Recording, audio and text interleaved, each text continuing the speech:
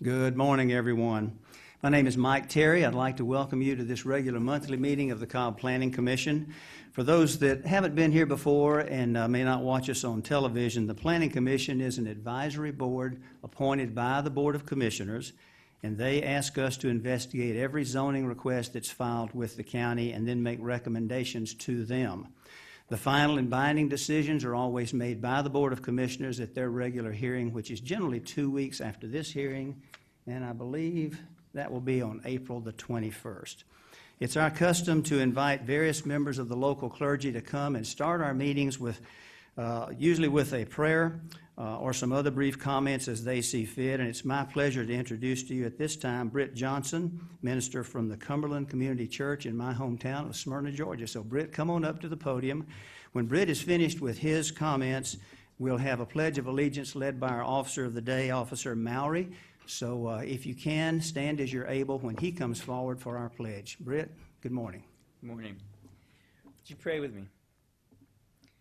Our Heavenly Father, we thank you for this day, and I thank you for bringing this group of people together on this day. I pray for the men and women in this room, and I lift up the authorities that you have directed into place. I thank you for their love and their passion for their community, and for their efforts to ensure its peaceful and prosperous livelihood.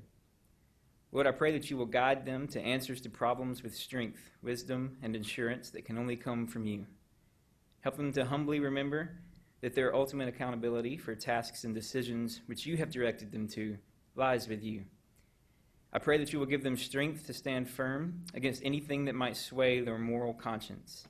May you give each of them the courage to do what is right as they serve their community through their good character and integrity and build upon the relationship of honor, respect, honesty, and trust in Cobb County. I pray that you would shield these members from all unhealthy grasping of power, but may you lead them to follow your Son's example of humble servanthood as they give of themselves for the community in which they live. I pray that you bless each family and marriage represented in this room. Father, may your grace and mercy be known and relished within this group of community leaders as they strive for justice and progress and morality. Father, we ask that you will be with the county of Cobb. We thank you that we can ask these things with assurance that you are in control and that we are in your hands. Father, it's in your Son's name that we pray these things. Amen.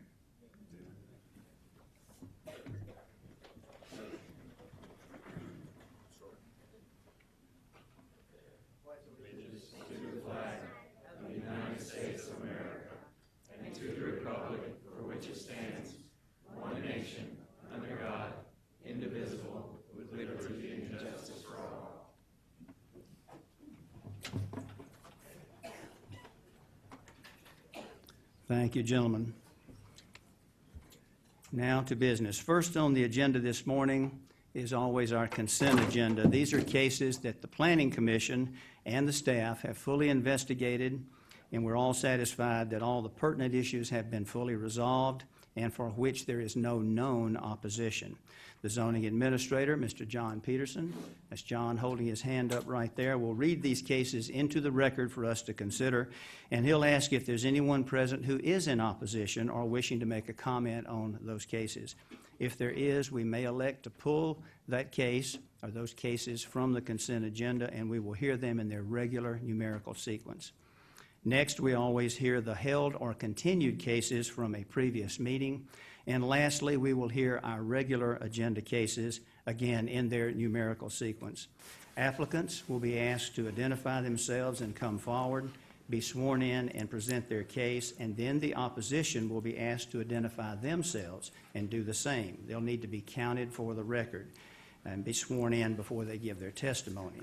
When a case number is called by Mr. Peterson, if you wish to address the board for that case, you'll be asked to come up and be sworn in by Jason Campbell, sitting on the front row. So present yourself to him, and he'll take care of that for us. If you speak, be sure you give Jason your name. He'll have a little sign-in sheet for you. That's so we get the spelling of every name absolutely correct for our record, and that's important. Most importantly, I always emphasize this, and somehow we seem to get away from it. Be aware that each side addressing the board has 10 minutes collectively. That's not 10 minutes per person, that's collectively as a group. So be mindful of the length of your comments, and we'll move forward, I'm sure. And remember, as you speak, there is no rebuttal process at that time. That's your time just to present your side of things, not to question the board. We may call you up later so that we can clarify some issues, but at that time, there's no rebuttal process. Mr. Peterson, do you have any additional comments or instructions for us this morning? Yes, sir, and thank you, Mr. Chairman. There are two cases on today's agenda which have been continued and will not be heard today. First case is rezoning case Z86 of 2014, 01 LLC. That case has been continued by the staff, will not be heard this month. And also rezoning case Z34, Thomas Homes and Communities LLC. That case has been continued by the staff, will not be heard today. Additionally, Mr. Chairman, there are two cases on today's agenda which are requesting continuances. First case is rezoning case Z17, E-Rock Development LLC. The applicant needs more time to work on the plan, Mr. Chairman, so they're asking for a continuance on that particular case. John, that was Z17. Yes, sir. Christie, okay. I was aware that some conversations were still taking place with the neighbors, and so I would like to make a motion that Z17 be continued until our May hearing. Okay, I have a motion and a second to continue Z17. We Any check further? for opposition. We will be getting to that, okay? All right. I guess we need to do that before we actually vote. Yes, sir. Let's do that. I think you're absolutely right. Is Can I get anyone? a show by hand, how many people here are opposed to rezoning case Z17, E-Rock Development? Please raise your hands.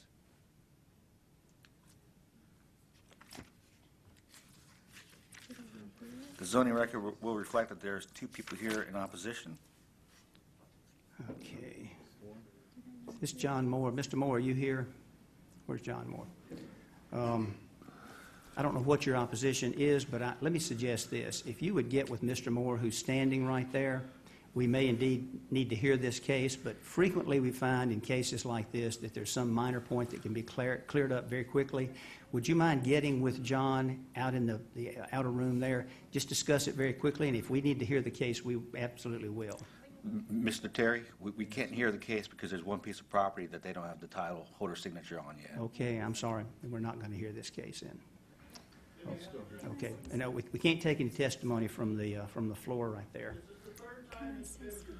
I'm not going to hear any testimony from the floor. If you're called up and sworn in, we can put it on the record. I'm sorry, I can't do that. Can Christie? I just wanted to say there were a few neighbors that have been keeping in touch with me over the process and asking if it was going to be heard or requested continuance. And I'm not sure if I've spoken with you, but I've been trying to let people know what I know from the applicant as we go. And we had learned yesterday that they had planned to ask for a continuance. And I let the people that I had been in communication with know that, but, you know. Well, this I case just- if you make is sure we going have to be your- continued. That means that we will not take testimony today, but we will be glad to take testimony at the next hearing. Apparently, there's. Well, that is our process, sir, and you cannot give testimony from the floor. If I have to tell you again, we'll ask this officer to escort you out. Okay. This case, Z17, will be continued. Do we have a motion to continue? We did. Do we have a second? All right, let's go ahead and vote on that then. Motion to continue Z17 to the next hearing. Okay, so that's going to pass. All right, sorry for the confusion on that. Okay. Well, I'm sorry that folks didn't know about this, that it was going to be continued. This is what can happen. We have people that come at the last minute. They didn't know it was going to be continued. We try to get the word out as best we can.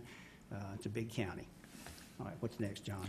Mr. Chairman, we received a letter yesterday from the applicant for rezoning case Z36, Herlinda M. Botello. They're asking for continuance due to a medical emergency, Mr. Chairman. Or this staff continuance? Yes. Okay, so we have a continuance on Z20. Anyone here for Z20? I'm sorry, 36, Z36.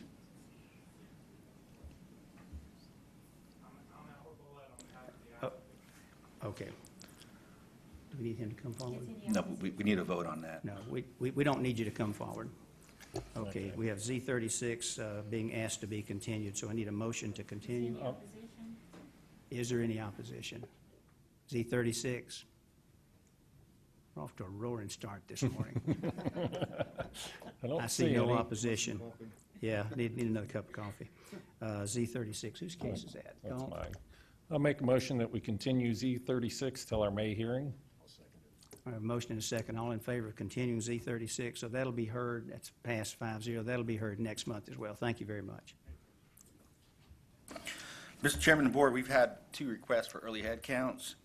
Can I get a show of people here who are opposed to rezoning case Z20 BK Properties LP? Please raise your hands.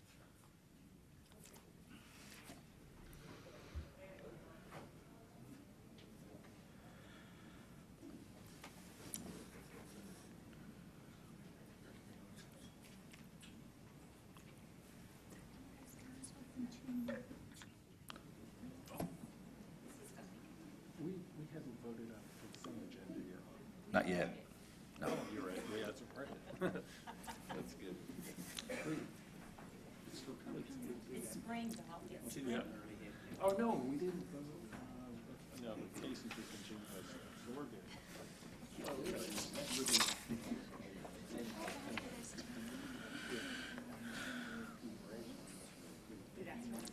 The zoning record will reflect that there are 50 people here in opposition to rezoning case Z20. Can I get a show of people here who are opposed to rezoning case Z33? John Hillis, please raise your hands.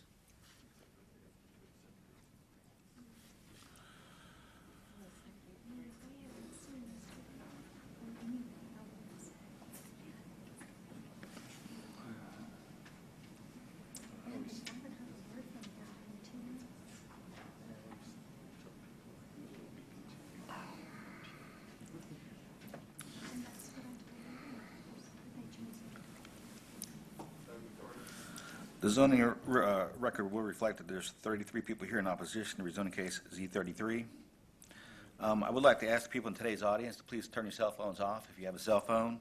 The ringing of the cell phone does interfere with the broadcast of presentations. So if you have a cell phone, please put it on silent mode. And with that, Mr. Chairman, I'm ready to start the consent agenda.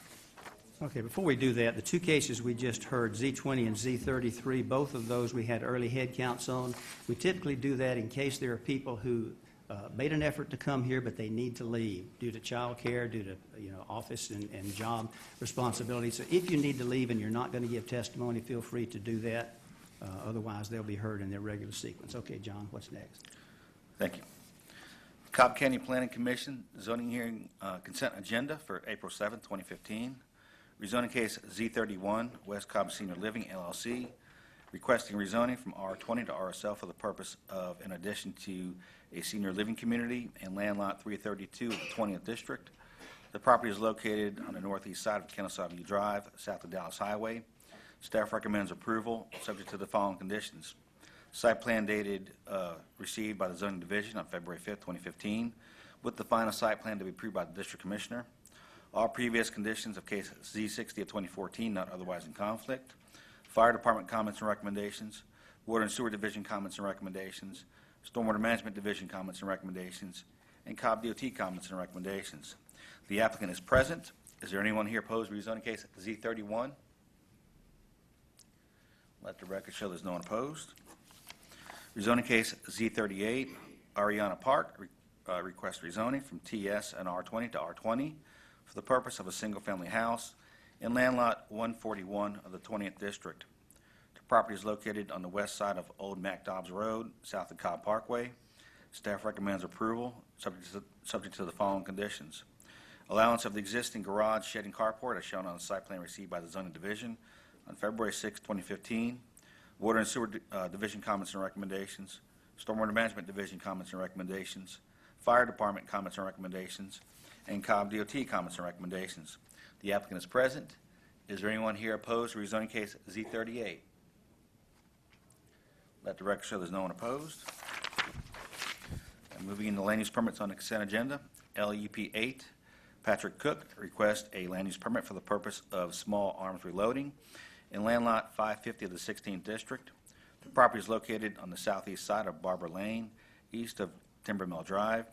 The Planning Commission recommends approval for 12 months, subject to the following conditions.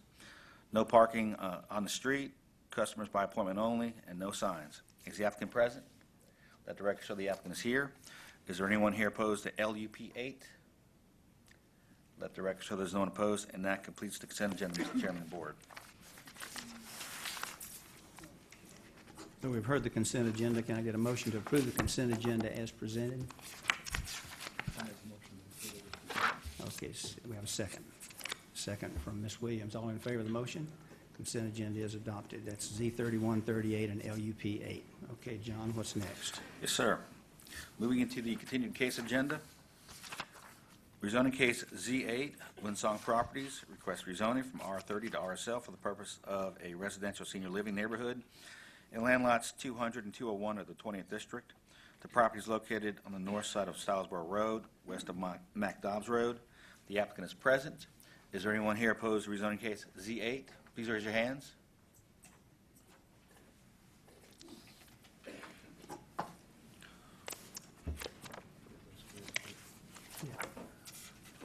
Please keep your hands up so we can get an accurate count.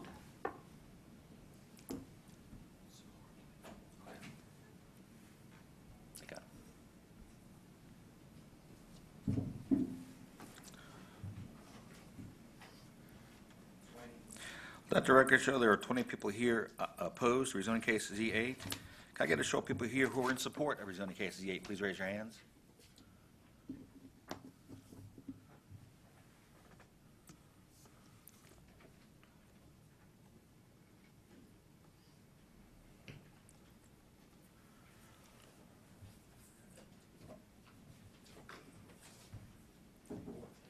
Let the record show there are 14 people here in support.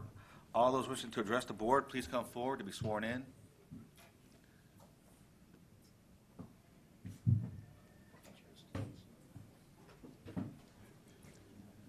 If you think you want to speak, but you're not quite sure, come on up and get sworn in. Doesn't mean you have to speak.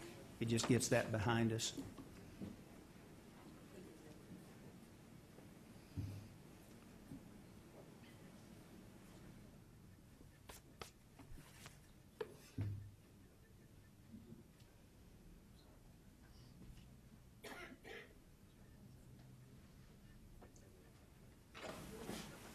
Okay, thanks, everyone. Good morning, Mr. Huff.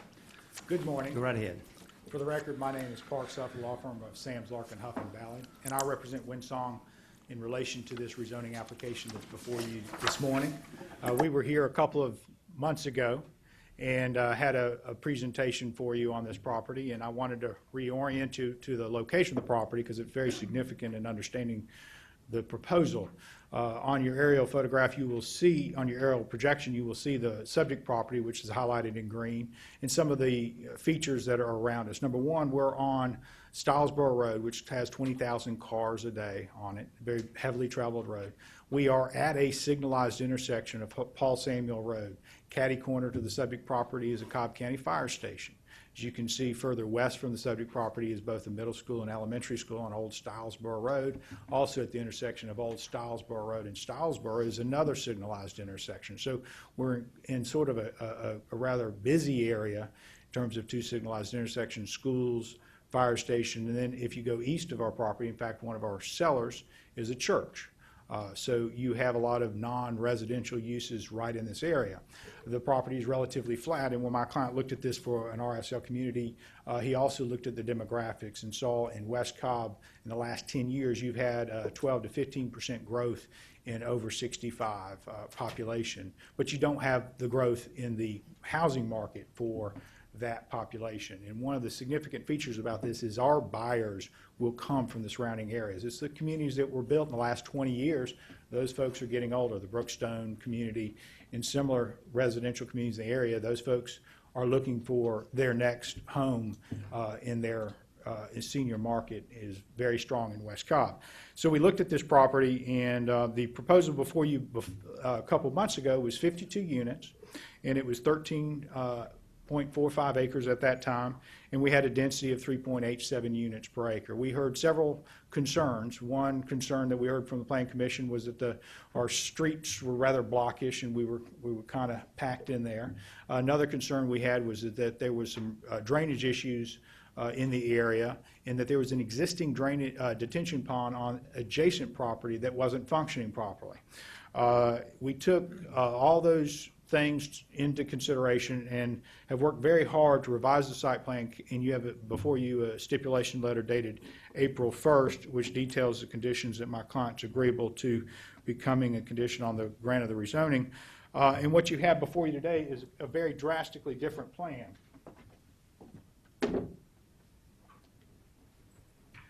What we've been able to do is, number one, we've increased the acreage to 14.68 acres, and we've acquired the property to our east, which includes a detention pond that wasn't functioning properly. And we've agreed in the stipulation letter dated April 1 that we will take on that detention pond. We will correct its deficiencies, and so we will correct an existing detention problem and incorporate that into our development. We've also dropped the number of units. We now have 41 units, which now yields a density of 2.79 or 2.8 units per acre. So almost 1 unit per acre drop in density with the 41 proposed homes. We have 20% of this site, 3 acres of this site now is set off as green space outside the lots. And I know last time we spent a lot of time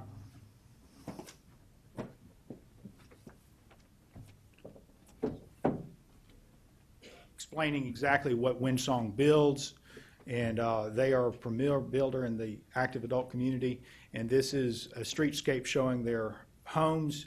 They design these from the very beginning through every detail for the active adult market. In the living, it takes place, you can go to the picture below, between each unit. These are cottage-style homes with patios between each units, and that's where the living occurs.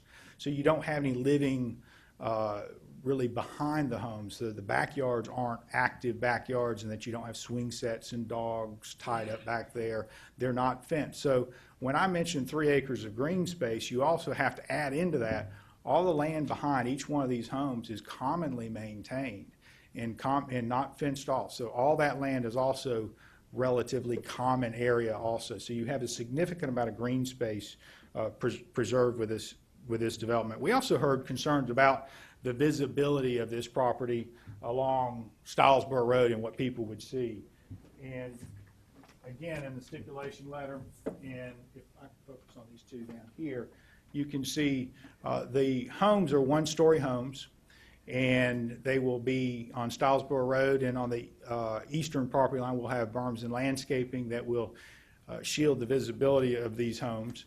And so the visibility from Stylesboro Road will be very minimal and very low structures, low roof line, the single story, and so you only see the tops of the roofs as you go by.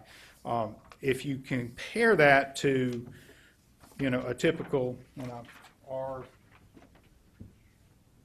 type home, where you'll see 3 stories backing up, these are along Stylesboro Road. So visually, we will be less intrusive than an R20 type development, which I think would be a very common development on this property, given the northern property is R20 and the southern property is R20. We've heard, I do want to address some of the concerns of the opposition. One, they'll say, follow the land use plan. If you follow the land use plan, you would zone it R15. R15 is in compliance with the land use plan. So they're not really saying follow the land use plan.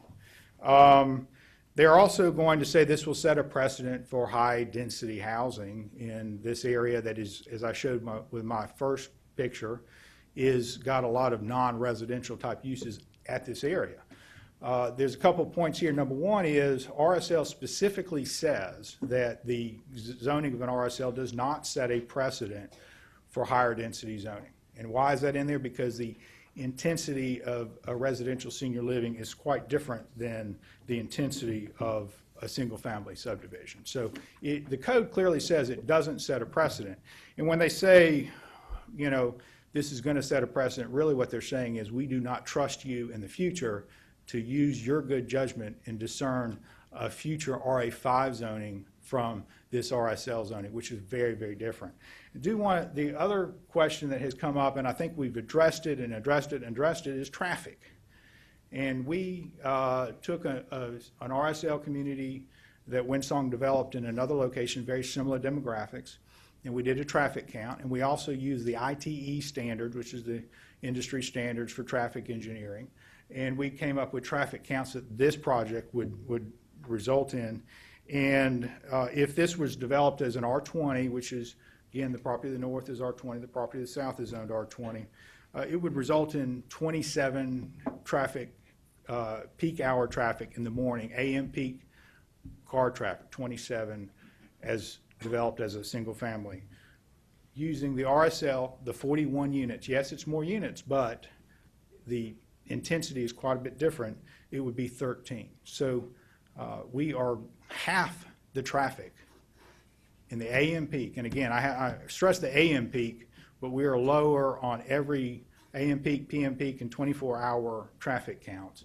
But I stress the AM peak because you do have the middle school and the elementary school close by. So we are, I think, a positive on traffic. If you look at other things, water, electricity, I think last time someone said, you know, we're going to be a drain on electricity. All those, our homes are energy efficient and will be less than if this were developed as a single family development.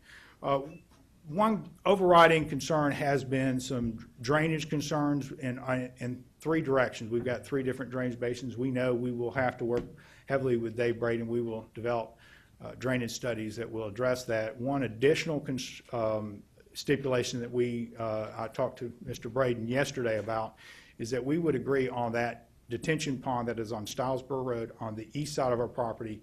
We would increase the detention by 20% for flow rates across the peaks. So we would increase our detention by 20%. That was based upon some feedback from Dave Braden. That's because there is an existing drainage problem on the south side of Stylesboro Road, and to where we can positively impact that existing drainage problem, we can. We've already done it by taking on a failing detention pond and pulling it into our development, and that will be something we will be rebuilding to current specifications and make it function properly. So with that, Mr. Chairman, we request that you approve this application subject to my letter dated April 1st, subject to the additional stipulation of the over detention by 20% on that detention pond, and I will be glad to answer any questions that you might have. Thank you.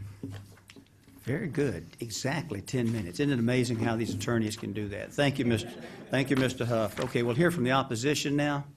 If you folks want to come up. As you come up, be sure you give us your name and then make your comments. Good morning. My name is Jay Stevenson, and I'm one of the residents in the area. I've lived in the area for over 25 years, and there's a lot of general concern about this particular development. Those of us that moved out there looked at the area and the comprehensive land use plan, and it's a low density area. In addition to the low density area that this particular project is in, around it there's a lot of very low density. There are across the street, adjacent to this piece of property, down Old Stylesboro Road, there are a number of properties where you have one house on more than 1 acre. I live on 6. People across the street from me live on 10. Around the corner, they live on 20.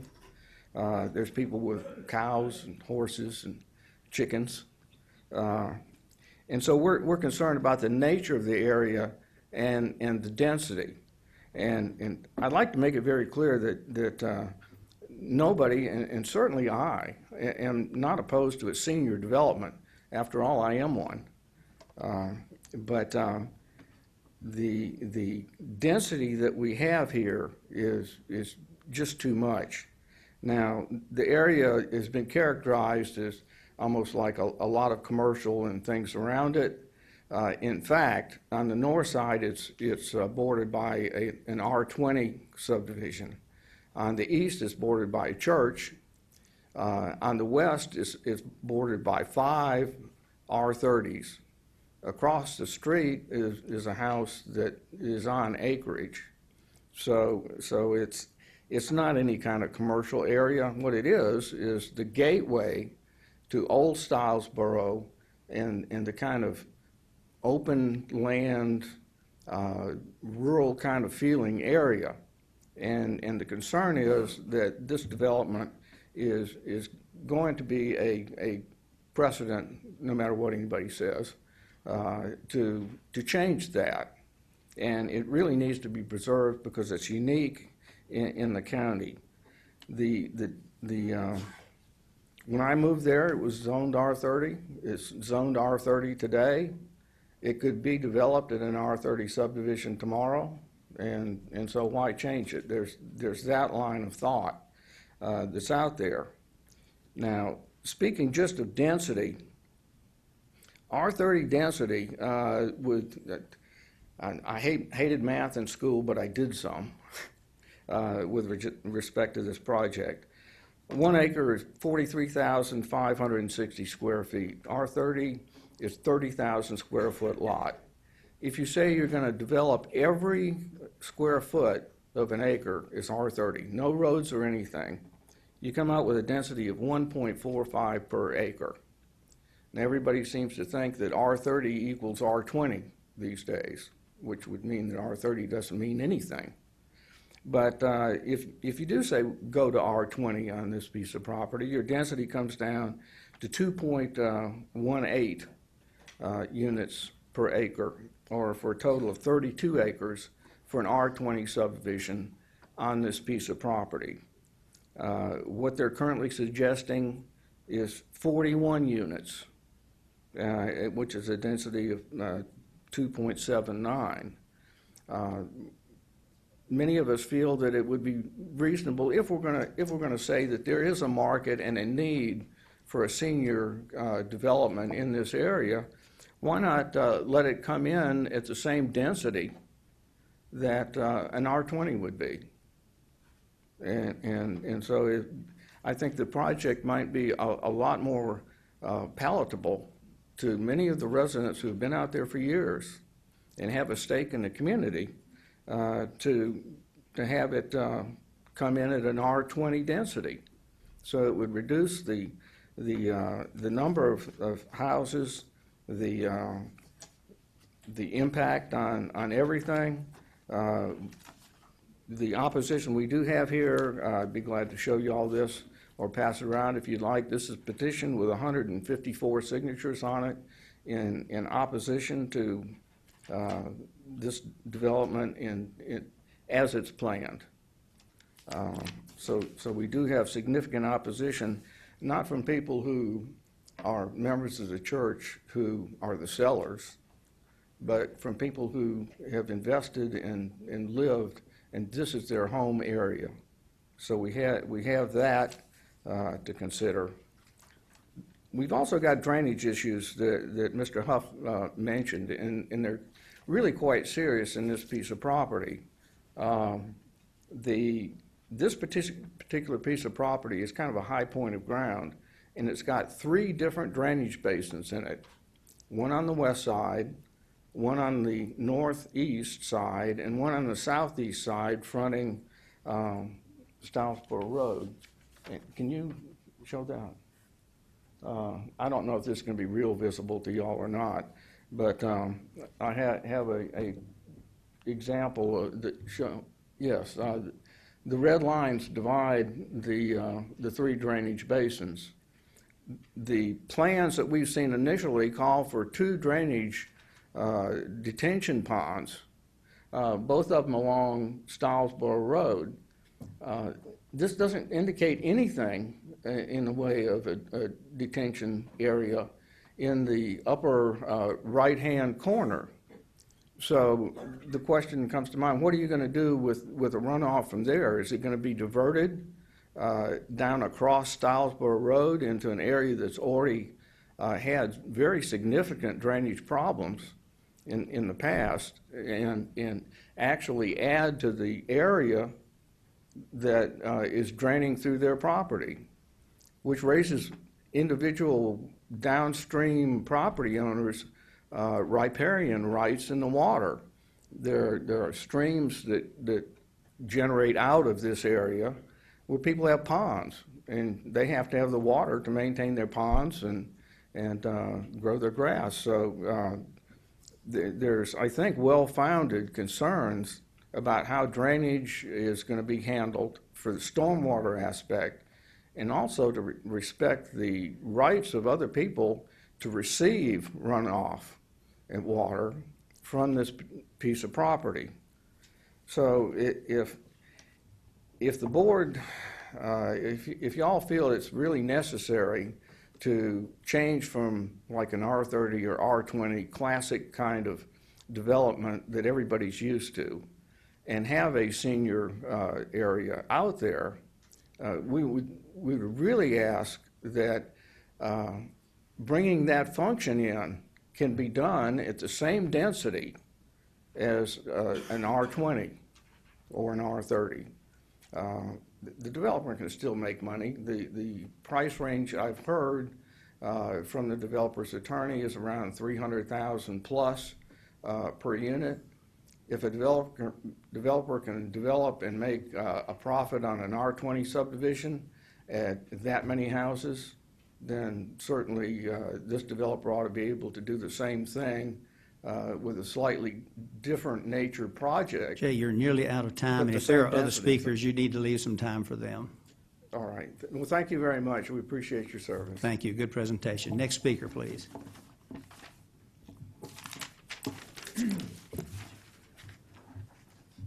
Hi, good morning. Thank you for allowing me to speak today. My name is David Holmes. I live in the area, approximately about a mile and a half up the road off of Paul Samuel, which is the intersection at the bottom left-hand corner of the proposed property. A couple things I'd like to point out.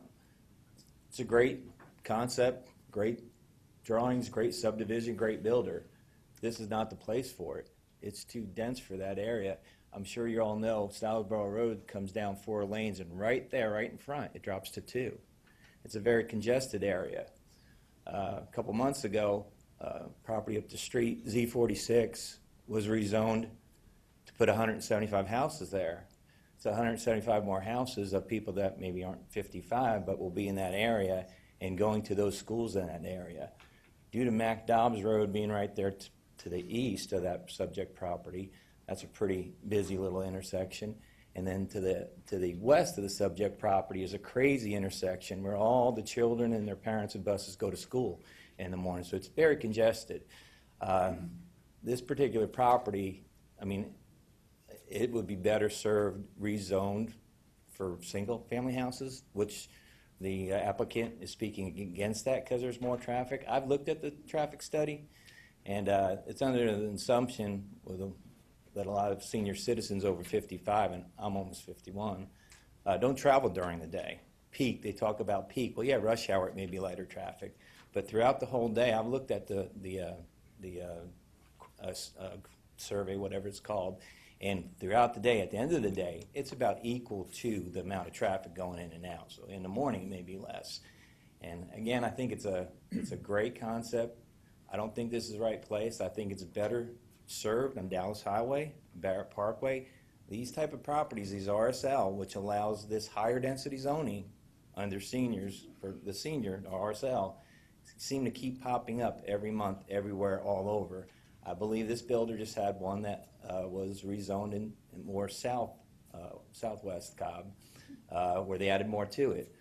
I just don't think this is the right place for it. It's a very dense area for traffic-wise and for Stylesboro going down to 2 lanes. Okay, and David, all you the- need to wrap it up. You're well Okay. over your time. Well, that's my main focus. Okay. It's not the right place for this. Thank you. Thank you very much for your comments. We're going to go ahead and close the public comment portion. This is in District 1. Skip, that belongs to you. Why don't you lead our discussion? Okay, thank you, Mr. Chairman, and thank you for those of you who spoke. This has been a long process. We heard this first in February, and then it's been held for the last 2 cycles until today. A lot of work has gone on, but there have been a lot of meetings with residents, a lot of one-on-one meetings with the developer and Mr. Huff with residents to address specific issues, the issues that have been raised. And I know there have been a lot of no ZH signs throughout the community. They look a lot better than the Z46 signs, no Z46 signs that we had. These are green, and they think they look nicer, but they're all over the place, and I've noticed them wherever I drive, even very close to where I live. The issues that have come up, I think, are kind of basically in 4 categories. And I'm going to go through each one of these, and I'm going to ask for some testimony from our staff on a couple of these. The first one is stormwater management. The second is the intensity and density of this development. The third is the traffic that will result from it. And the fourth is the appearance. Those are kind of the 4 major issues that have been raised in this whole process over the last several months. I'd like to start off with stormwater management, and I'd like to ask Mr. Dave Braden to come up for just a moment and talk about what's going on. We just heard from Mr. Stevenson that there are 3 drainage areas in this area. Can you address that and just talk about how you see those 3 drainage areas being resolved in a way that doesn't take water away from anybody, and it also fixes stormwater management problems that some of the residents, particularly on the south side of Stylesboro, have? Okay. Again, Dave Braden with the Stormwater Management Division. Apologize for my voice. The pollen has got my throat pretty messed up this week. But appreciate Jay's comments. We'll have to make him an honorary hydrologist with his basin delineation there. But it is correct. There are, as he showed, there are 3 basins draining basically to the north, to the west, and to the south across Stylesboro, and had addressed those in my initial comments when this first came in, and that is part of why they've revised the plan to kind of address those issues. But that is correct. They will be controlling the discharges to no more than the peak discharges from the existing site.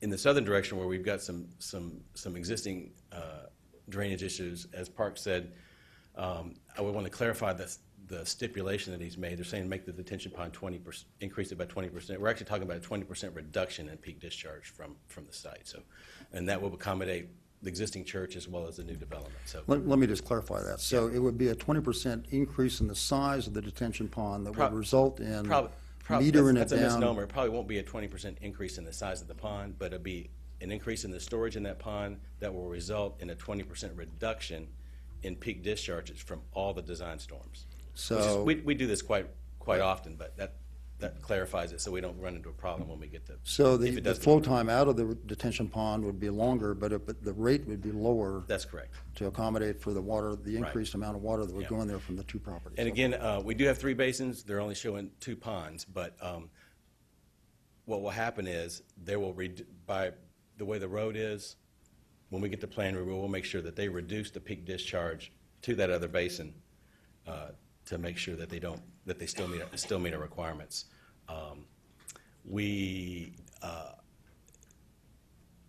That's something that we do not often, but you can't always get all the volume going in the same direction, and it just doesn't happen. And we have been here, 15 years, have never had anybody complain about getting a reduction in discharge.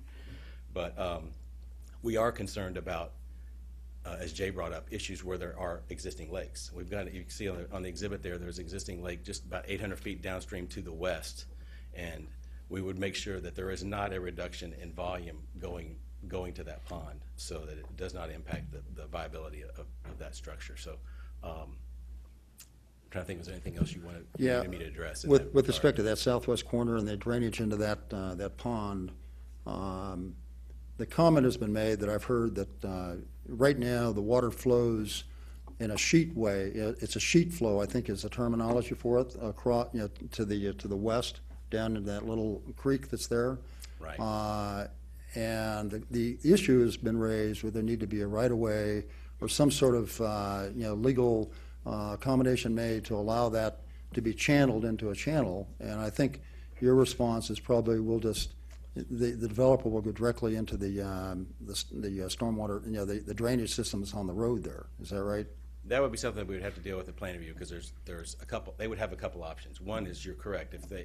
If it's sheet flow coming off the property, they can't create a concentrated discharge point without getting an easement from that property owner to get to the downstream conveyance, which would be that existing stream.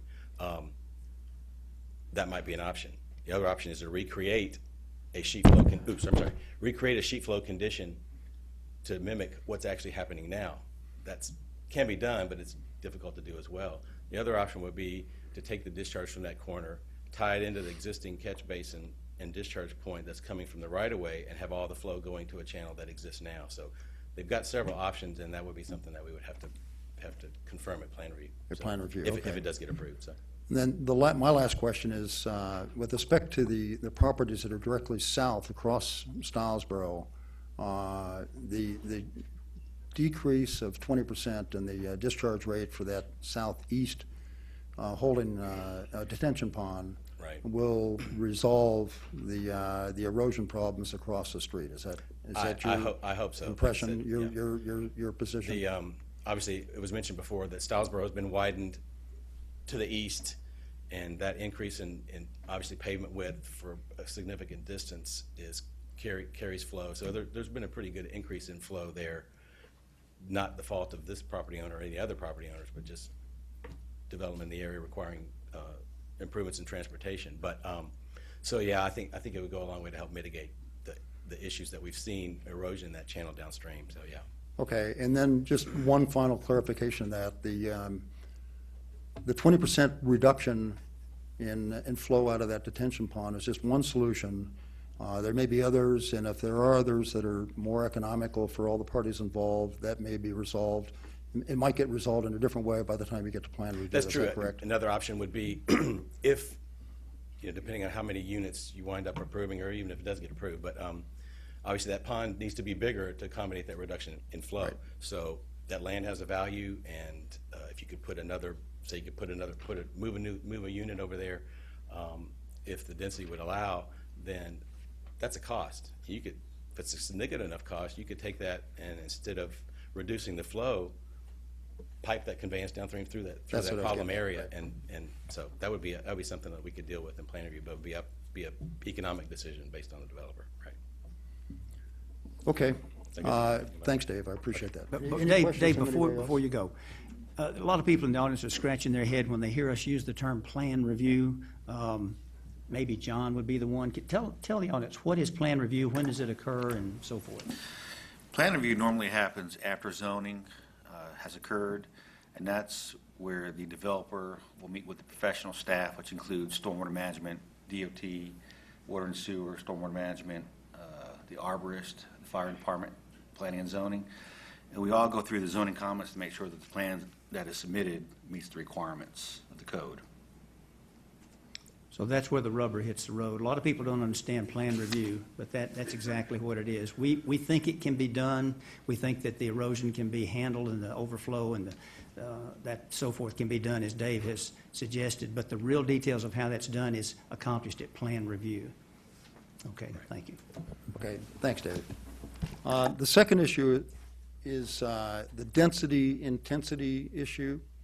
And we've heard this morning a lot about density, and we all know that this land, the future land use comprehensive plan shows this as low-density residential, which is designed to be 1 to 2.5 units per acre.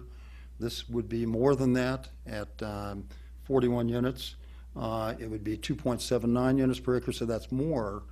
But the real question, and I, as a resident in that area out there, am mostly concerned about this too, is the intensity that any development brings. The intensity has to do with how much traffic is offered to the road, how many children are offered into the schools, how much pressure is put on all the various dimensions of the infrastructure. Mr. Parks talked about this.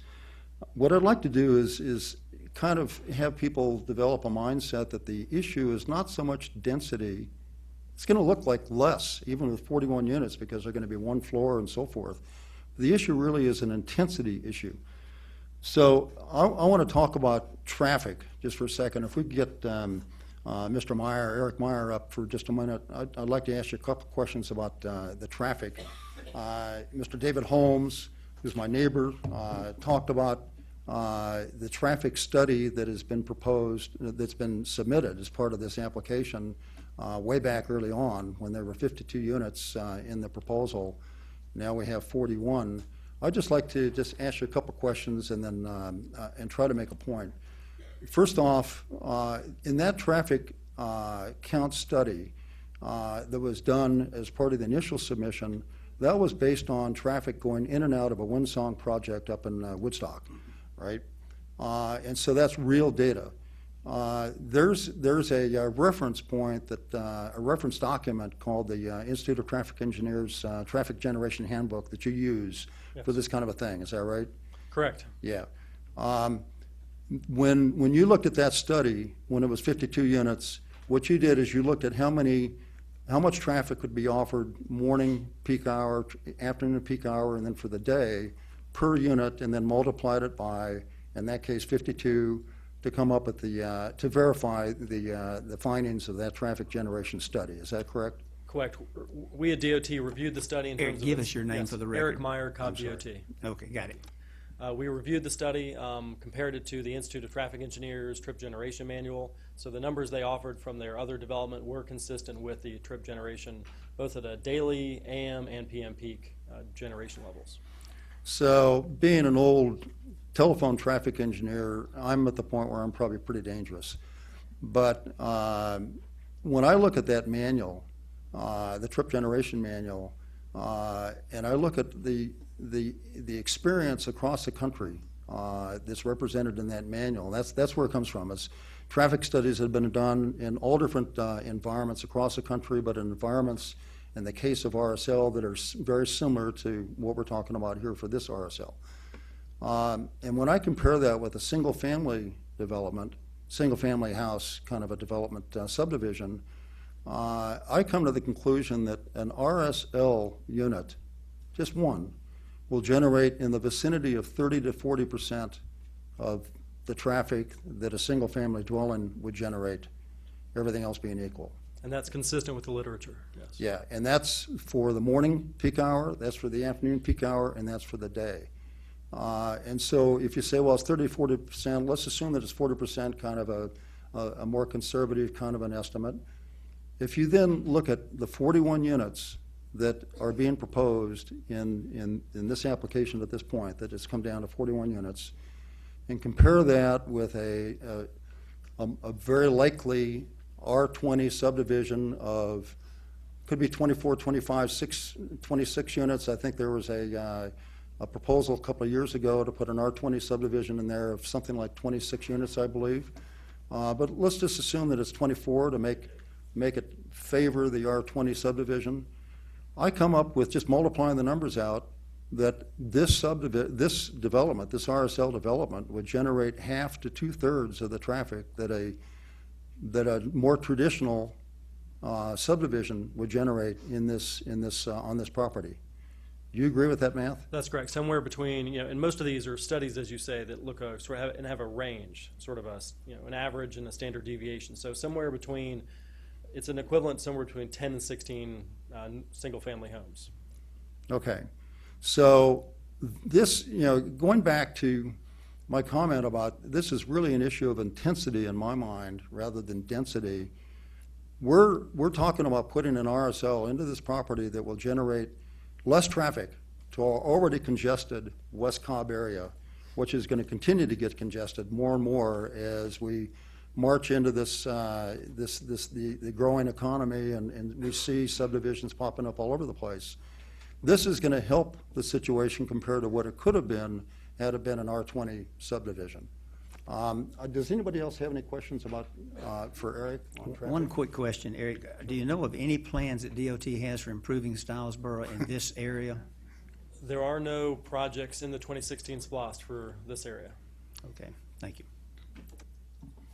Okay, well, going to that, we know that a lot of work was done over the last few years to improve the capacity of that, and a lot of discussion about it. Should it be 2 lanes back and forth both ways? And it's a combination of 1 and 2 lanes, and I think we're probably going to have that for a while. So again, having a less intense traffic generating development is going to improve what it otherwise could be. Yeah. Okay. Thank you. Thank you. The last thing that I wanted to talk about was appearance. If you look at the proposed site plan It has landscaping buffers and landscaping all around, all four sides. It's got a berm on the highway side, on the Stylesboro Road side. And if there needs to be a berm on the east side next to the church, there will be a berm there as well. And so one of my first concerns, in fact, when I talked to Dave Peterson about this when the application first came in, way back in January, I think it was, one of the first comments we had was, what are the people driving down west on Stylesboro going to see when they approach and pass the church and they see an open field that many of our kids have played soccer on over the years? What are they going to see? Well, if it's not done correctly, they're going to see the backs of a whole bunch of small little houses. But this is being proposed to have landscaping back there with buffering as appropriate. I'm sorry, with a berm as appropriate. And I think it's in a year or two or three, as the shrubs and the trees grow, it's going to just blend right in, and very few people are really even going to know that it's there. If you drive past Arbor Green, which is up near the corner of Stylesboro and Kennesaw Due West, I think most people who drive by there don't recognize that there's even an RSL inside there until they start to study this Z8 application and start to be aware of what's out there in the rest of the community. And I think within a year or two or three, we're going to feel the same way about this development. So at this point, I feel pretty good about the resolution of all the issues surrounding this, and I'd like to open it to discussion to the commission, and after that, I'm ready to make a motion. Okay, any comments from Planning Commission? I have one. I believe it was Mr. Stevenson that said, why not just have the density reflective of either R30, preferably R30, or even R20, but still market this just to seniors? Well, the reason for that is pretty simple. Seniors that are downsizing, as we age, we really don't want to have to take care of a half-acre lot. The reason for moving into an area like this is so that you have less to take care of, and you can do other things. You can go to church, you can shop, you can visit with your neighbors. But to put a R30 density area here, even though you market it to seniors, probably wouldn't sell very well. So that's the reason for that. Any other comments from? Just to add to Mr. Gunther's comments about intensity versus density, I agree with a lot of what you said. And District 3, the area I represent, has quite a number of suburban condominium and RSL type developments. And really, driving past them on the street, they are obviously a lot less visually impactful than an R20 or an R15 neighborhood in the same location, backing up to the same road, such as Sandy Plains or East Piedmont, or any other street that they're on. So I think in terms of appearance alone, this would be a very nice, appealing development. You may see rooftops rather than a basement with 2 floors and a high gabled roof on top of that. So I agree with your line of thinking in terms of looking at it from a point of view other than just density. Okay, any other comments or questions? Okay, Skip, back to you. Yeah, I'd just like to make one more comment that I meant to make, and that has to do with the intensity. It's just one more little fact to think about. This is going to be an age-restricted development with covenants that do not allow children to live there for more than, I forget, but 30 or 60 days or something like that during the year. The point of that is there are not going to be children who are offered to the schools. Yet the people in this community who are between 55 and, 62 and a half will be paying school property taxes, so there will be a positive impact on the schools. No students offered and some revenues to the schools. Now, if you look in here and you ask the question, how many people are typically going to live in each one of these houses?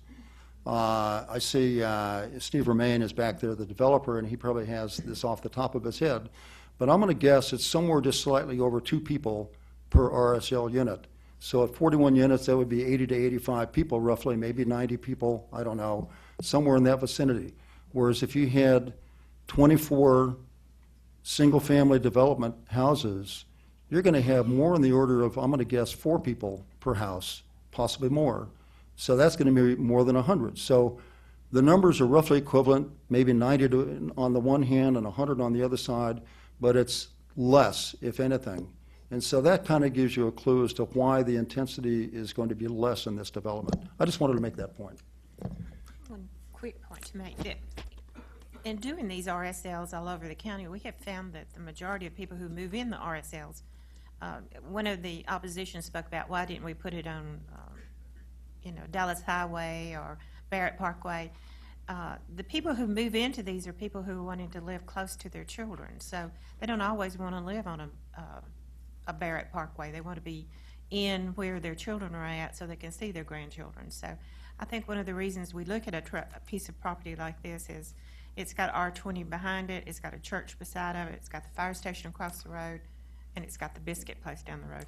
So all those things lend it, all these things lend itself to seniors, and they don't have kids running through your backyard, those kind of things. So I think it's a great little place to put an RSL. Go ahead. Okay, I'm ready to make a motion. In Parks, this is on the condition the Stylesboro biscuit stays there. The motion I'd like to make is recommend approval with placement on the consent agenda for the Board of Commissioners. Okay, I can't do that? Okay. Well, then I won't do that. I recommend approval. Here's my motion. I recommend approval of rezoning application Z8, subject to the letter of stipulations dated April 1st, 2015, received by the zoning department with the following additions and changes. Item 12, strike if needed. That's the paragraph that has to do with possibly putting a berm on the east side of this property. I think I'd like to see a berm there with landscaping. Add item 13, all staff comments and recommendations. Add item 14, which is, and this is long, and I'll give our clerk a copy of this. The portion of the site that flows south from Stylesboro Road discharges through a channel that has already been heavily impacted by increased runoff from the widening of Stylesboro Road. To mitigate these impacts, the stormwater management facility will be designed to reduce the peak discharge of all storms by 20%. I would like to add item 15, all detention ponds that have exposed outward-facing walls visible to the surrounding neighbors or from the street must be faced with rock stone or pressed concrete that resembles brick or stone, and said ponds will be landscaped with evergreen shrubs or trees as approved by the county arborist. Add item 16, site plan submitted to the zoning division on April 3rd. I think that's the correct date for the site plan. Last Friday.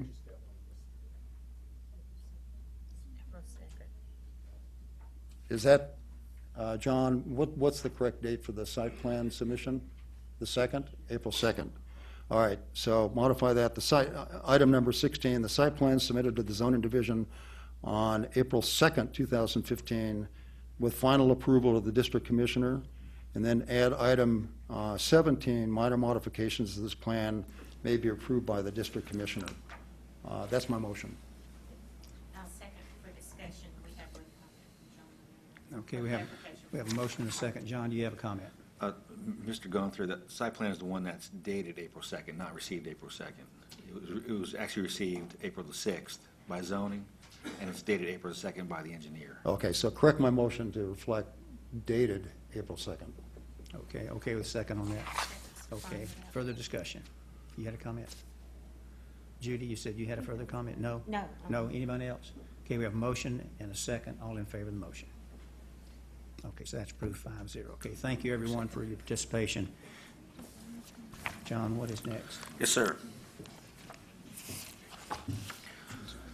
Rezoning case Z20, BK Properties, LP.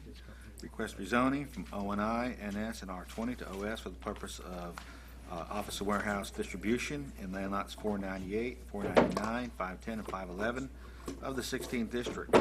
The property is located on the northeasterly side of Chastain Meadows Parkway and on the westerly side of Bellows Ferry Road, south of Big Shanty Road.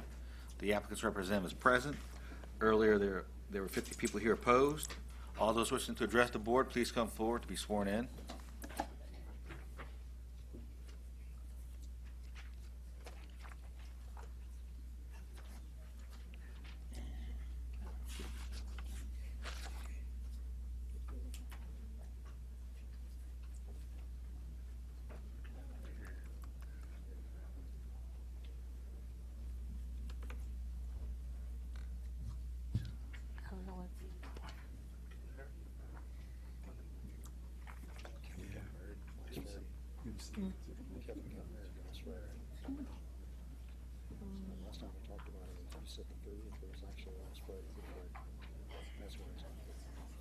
Oh, okay.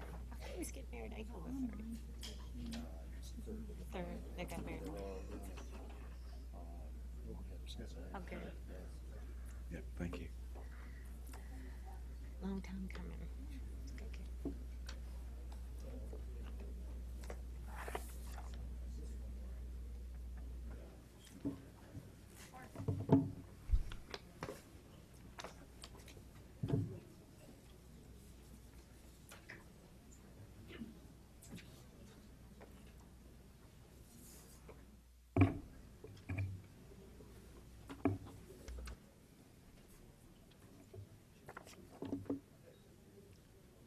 Yes, sir. Okay, I believe we're ready to start with Z20 first. Let me welcome John Moore back. John's been out for a little while. We're glad to see you back. And Thank you, sir. And looking great. Thank you. It's good to be Okay, back. Please I go assure you. ahead. Give us your name and go ahead. Thank you. For the record, my name is John Moore with the firm Moore, Ingram, Johnson and Steele. I'm here representing the applicant, BK Properties, with regard to this proposed rezoning. This is a tract almost 30 acres, 29.94 acres, located between Chastain Meadows Parkway and Bells Ferry Road. And we're requesting a rezoning to office services. Primarily, the use along Chastain Meadows Parkway is office services, has been developed for that use. Office services being basically office and distribution use. Importantly here is, you see the site plan with two buildings, but on the right-hand side, and we'll go over that a little bit, is Bells Ferry Road, and on the left is Chastain Meadows. But all the access to this is off Chastain Meadows. There is no access to Bells Ferry Road at all for any portion of this development. This is proposed for a Fortune 500 company to locate here with a headquarters portion, bringing 264 jobs to Cobb County with this development that could go someplace else. And these buildings are sized specifically to their requirements, and that's the reason they are what they are. And we'll go over that a little more in detail as well. Let me show you on the site plan if I could.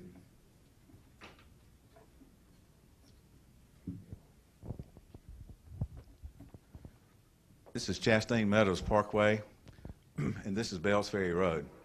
And this is the property you see here. This is the proposed office building. This is the distribution building here. This is the access points to the office building and to the distribution building around here. This portion is zoned where you have the lines here in this little rectangle shape is R20. And the building extends into the R20 section a small amount of distance from this point to this point. It is constricted by these two fingers of wetlands that are here. In other words, the building can't be moved towards Chastain Meadows Parkway any further than it is because it will impact the wetlands, which we're not allowed to do. So it's located where it is. We're proposing along Bells Ferry Road a buffer 50 feet in width, a landscape buffer that will have a berm to be along the entire frontage with Bells Ferry Road, and a 25-foot landscape buffer along the northerly side of the property as well. There's a creek that goes through here. There have been several studies that have been done dealing with the wetlands and any endangered species that may be encountered here, plus any flood issues created by this development, all of which were negative. In other words, there was nothing impactful of this proposal from any of those studies that were done. The architecture for these buildings will be very similar to what's been done along Chastain Meadows Parkway. One of the parties involved with this is Taylor Mathis and the Kepler family, all of which are very quality, and they have done most of the developments along Chastain Meadows into their main development.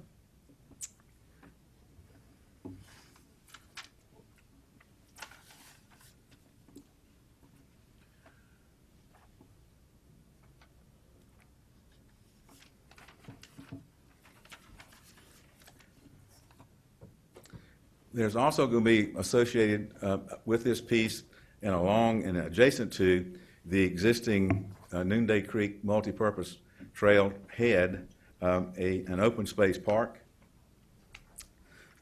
consisting of about 2.6 acres, and that's being shown up on your screen now. And this is adjacent to a trailhead that now exists for this trail where there's just plain parking now and nothing else. This will be a passive open space. It will be furnished to the county at no cost. It will also be maintained by the applicant. It will not be maintained by the county. And it will, as I say, be used for passive recreational purposes as agreed to with Cobb County as to what they would like to see utilized here primarily.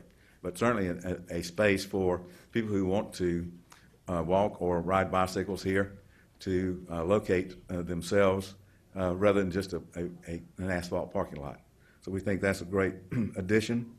And there'll be no access vehicular-wise from the main property to this open space. There'll be pedestrian access, but no vehicular access. We also think it's important, your professional staff has reviewed this application and has recommended approval of the application. What they say in their analysis is that that these buildings would be consistent with the uses along Chastain Meadows Parkway that have existed, and in fact that this would be less intensive than utilizing the current zoning of O&I, which is on the property, the majority of the property, which could be a 4-story building in excess of 500,000 square feet and in excess of 1,800 parking spaces. We think that this application has been before you on this property before for residential use, and it was preferred that it not be residential. Therefore, this has been brought forward by people who are excellent developers and have the reputation and have shown with their buildings they have already constructed the quality of what this can be. We have done a stipulation letter dated April the 2nd, 2015. In dealing with the Bells Ferry Civic Association, the primary interest was to get the building out of the R20 zone section.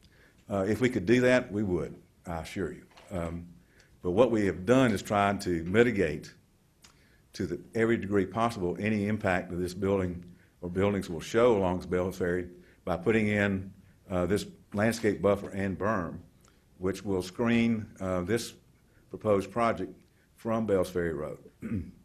Important also is the fact that, again, there is no access, traffic-wise or otherwise, to Bells Ferry Road from this project. We think it fits in, as the professional staff indicates, with what's along Chastain Meadows Parkway, and would be a benefit to Cobb County, not only from a use standpoint, a job standpoint, a tax standpoint, and other standpoints, with, to us, no really de minimis part to the community. We have shielded it from the community and kept the traffic off of Bells Ferry Road and to Chastain Meadows Parkway where it should go. We are here to answer any questions you might have concerning the project that we haven't covered already. I think we covered the primary portions of what we wanted without going in great detail throughout the entirety of the stipulation letter. But certainly let us know if we can answer any questions. Thank you. Thank you, Mr. Moore. Let's hear from the opposition now, please.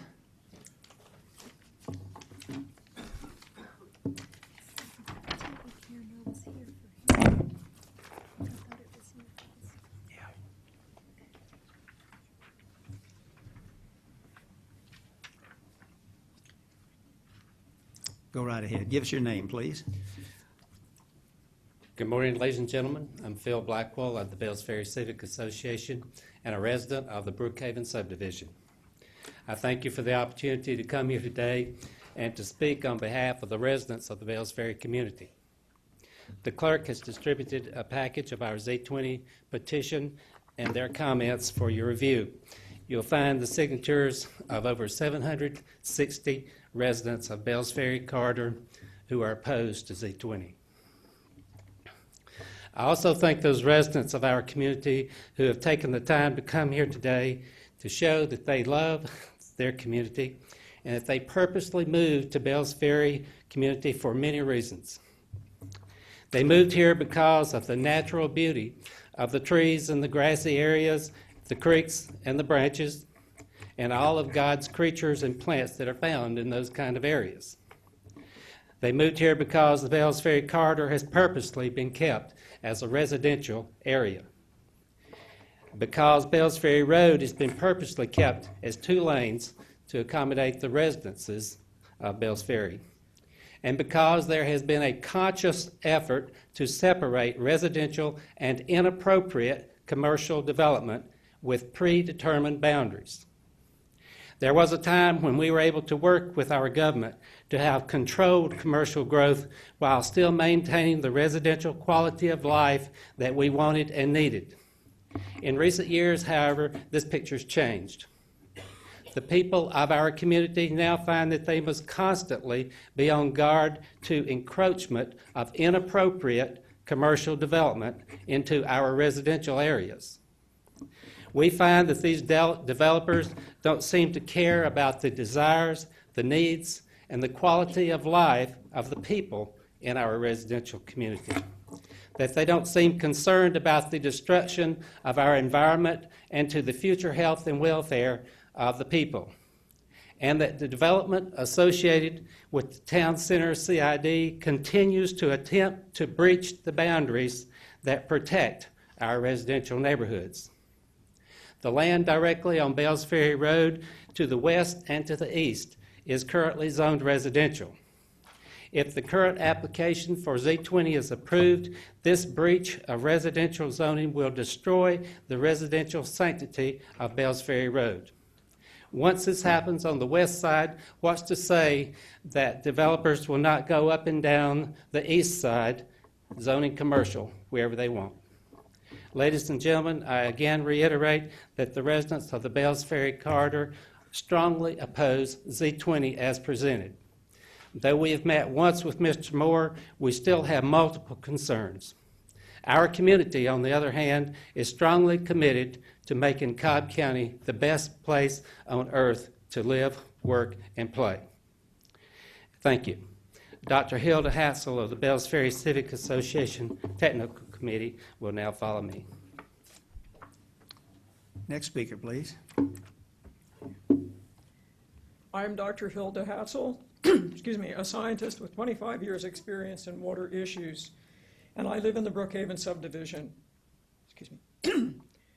Today I would like to discuss the impact of the Z20 project on flooding in Noonday Creek. Our concerns about flooding the property downstream of the proposed project come from 2 sources. The increased volume of water discharging from the flood control structure upstream of Chastain Meadows Road, and the increased volume of runoff water from the Z20 site that will enter Noonday Creek downstream of the control flood structure. On the photograph, the Z20 site is outlined in yellow, Noonday Creek is highlighted in green, and the black arrow points to the flood control structure. The amount of impervious surface is a major key to understanding the potential for flooding. Impervious surface includes buildings as well as paved roads and parking lots. The more impervious surface present, the more stormwater runoff will occur. About 45% of the land surface area on the Z20 site will become impervious surface and will greatly increase the volume of stormwater that can discharge to Noonday Creek. The picture shows the results of a 3.92-inch 2-day rain event from January 3rd and 4th, 2015. The tailwaters for the flood control structure are covering the lower part of the black railing. At the same time, Noonday Creek is flooding downstream, as is Big Shanty Plantation. There is a 90% likelihood that a similar rain event between 3.3 inches and 4.5 inches will occur every year. The picture was taken before the full development of the Hidden Forest Apartments and the approved development of the Z83 apartment project. Both are located upstream of the flood control structure. Both developments will increase the amount of impervious surface and create a high potential for increased stormwater runoff to enter the flood control structure. A hydrograph is a time plot with the amount of water as discharged in cubic feet per second passing a point. This hydrograph is from the USGS gauging station where Noonday Creek crosses Hawkins Store Road. The gauge is about 2.5 miles downstream of the flood control structure. The stream shows sharp increases and decreases in discharge occurring during rain events. This is caused by several factors, including the amount of impervious surface in the Noonday Creek watershed. When discharge is more than the flood stage value of 1,500 cubic feet per second, shown in red on the graph, then the stream overflows its banks and flooding occurs. The flooding during the January 3rd, 4th, 2015 event is marked with a red arrow. We have pictures documenting that flooding did occur for that event. An earlier event of April 7th, 2014, marked by the orange arrow in the hydrograph, is likely a flood event. One of the goals of a flood control structure is to store water during rain events. Storing water slows down the discharge, which in turn decreases the height of the discharge peak and reduces the likelihood of flooding. The hydrograph indicates that the flood control structure upstream of Chastain Meadows Road is not meeting that goal at all times. The lower photograph in this slide shows backyard flooding near the intersection of Heck Road and Lynette Creek during the January 15 rain event. The edge of the flood waters is about 640 feet from the Noonday Creek channel. In conclusion, stormwater runoff from the Z20 project will combine with discharge from the flood control structure. This will likely result in more intense floods and flooding more frequently. Now we will hear from Michael Stein, President of the Bells Ferry Civic Association. Hi there, Michael Stein, President of Bells Ferry Civic Association, and I live in Booth Crossing. A couple of things that we want to address very quickly. In the code, it says that the Board of Commissioners specifically notes that it discourages locating OS districts next to single-family residents. And when it does happen, that there should be a 25-foot buffer, or 30-foot buffer. They're requesting a 25-foot buffer. As we have said, our concerns are not just for this property or surrounding properties. This channel leads to our water supply of Altoona and many of our subdivisions on the backside of Noonday Creek. The flooding that can occur will be detrimental to some of these homes. So it's not just about this specific piece of property. As R20 OI, this is feasible to develop. There's not a hardship. However, with the zoning change, the single lot that is now since vacant next to it of 1.5 acres would then have a hardship if they decide to develop that piece of property. Again, affecting the future of residential only along Bells Ferry. This is an inappropriate zoning. Also, with regards to the hydrology, the wetland study appears to not address the Army Corps of Engineers standard of hydrosoil as well as vegetation. When they were out there doing the study was in November. A lot of our vegetation was not present. Again, we ask that if this is approved, that you consider what it will do to the neighborhoods and surrounding area, not just this piece of property. Okay, thank you, folks, very much. This is in, by the way, any other people who wish to comment? Okay, we'll close the public comment portion. This is in District 3. That's covered by Ms. Trombetti, so she'll lead our discussion on this. Christie. Okay, thank you. I want to ask the GIS person to either pull out on this map and or show us the land use overlay. I'm not sure if we can see zoning and land use at the same time, but just to get a little bit more context for the area. And if you could just move it over so that Chastain Meadows is a little more center. There's been a lot of discussion over the last few months around this case, and even prior to that, as Mr. Moore mentioned, we had a zoning case for a residential development earlier, and then there was a comprehensive plan amendment proposed.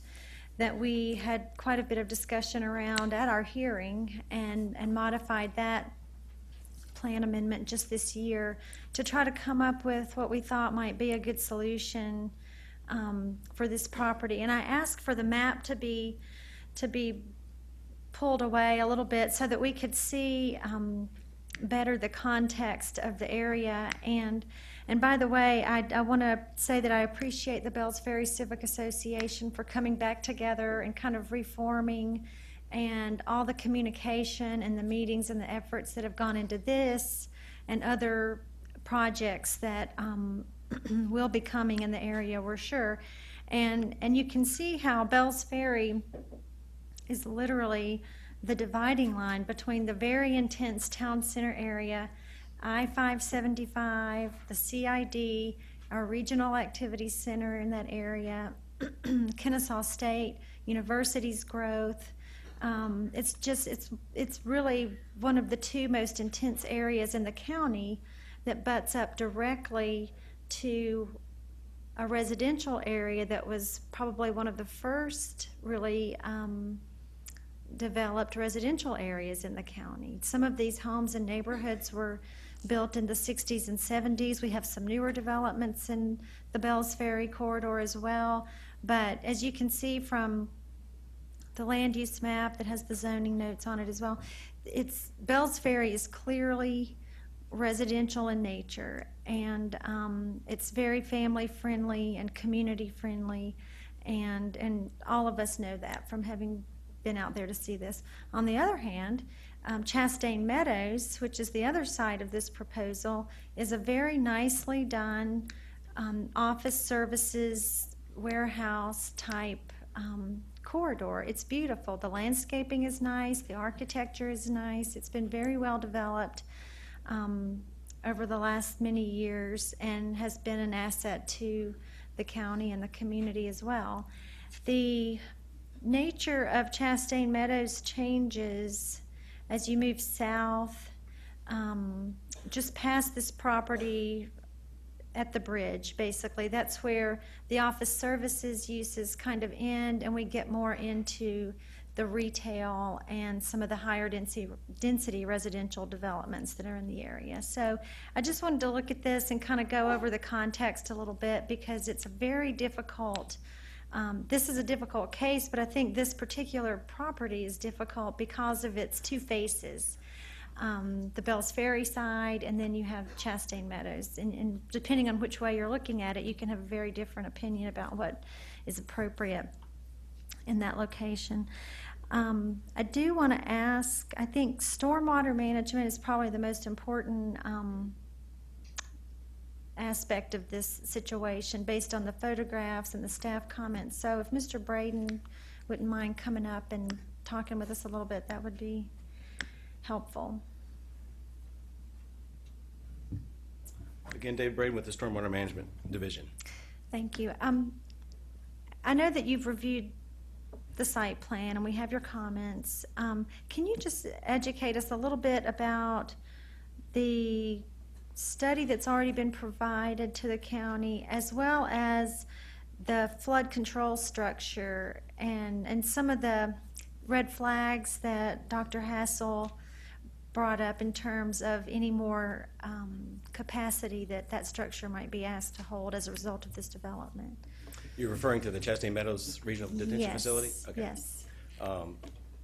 Yes, it took the county almost 10 years to get that facility permitted through EPD, the Corps, and Fish and Wildlife. So, and it actually, obviously, it can only control as much volume as we had available for the property that we could purchase at that location. But and it is limited in the amount of storage that it can handle because of the restrictions that were placed by Corps of Engineers, Fish and Wildlife on the type of control that can be placed there. So it can't control as much as we would like it control, only because of the way that the regulations are established. So, and I think the gauge we do have an excellent gauge there at Hawkins Store, and you could see that the annual peak vents run around 1,200, 1,500 CFS, which this facility does provide some significant storage for that, as well as there are several old SCS flood retarding structures that are in this basin that perform that function as well. But the flows on Noonday Creek at Bells Ferry is almost 17 and a half square miles of drainage area, and probably the most intensely developed portion of the county. Average impervious coverage in that basin is probably 80%. And majority of that was built prior to the level of stormwater management requirements that we have currently. So there is going to be floodplain, obviously, and well documented on Noonday Creek. The county has spent a significant amount of money to purchase as much of that floodplain as we can, and we do have a good bit of it from here on down to our Noonday plant.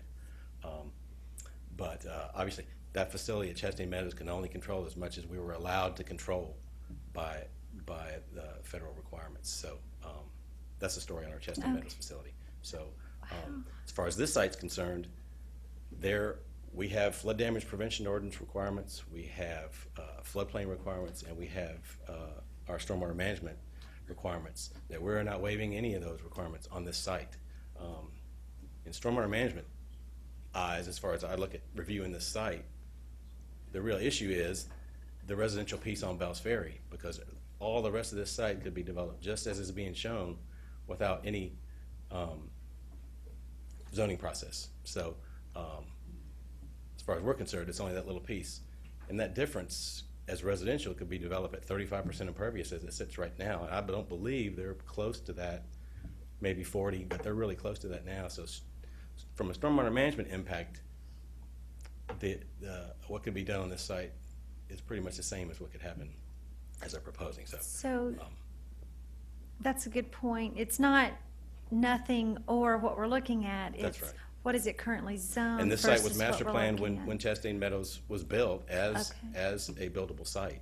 Now, obviously, it has the most restrictions on it as any of the parcels. That's why it's the last one to be attempted. But they cannot reduce the flood storage capacity of the floodplain in this area, and they can't increase flood elevations from the site. And their studies, obviously, they're preliminary now because the full site grading hasn't been completed, but they're showing that they can meet those requirements per our standards. So.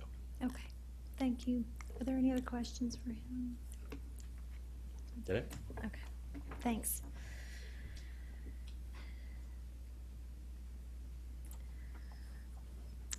One of the things that we just noted was the impact of the current zoning versus the impact of the proposed zoning. And I think sometimes we forget to look at it that way because we see green space versus what do they want to build. But every piece of property has an existing use. And I think it is a good point to note that all but the little piece that fronts Bells Ferry Road is currently zoned office and institutional. Now, the difference in that is I think there might be a little more flexibility in the type of building that you could place there. Maybe the footprint could be moved and shaped according to the land as opposed to the OS. But the fact that something pretty intense and in keeping with the development on the Chastain Meadows corridor could be built without coming through our process is a good point to make. Now, regardless of whether something comes through zoning or not, the development standards are always there, and we noted that in one of our previous discussions this morning. Regardless of the zoning stipulations or the zoning category, the county has development standards and a plan review process that everyone must come through in order to get permits. When I was looking at this and trying to think of appropriate alternatives or mitigation and reading over all the suggestions from the community as well as some of the stipulations that the applicant was able to agree to, it seems to me that the importance of keeping Bells Ferry residential in terms of zoning is most important when we're talking about access from Bells Ferry Road. Certainly, we wouldn't want to see any commercial or industrial access from Bells Ferry Road. Now, that can be mitigated some by having no access to Bells Ferry, and I do think that that's one of the positive attributes of this plan, that there won't be any access to Bells Ferry and that they have proposed a berm and a buffer that could visually block the view of people traveling on Bells Ferry so that we can maintain the character that we want to maintain there. So when we're looking at the zoning, I do think access plays a major role in what zoning district we decide is appropriate for an area, especially here when you have two faces, as I said earlier. The other thing that I think is important when trying to blend zonings in an area like this where you have residential adjacent to commercial is the ability to properly buffer anything that's proposed. And if you'll notice, the suburban condominium zoning, which really looks like a single-family neighborhood on Prado Lane, is already adjacent, or actually it's not adjacent, but you drive through a commercial development to get back to that neighborhood, and they sit up quite high compared to the property that we're looking at. So anything that's built on the property that we're talking about today is going to be visible from Prado Lane. So I don't think we could plant trees high enough or do anything height-wise to limit a view for them. On the other hand, the neighborhood north of the subject property does require, I think, a little more buffer than what has been proposed. We've been told that the building can't be moved, and I understand all the reasons why, but I do think a 25-foot buffer is just too small when we're talking about trying to mitigate issues of land uses that might be considered incompatible. Now, the hours of operation is a stipulation that they've included that I think goes a long way toward mitigating that. Monday through Friday, 7 to 6, because we're talking about a limited number of trucks coming in and out. But ultimately, it's the distance and the buffer, I think, that we're going to need to work on. Lighting has been covered very well, I think, in the stipulation letter. As far as the operation, hours of operation, I think they've done a nice job of limiting that to Monday to Friday. I like the staff recommendation for a 50-foot buffer along the residential property. And I also like the applicant's proposal for the green space adjacent to the Noonday Creek Trail parking lot. And hopefully that will increase awareness of that trail. I'm not sure everybody even knows that it's ready to go and ready to use, and it's a wonderful asset. So I think, and to summarize my comments, I think because the proposal is oriented more in terms of access to Chastain Meadows, the use should be considered. However, the buffer that we have in front of us is still too small to fully mitigate all of the impacts. And I'd love to hear from some of the other members of the Planning Commission. To me, it seems like we focus on density, I think, more than maybe is appropriate as we move forward. Instead, the discussion is on intensity, as we had in the last case. In this case, the intensity of a building there with truck traffic restricted to the hours that it's restricted to, that's going to create some intensity in the area. But if it's restricted to those hours, that's probably going to be, it's going to feel like it's less intensity in the area than an R20 subdivision might be. And so I don't like the idea that there seems to be some inflexibility on the part of the applicant to change the design and structure of that building that flows into the R20 area. I don't like that. We don't even, I guess we don't even know who the applicant really is, who the user is going to be. We don't know that. But there seems to be a lot of inflexibility there, and I'm not sure that I feel comfortable with that part of the, it being inflexible. But I do see that the intensity of the use of this particular piece of property would be less. I think I could justify in my own mind compared to what the alternative is. So I like the 50-foot buffering. I would support an increase from that 25-foot to 30-foot buffering on the north side, if I understand things correctly. But my main comment has to do with, I think it's going to feel like less intensity. And I think as we move forward in Cobb County planning, We need to think about intensity more than we do density. Okay, anyone else? I'll just make a comment that I'm not sure exactly where all they're proposing to put a berm, but I think it would make sense to berm not only along Bells Ferry, but berm along the southern edge of that subdivision as well, so that it would, provide a little bit more of a buffer along with the tree buffer, but to berm it up, if that's possible. I don't know with site design and water flow, if that makes sense or not, but that would be my comment. Okay, one other comment I would make. When all of us first received this application, we generally go out and look at these sites. In fact, we almost always do, get out and walk around if we're allowed to do so. So we've all been out there and we've seen this. We've all seen the emails that you folks have sent us, and we really do appreciate that, more than you know. You may not get an answer back from us, but it's because we get hundreds of them a week.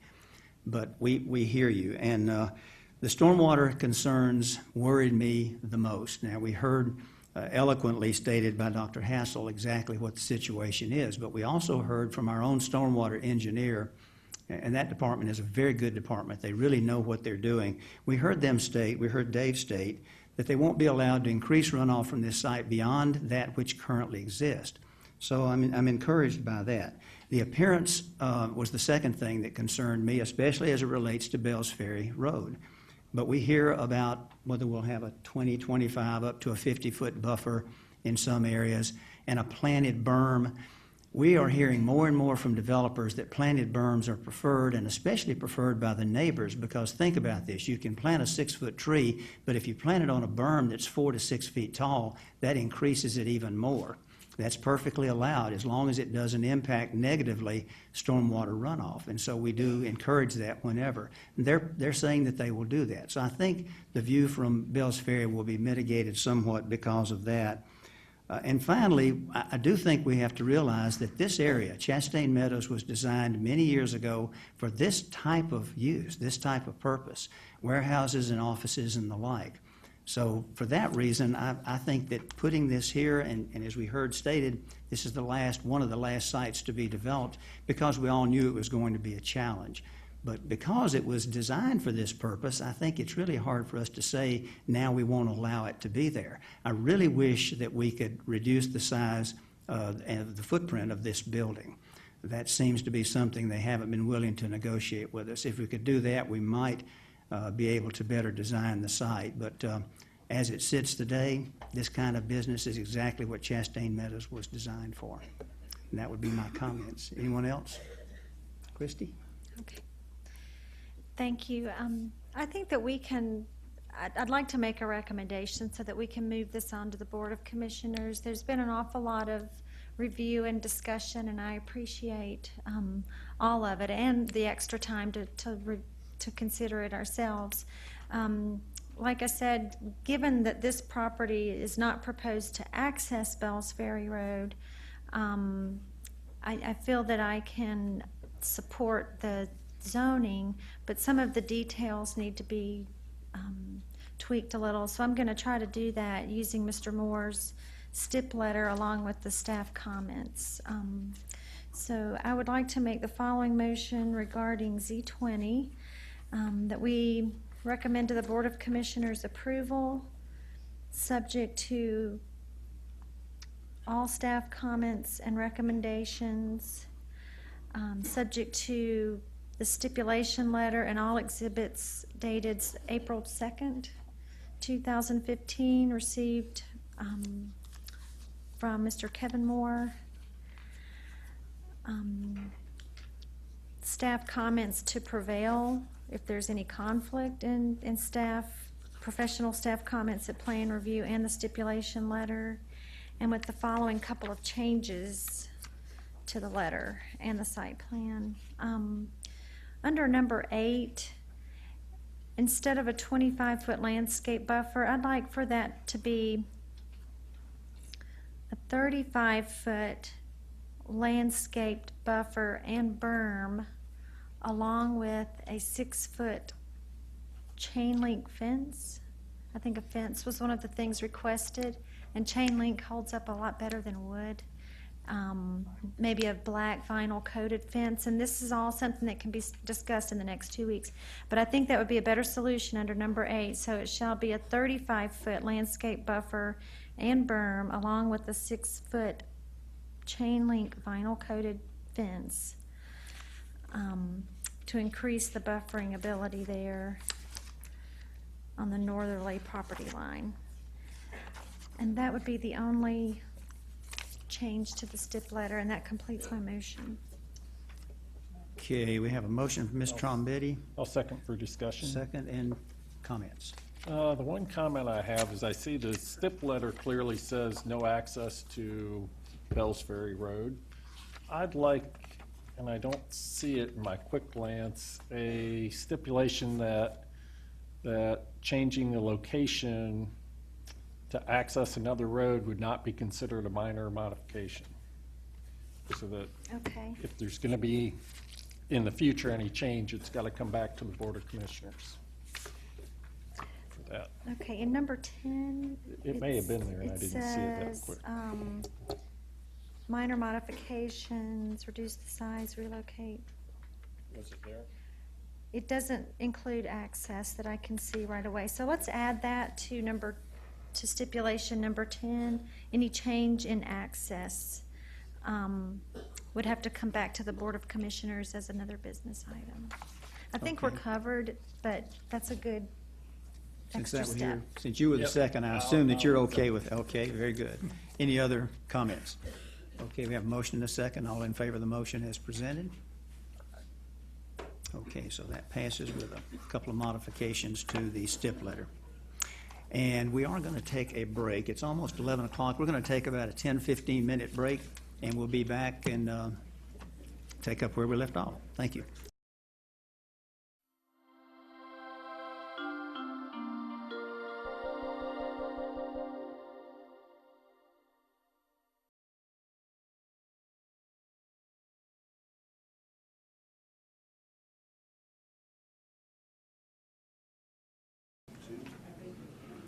Okay, folks, thank you for rejoining us. We're going to start back again. Let me just remind folks that if you do leave anytime during the hearing, please do so quietly. If you do go back outside and want to stand there and talk again, do so quietly. We have a live television feed, and it does pick up on all of the microphones, so we'd appreciate that. Okay, John, what's the next case? Yes, sir, Mr. Chairman. Rezoning case Z26, James Beveridge, request rezoning from R20 to RA5 for the purpose of single-family residential and land lots 827 and 830 of the 16th district. The subject property is located on the east side of Johnson Ferry Road, south of Bishop Lake Road. The applicant's representative is present. Is there anyone here opposed to rezoning case Z26?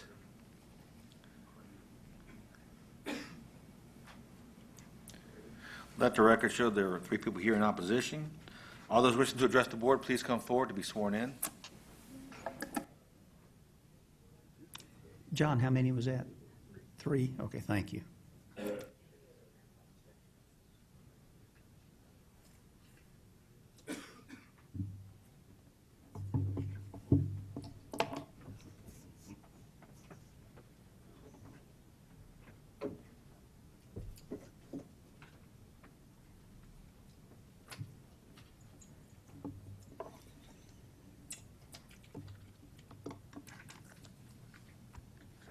You ready? I'm ready. Okay, good morning. Give us your name, please. My name is Melissa Perignat. I'm with the law firm of Holtney, Zadkoff, and Wasserman. Good morning, Mr. Chairman and members of the Planning Commission. It is my pleasure to be representing the applicant, James Beveridge, today with respect to this application. You've likely already heard about this application from my law partners, Ellen Smith or Jim Ney, and they have decided to go ahead and leave the hard part to me today for the public hearing. This application has been amended since it was filed. The original request was to rezone the property from R20 to RA5. The amended request before you today is to rezone this property to R12. The property is owned by the Board of the Trustees of Mount Zion United Methodist Church and Johnson Ferry Land Holdings, LLC. The property is an approximately 3.96 acre tract currently zoned R20. The property has frontage along Johnson Ferry Road. The property is largely unimproved and is surrounded by property zoned R20 on all sides, although there is a R30 just to the southwest. The property is located south of the Mount Zion United Methodist Church. The owners have contracted to sell the property to the applicant subject to approval of this rezoning request. Applicant's request is to rezone the property to R12 to allow for a single street, 9-home subdivision. Originally, the church thought that it might expand onto this property, but has since determined that such expansion is not feasible. Therefore, the church has marketed the property for sale. One of the reasons that this parcel has remained undeveloped for some time is that there is difficulty in obtaining sewer service to the property. Mr. Beveridge, however, has been able to resolve that issue and will be able to get sewer service to the proposed subdivision.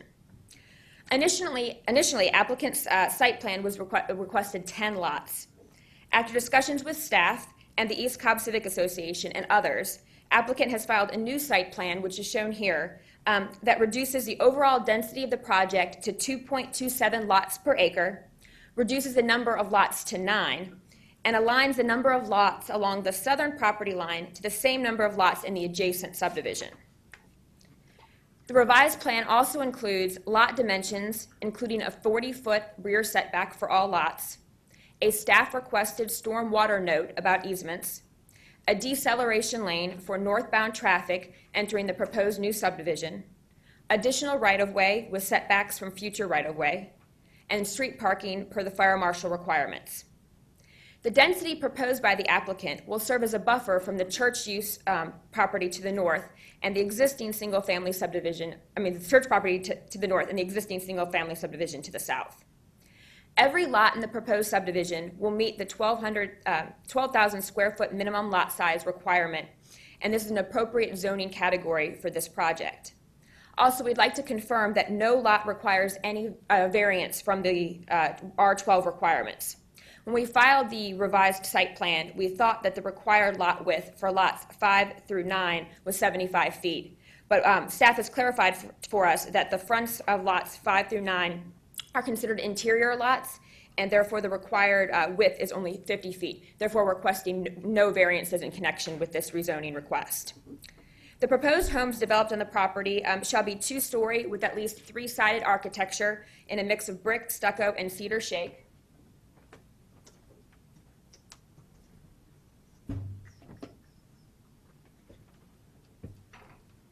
And all homes shall have a garage for at least 2 cars. Lots 8 and 9 will share a driveway. The size of the proposed homes will range from 2,800 to 4,500 square feet. And an idea of the architecture that Mr. Beveridge is proposing is demonstrated in the renderings that are being shown behind me.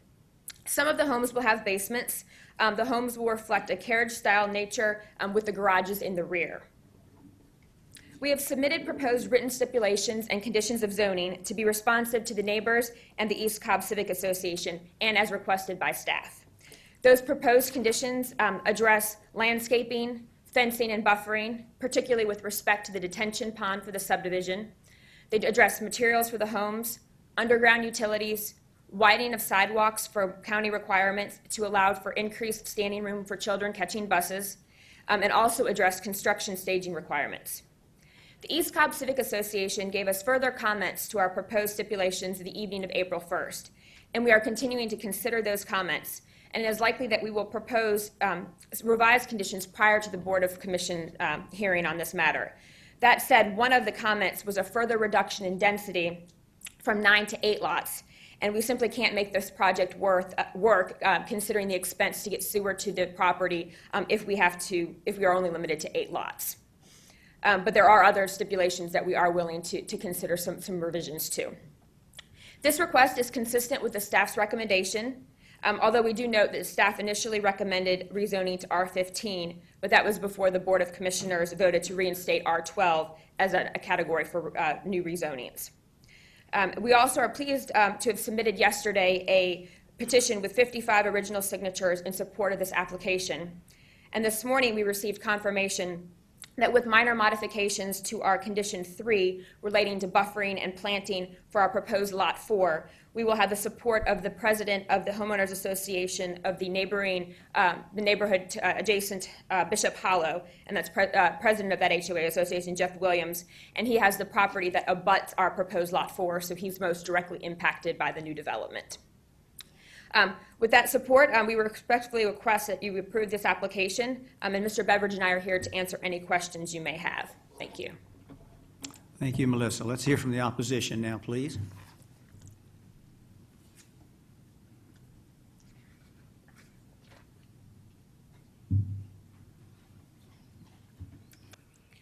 Good morning, Commissioners. My name is Jill Flam, and I'm one of the Vice Presidents for East Cobb Civic Association. There are many different considerations to rezoning a property, and just looking at the numbers can be deceiving.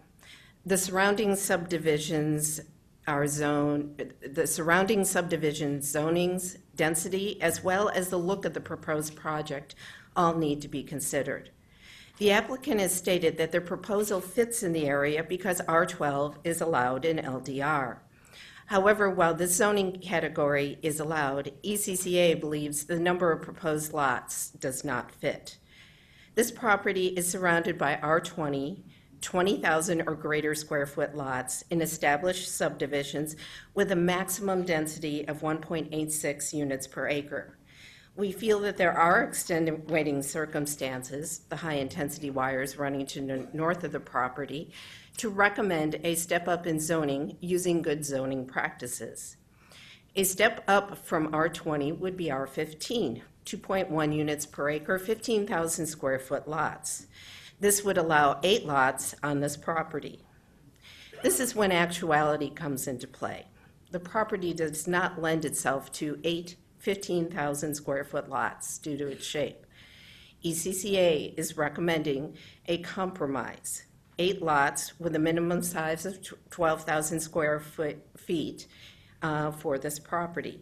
In addition, by losing a lot on the north side, the applicant, I'm out of order. The applicant has matched lines on the south end of the property, so that the existing subdivision does see only one house in the back of their yard. By losing a lot on the north side of the property, it would provide a more uniform look to the lots with frontages of 90 feet on the south side of the street and 75 feet on the north side rather than the proposed 60. It would also possibly eliminate the need for a shared driveway on 2 of the lots. The applicant has also stated that they need 9 lots due to the cost of development. The cost of developing a property should not be considered in a zoning. In addition, we would also recommend some changes to the stipulation letter dated March 27, most of them having to do with landscaping, buffers, frontage, and the detention pond. And I'd like to read these into the record. Stipulation 3, cross out if appropriate and change to read shall be screened on all 4 sides of the detention pond with heavy evergreen landscaping subject to the county arborist and district commissioner approval. On stipulation 4, add HOA covenants will prohibit the conversion of garages to living space. Stipulation 5, delete the first sentence. Cross out endeavor to as many and as feasible on the next sentence. Change the following sentence to read, front, side, and backyard of each lot will be sodded, and add a sentence to that paragraph. Landscape plan to be submitted to county arborist and subject to district commissioner approval with types of plantings in the 10-foot buffer, materials for wall or fence along Johnson Ferry, plantings at entrance, location of sign at entrance, and plantings surrounding the detention pond. Until today, we had not seen either this rendering or their proposed frontage landscaping. On stipulation 6, add landscaping around detention pond to be irrigated with fencing and landscaping to be maintained by the HOA. Delete on stipulation 8, delete as appropriate. We would recommend deleting all of stipulation 11. Cobb County staff will determine what kind of action needs to be changed. taken if there are any changes to detention. And on stipulation 12, change it to read pre and post sediment studies will be done on Bishop's Hollow Lake per staff comments, as well as East Hampton Lake. Studies for East Hampton Lake will have copies sent to East Hampton HOA. This particular lake is downstream, however, they have been hit again and again with sediment from developments in the area. Finally, we would recommend adding stipulation, an additional stipulation, number 16.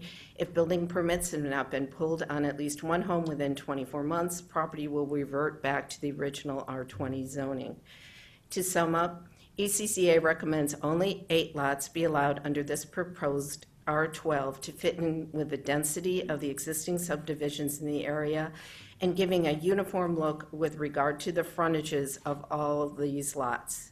And in addition, we recommend the mentioned changes to the stipulation letter. Thank you very much.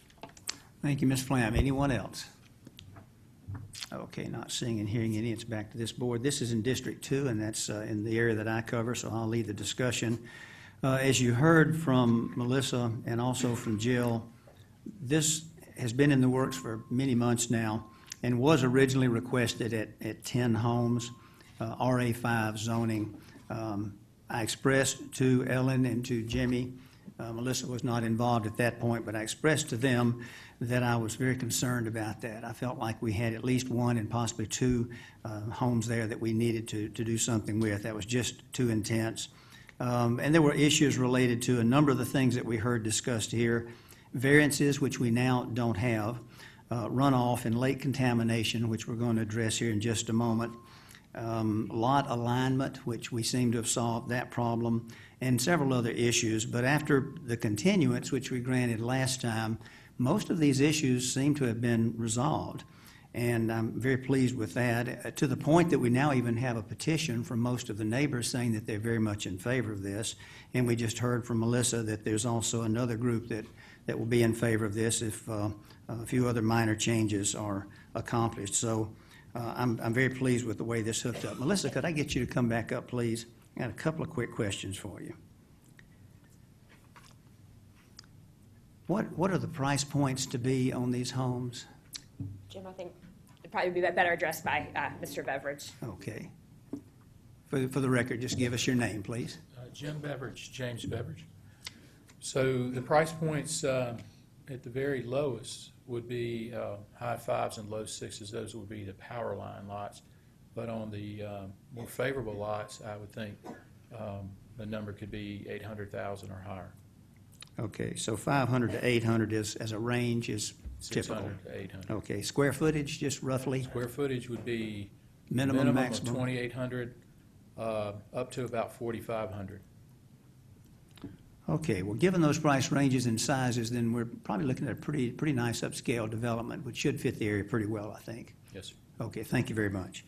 Tell us, while you're still there, you might want to stay around. Tell us about what Melissa mentioned about the difficulty obtaining the sewer hookup. How has that worked out?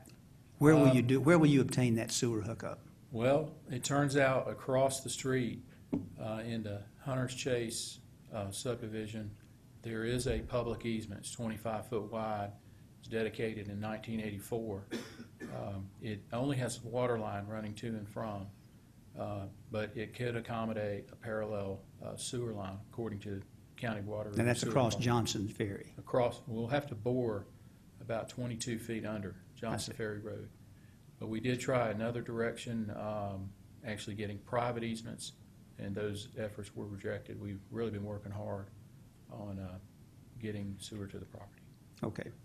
Well, as Jill correctly stated, the expense of your development is really not our major concern. We do have other concerns, but I was just curious. I hadn't heard that explained, so I really would like to have known that.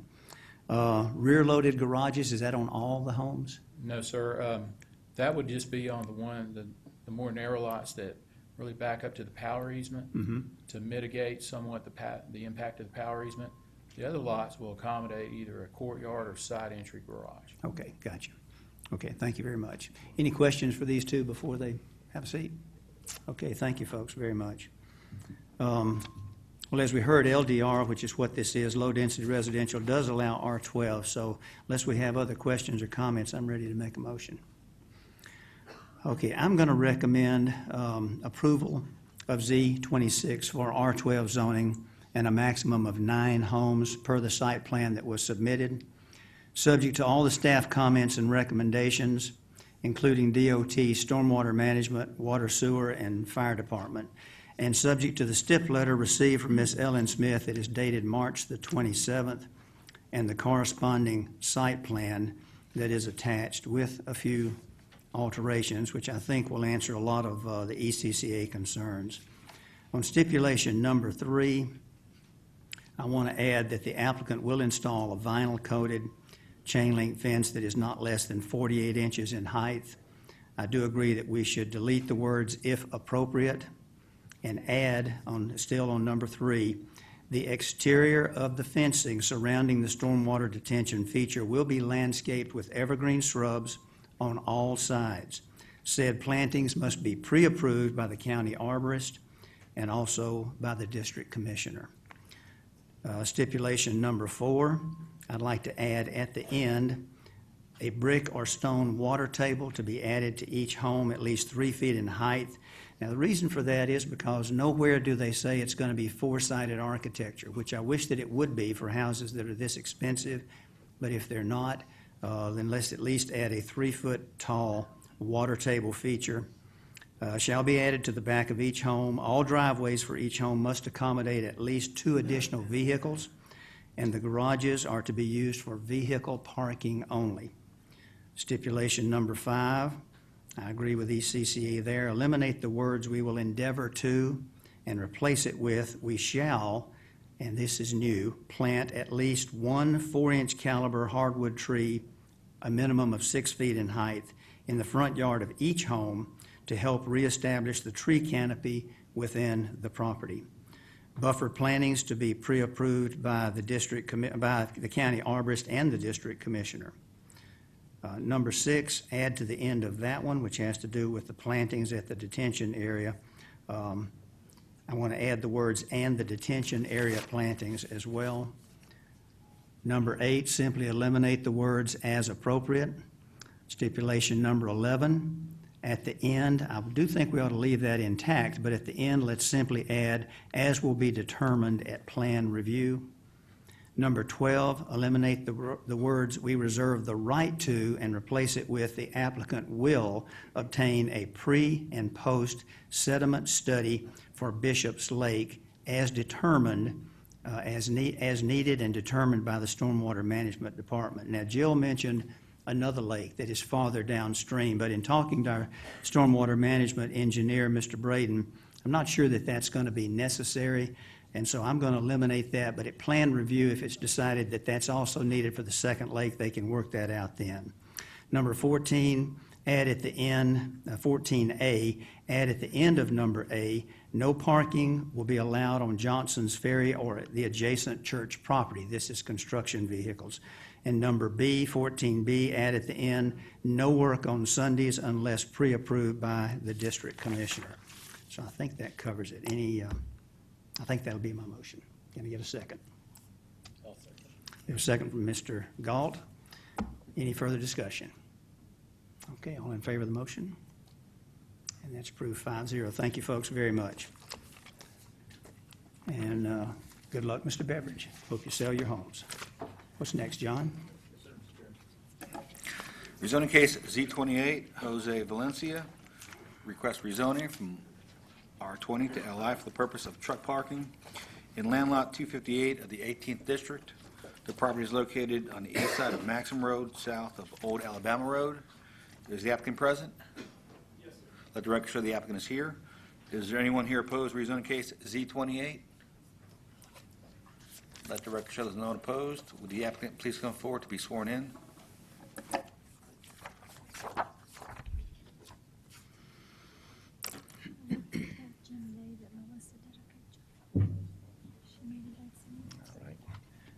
Good morning. Thank you for the opportunity to speak with you. My name is Kevin Pritchett. I am the representative for the applicant. I'm also the one of the landowners, Silver Creek Properties, that owns the property. And this is the former site of the Cobb County South Cobb sewer tunnel. And what we have here, we're requesting zoning allowing for truck parking in our area. There's a significant need for truck parking. It's become an issue. We have several buildings that we've had to post signs on, no truck parking. We've had to call tow truck companies to tow. I know the tow truck companies said it's an issue in the Kroger and the West Fork development. Anywhere you see a vacant building, they'll park their trucks. A lot of these drivers, they do this for a living. They drive during the week. On the weekend, they come back home. They can't park their trucks in the subdivisions. They can't park their trucks in the apartment complexes where they live. So they really don't have a place to park their trucks. I have a couple of pictures.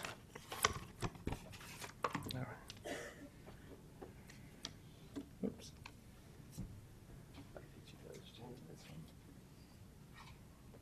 We have a mini storage facility located at 235 Maxim Road, and behind the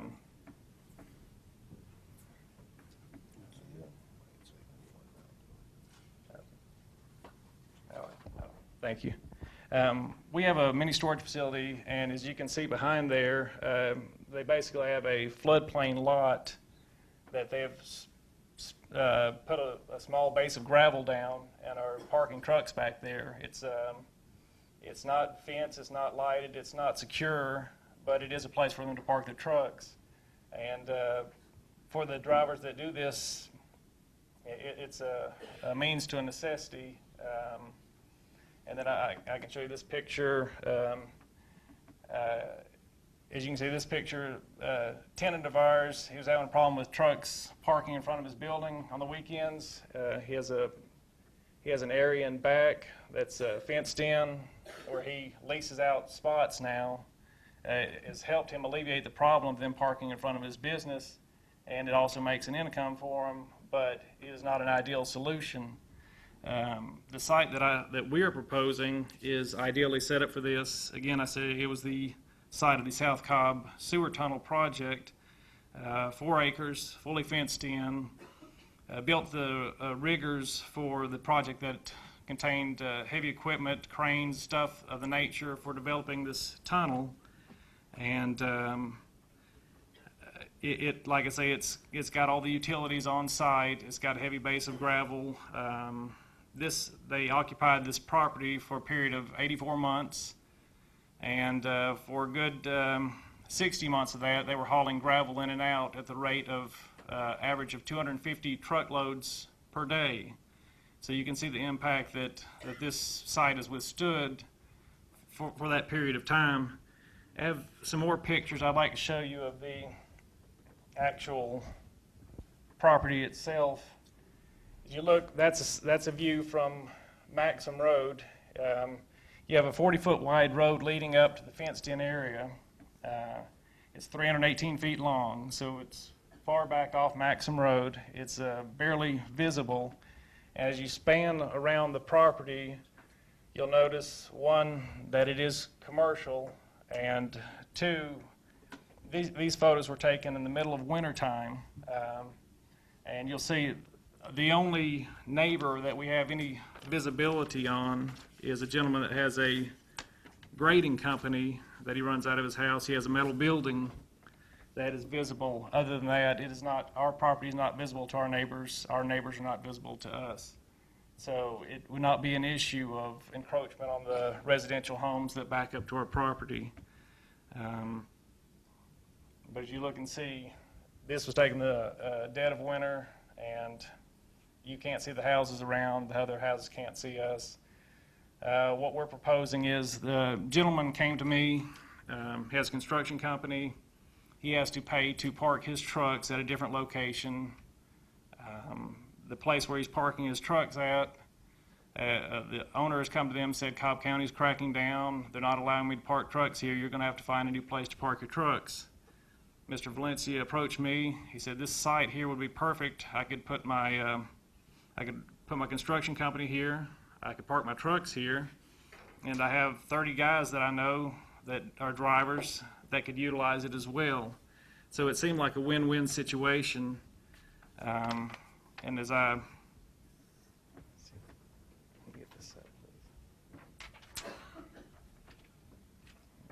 this is a map showing the proposed location. You'll see the neighboring lots that are in red. Those are the residential lots. We are asking to rezone a little over 4 acres, 4.02 acres, which is out of a larger parcel of 11.5 acres. There's substantial border between us and our neighbors. Again, the only, oh, thank you, sir. Okay. The only house that is visible from our property, you'll see right here, is a metal building. That's the only one that's visible, and that is where they have a grading company. So that's the only neighbors. If his metal building doesn't bother us, I'm sure our trucks on our lot won't bother him. But so there's obviously a huge demand for this in our area. People, like, again, are getting the trucks towed. They're parking in the Kroger parking lot, different places, because there's a need for this. This would be ideally set up for it. Cobb County Water and Sewer has turned the land back over to us last year. Excellent condition. Like I say, it was built for the rigors of the construction of the South Cobb Sewer Tunnel project. And the impact that 30 or so trucks on this parcel of land is nothing compared to what it's withstood for the time that Cobb County's had it. So it's set up for it. I don't see there being any impact on the neighbors. It's not visible. It's not really visible. It is in a commercial area.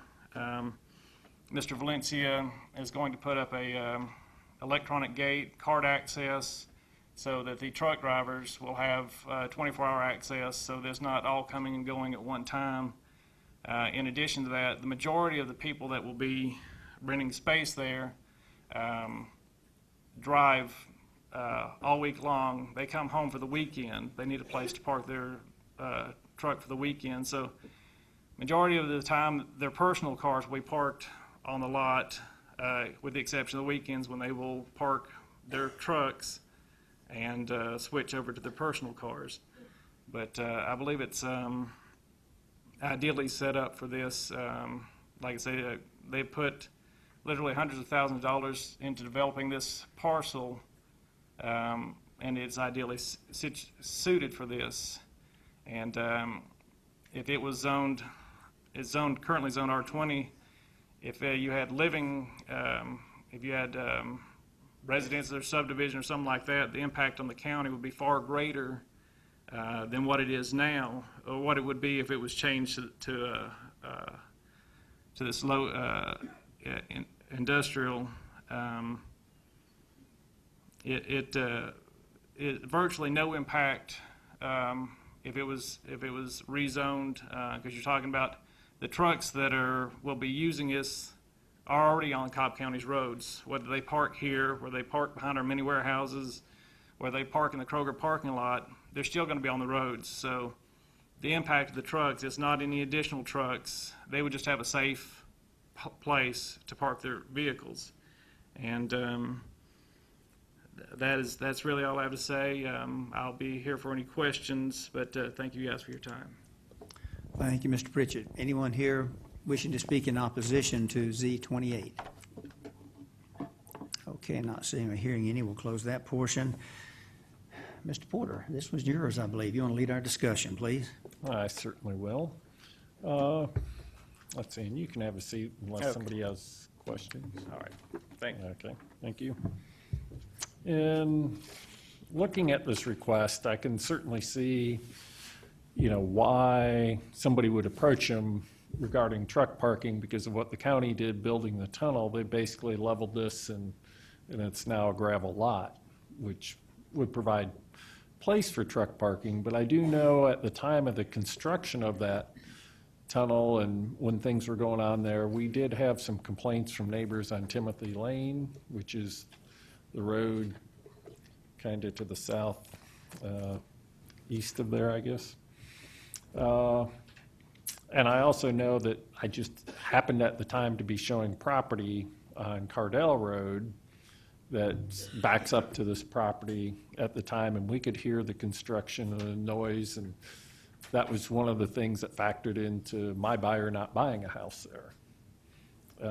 So I do know that the noise travels from this site and dust and things like that based on that. I've also been contacted by some of the neighbors in the area, probably 3 there, as well as from a council member of the city of Austell and a former council member with concerns regarding this site. And their concerns were, you know, traffic, noise, dust, even security, because I know there's been some issues with vagrants living back in the area and wondering, are we going to increase crime, people breaking into the trucks back there, because we've had, you know, just issues in the general area there, not saying in particular on this parcel. So just wanted to put those comments out. There's also concerns about this being in the Sweetwater Creek Basin, and, you know, potential hazards from the trucks running off into it, and people concerned about, well, what's going to be in the trucks, what kind of materials, and all of that. And I know I spoke with Mr. Pritchett, and he said, well, most of the trucks are going to be empty, but there's no way of knowing that for sure, really. And then, you know, to look at it more on a strictly land use basis, this area is planned, it's currently zoned residential R20, but it's planned for high-density residential. And, you know, as a transition, basically between the single-family and the more commercial uses that are along Maxim Road. And my concern is putting in a heavy use like semi-trucks coming in and out will be burdensome to the neighbors. And also, where this happens to sit on Maxim Road, there's also a bit of a hill there and a lot of traffic, so I have concerns about, you know, semis pulling in and out there on a regular basis as well. So when I look at the future land use plan, I look at the current zoning, I look at, you know, the incompatibility of a 24-hour-a-day trucks coming and going up against residential. I just don't think it's a good fit for that. I think what's currently planned for there makes a lot more sense. Does anybody have any comments before I make a motion? Anybody? Go ahead. Okay. I'm going to make a motion that we recommend denial of Z28. Here we have a motion to deny Z28. Do we have a second? Second. We have a second from Skip. Any further discussion? All in favor of the motion? I think you're just too close to residential, not a paved site, 24-hour operation, probably just not a good place for this. So we appreciate your presentation. That is denied. John, we probably have time for one more. What's your, before we go to lunch, what's next? Yes, sir. Rezoning case Z29, Providence Homes LLC. Request rezoning from R20 and R30 to R20 for the purpose of a single-family subdivision in land lots 293 and 316 of the 20th District. The property is located on the north side of Bob Cox Road, east of Lake Somerset Drive, and at the eastern terminus of Sutcliffe Ridge. The applicant is present. Is there anyone here opposed to rezoning case Z29?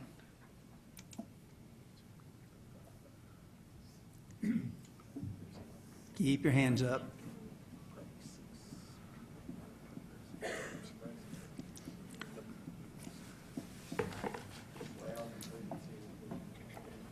Let the record show there are 12 people here in opposition to rezoning case Z29. All those wishing to address the board, please come forward to be sworn in.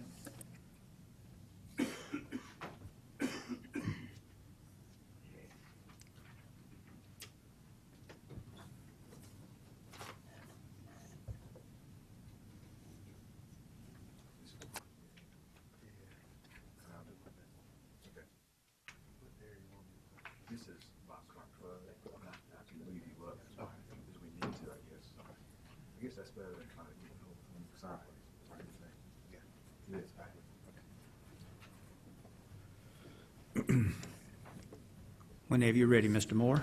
Thank you, sir. Mr. Chairman and members of the commission, for the record, my name is John Moore with the firm of Moore, Ingham, Johnson & Steele. We're representing the applicant on this rezoning request Z29. This request is by Province Properties. You may know the principal in this company, David Swales. David is one of the best known and best builders and developers that Cobb County has, and we have a lot of good ones, but he is certainly one of the best.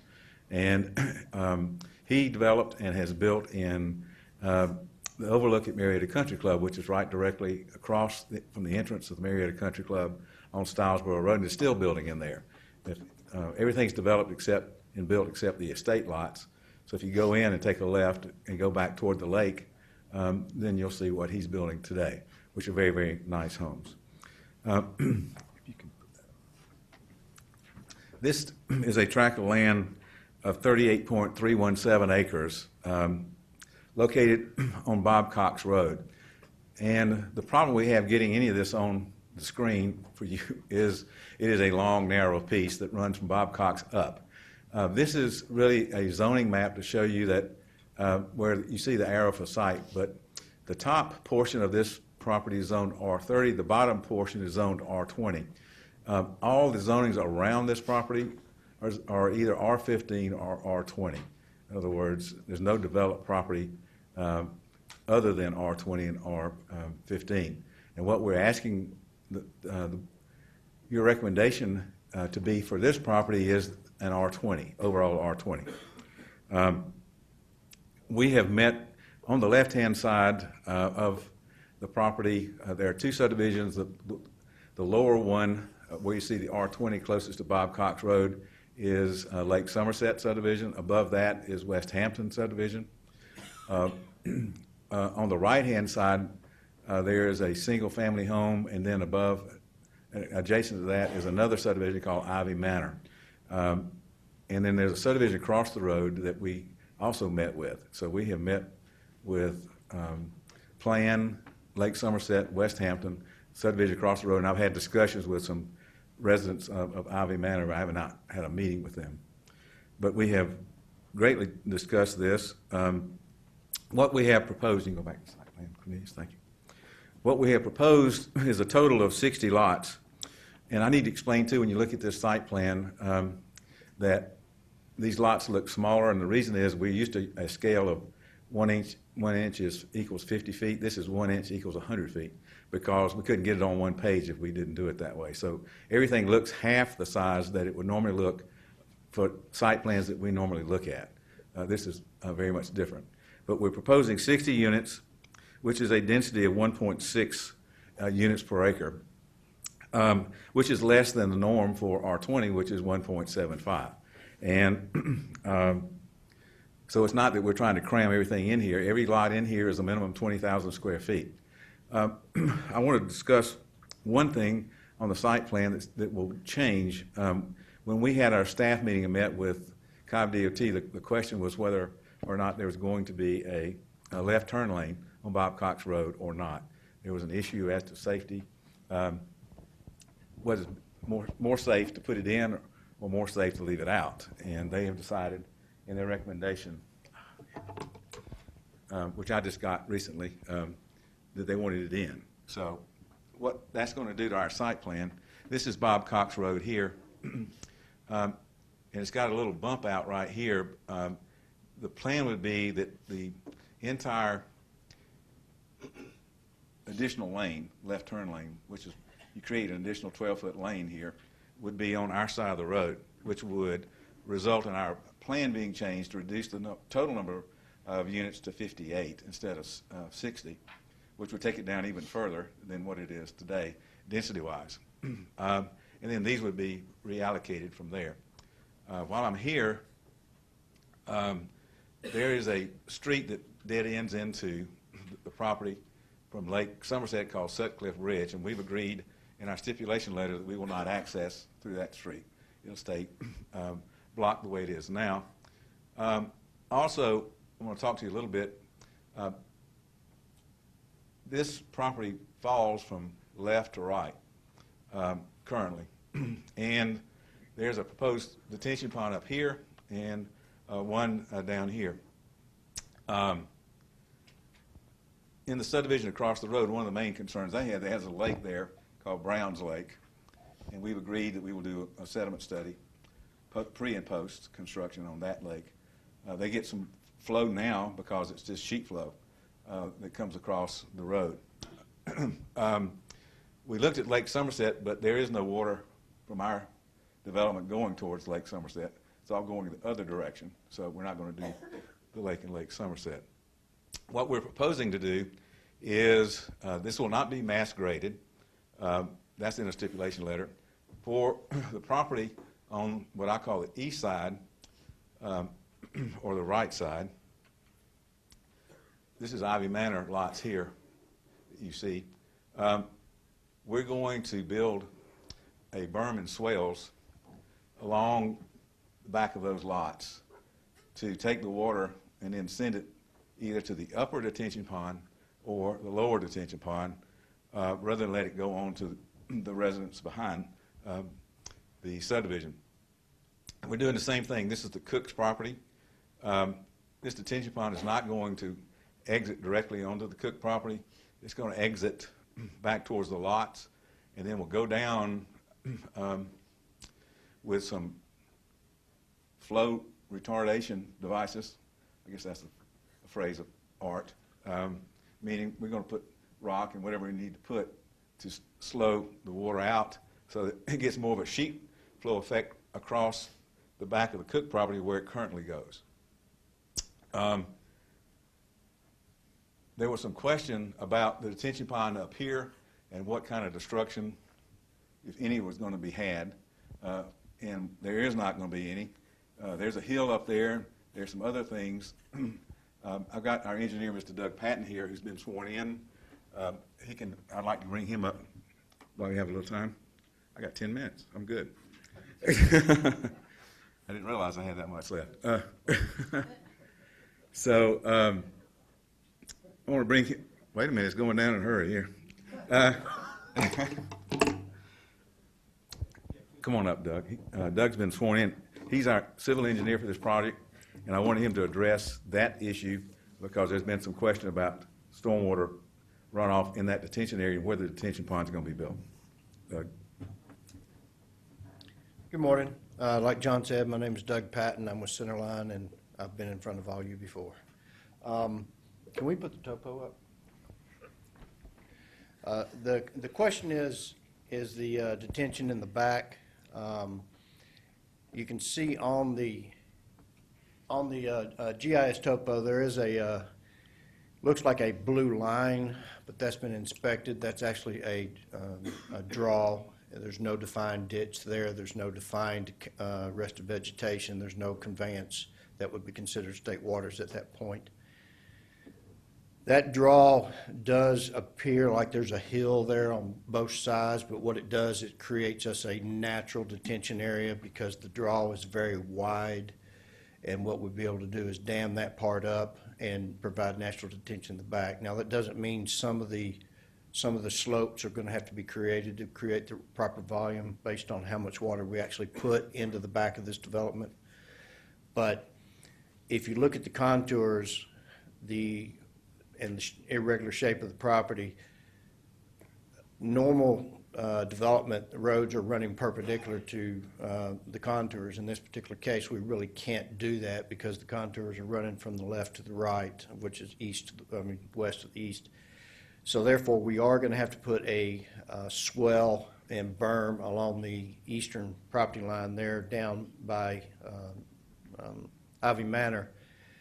And if you look at the elevations, the contours are going to allow us to shed that water to both directions based on how much we need to put, based on the size of the ponds we're allowed to build in those areas. That way we can catch all the water before it jumps off on Ivy Manor. It will drastically decrease the amount of water going on Ivy Manor because right now there's a severe amount of ruts and slope that puts a lot of water on those homes. Matter of fact, there's a couple ravines going into the back of some of these homes that, you'd be afraid the kids would probably play in them. They're so deep. Those will be filled in, and that water will be put directly into our detention ponds. And the pond by the amenities area that we plan near the front will be based on the amount of water we can get there as far as the size. And what John was referring to is that when we release that pond, we're going to try to release it back into the hill and go through energy dissipation and other best management practices that we're going to install there that will try to get that water back to as sheet flow as possible. But there is a natural draw that takes that water off the property at that point. So instead of doing a concentrated flow release right at the property line, we're going to try to release it more interior. And by the time it gets to the natural place where it's leaving now, it'll be back, hopefully back to a fairly decent sheet flow condition at that point. But as far as the rest of the development, the roadway will cut this piece of property right in half, so the water coming from Somerset will be cut in half, taken to our detentions, and then the berm will catch the other part at the back. If you have any more questions, I'll be here with John. Thank you, Doug. John, you need to wrap it up really quick. I will. I didn't mention, we got into some site stuff that I think was important to cover, but I did want to say that these are going to be nice homes. And I didn't have a chance to do that. We're putting up some pictures. Now they're going to be pretty much Craftsman in style, but very nice. And Cornelius is putting up some pictures. Minimum 2,800 square feet up to 3,500 and greater. Price points beginning in the 450s and up.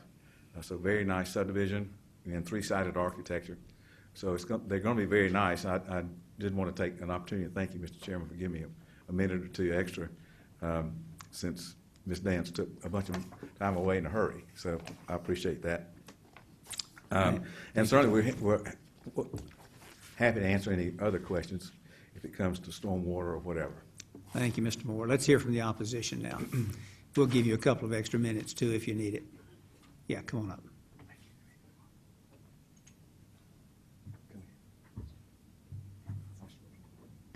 Thank you. No dancing now. Hi, I'm Heather Turner. I'm sorry, give us that again. Okay, Heather Turner. Okay, Heather, thank you. I'm a resident of West Hampton subdivision and an adjacent property owner to the proposed development. I just want to first off say I'm not opposed to new development, but I do want to see that it's responsible and respectful to the homeowners that are surrounding it and the environment. Some of the homes in West Hampton will be backing up to the proposed neighborhood, and specifically the homes on Battle Woods and Wind Run Court.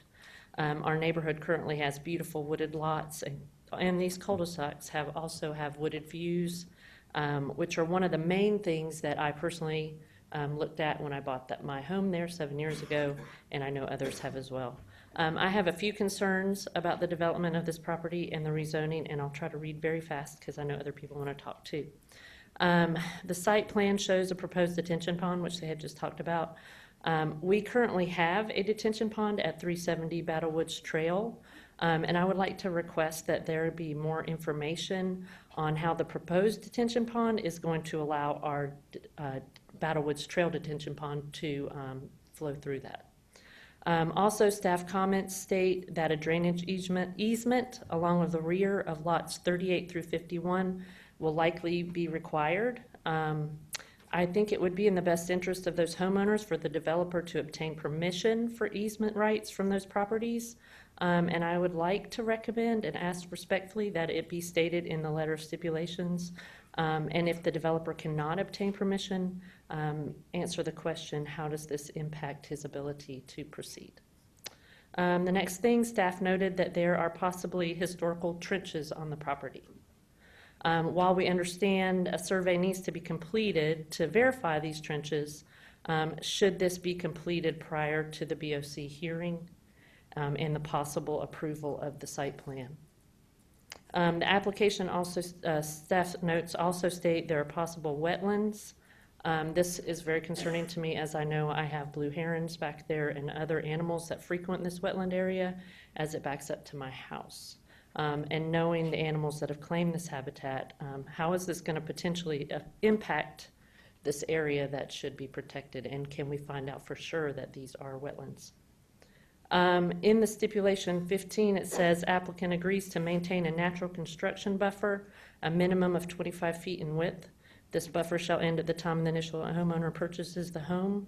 I actually would like to recommend and ask that this stipulation be amended to state that the natural construction buffer should be undisturbed, remain undisturbed, and provide 100% visual screening, and that this buffer be maintained by their HOA. This would be in character and keeping with the standards of other recently approved developments in our area. And the last thing, staff comments stated that Hillgrove High School and Levingood Middle School are already over capacity. This one development only adds to the schools that are already full. It's not, creating it, but it's only adding to a problem that was created earlier by approving other rezoning for a higher density than what had been planned for the area. In light of these, I'd like to respectfully ask that the Planning Commission hold this application and the comments made by staff be addressed prior to the BOC hearing. Thank you for your time. Next speaker, please. If you folks want to come and stand and line up, you'll save a whole lot of time if you're ready to speak as soon as your time comes. That's perfectly okay. Give us your name, please. My name is Jessica Ehrman.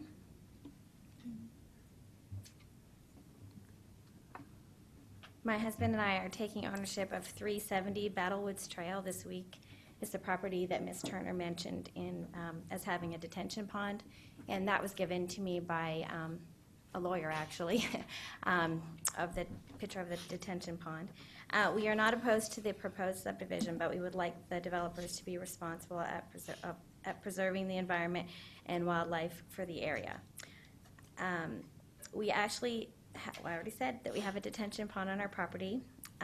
This was given to me by Cobb County Stormwater Management, when we learned that the water leaving our detention pond drains through the proposed new detention pond and then ends up on the other side of that detention pond into the floodplain, an unnamed tributary of Mud Creek. We would like the planning commissioners to recommend that this application be held until the following concerns be addressed. Number one, an R20 neighborhood means more runoff toward our home and detention pond, current one, and towards the floodplain. And so we request that the area remain at R30. Two, since preserving natural water storage areas near floodplains is one of Cobb County Storm Management's goals, we would like the developer to consider creating a natural-looking, long and shallow detention basin, one that would not be deeper than 6 feet and would not require a fence. As the engineer was speaking about it, looking like a natural slope and incline, that is what we see in the lot as well. Three, if it is determined that there must be a fence, we are requesting that it be 100% visually screened. We would like heavy evergreen landscaping on all 4 sides of the fence, not just the sides of towards the new subdivision. 4, we are requesting a 25-foot landscaped buffer or mature trees be left at the border of that lot at the back of the subdivision around the detention pond, specifically at the edge closest to the West Hampton properties. And lastly, we are requesting that none of the trees on our lot be touched or cut down by the developers, and if construction destroys any of our vegetation, that it would be replaced. Again, we would like the planning commissioners to recommend that this application be held until these issues and concerns are addressed. Thank you. Thank you, Jessica. Next speaker, please. Hi, my name is Josh Barris. I live in the Lake Somerset neighborhood. I have a property that is adjacent to the proposed development. My concerns are largely about housing density in this development, actually speaking to density. My home is about 1,500 square foot, an approximate 3/4 acre lot. That's pretty typical of the lots in the Lake Somerset area. It's also heavily wooded on all sides, not only due to the woods of this development here. And as we see these houses here on slightly more than a half an acre are proposed 2,800 to 3,500 and beyond in terms of square feet. And there is currently no no landscaping planned in terms of shading that. So I would request that there be a landscape buffer put in there as well as the, similar to the two before me, to maintain the integrity of our house and of our neighborhood, to keep that look. In addition to that, my other concern is stormwater runoff actually from our property. We have a lot of stormwater that runs off our property. It's all very downhill, so much that we have a lot of moss growing on our lawn instead of lawn. So I'm just concerned that that would go directly to this property here, and I haven't seen any plans. You know, I see the detention ponds in different areas, this plan, but I do not see any plans for how it will actually be diverted, say, from our property and our street to get to those ponds. So I would also like this held to answer those questions. Thank you, Josh. Next speaker, please. My name is Debbie Day, and I'm a 14-year resident of Battlewoods Trail and an adjacent property owner. And when I moved to Battlewoods Trail, I moved there because of the beautiful trees and the look. It's like the Kennesaw National Battlefields, and that's why my other 225 property owners that are in my subdivision are there as well. What I'm here to speak about are the trees. I'm very disturbed that in Cobb County, particularly in West Cobb, developers come in and they just clear-cut the land. And we have beautiful preserved hardwoods. In fact, my property is 100% hardwood. There's not a single pine tree on my property. And there's no point in taking things down and then putting in a few small shrubs and then calling it re-landscaping. We'd like to preserve the historic trees, the hardwood trees, as much as possible. We're not opposed to having a neighborhood. We're not opposed to the owner utilizing their right to put in a subdivision, but if we can do it tastefully and do it with a perimeter of hardwoods around it, and I want to echo Heather Turner's recommendation on Section 15A, which is regarding the natural buffer, but I'd like to see a buffer around the entire neighborhood. If the Planning Commission and the Zoning Commission did that for every subdivision that came in, especially high-quality subdivisions, and left a perimeter of hardwoods and natural landscape area, I think you'd find far less people coming to speak. Thank you. And I'd like to also recommend that you hold this. Okay, thank you, Debbie. Next speaker, please.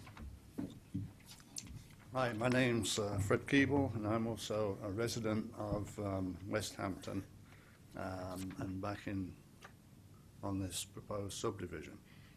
In regard to the trees, this whole property was clear-cut a few years for timber, and a lot of what's on there is not very tall, very dense, almost like a thicket, and I'm sure that's all going to disappear when this gets graded. Yeah, I would definitely like to see a buffer between our neighborhoods so that we have some screening, and that the developers would also replace a lot of these trees that have been removed in the past to improve the look of that neighborhood, more consistent with the neighborhoods that are surrounding it. That's really my only concern. Okay, thank you, Fred, very much. We are completely out of time. If you folks have something we haven't heard before, something new, come on up. Otherwise, we do need to stop. You agree with what we've already heard? We have. Buffers? My Go name's ahead Michael and give Deppa. us your name. Yeah, Michael Deppa. I'm further south of the detention pond in West Hampton, and I iterate mainly the same concern. A lot of the trees behind my house, if they clear them, I'm going to have nothing between my property line and the property line behind me. So I'll be 30 feet from my property line to another house. So I would recommend a buffer with some sort of evergreens or natural barrier that would, screen off everybody. Gotcha. Thank you, Michael. Yes, ma'am. My name is Melissa O'Brien, and I represent West Cobb Advocate. We're not opposed to this development, but there are some concerns that I have. First is the entrance to the subdivision, and I know that some of the issues in terms of the turning lane were addressed, but it's a very curvy road. It's a very trafficky road, if that's a word, during peak travel hours. And my concern is, I just want to make sure that the road is placed correctly, the entrance, so that if people round that corner and say there's a school bus in the turning lane and they have to stop, that they have enough warning as they're rounding the corner that they can see that school bus stopped on either side, really, because it doesn't really matter which way you're coming from.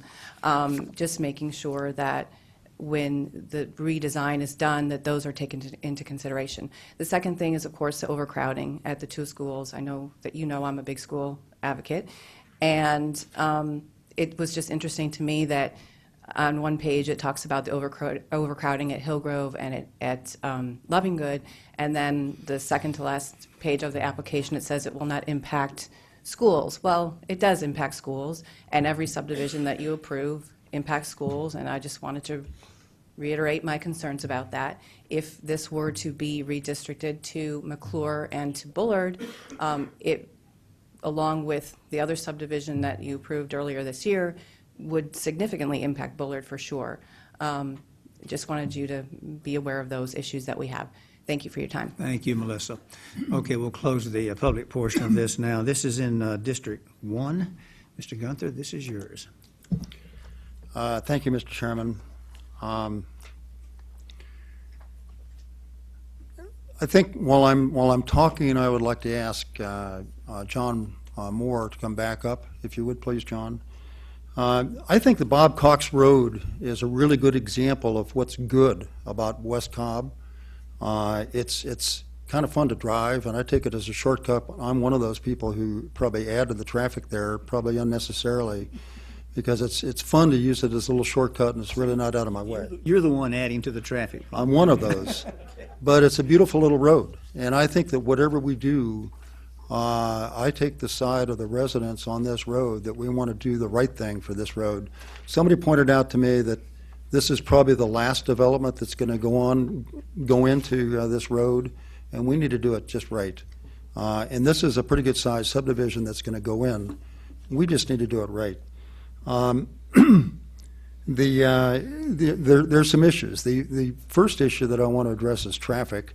John, you pointed out that the entrance exit to this proposed subdivision is right at a little point on the property.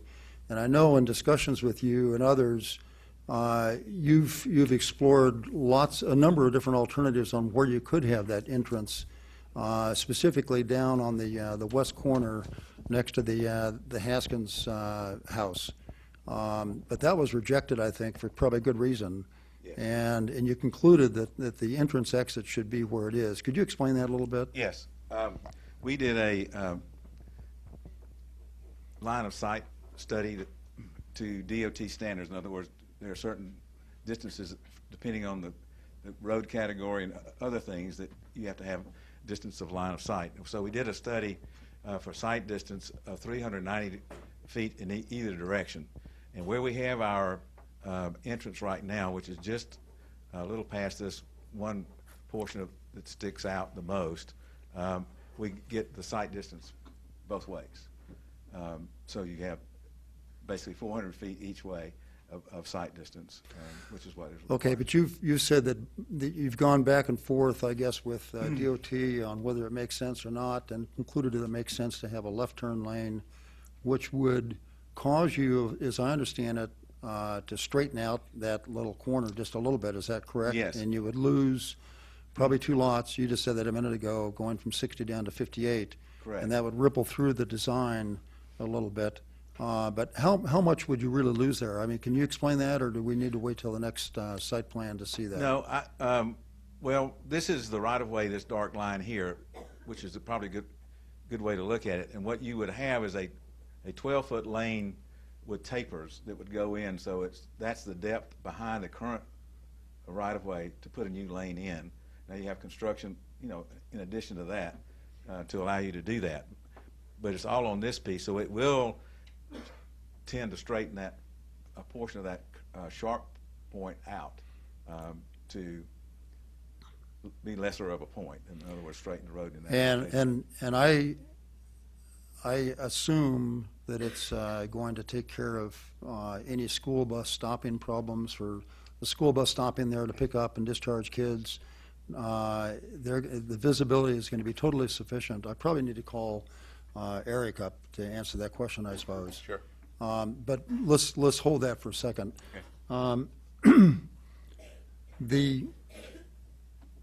Another concern that I have is, I've been out there to look at that, not all of the property, because it's pretty hard to walk through all of that.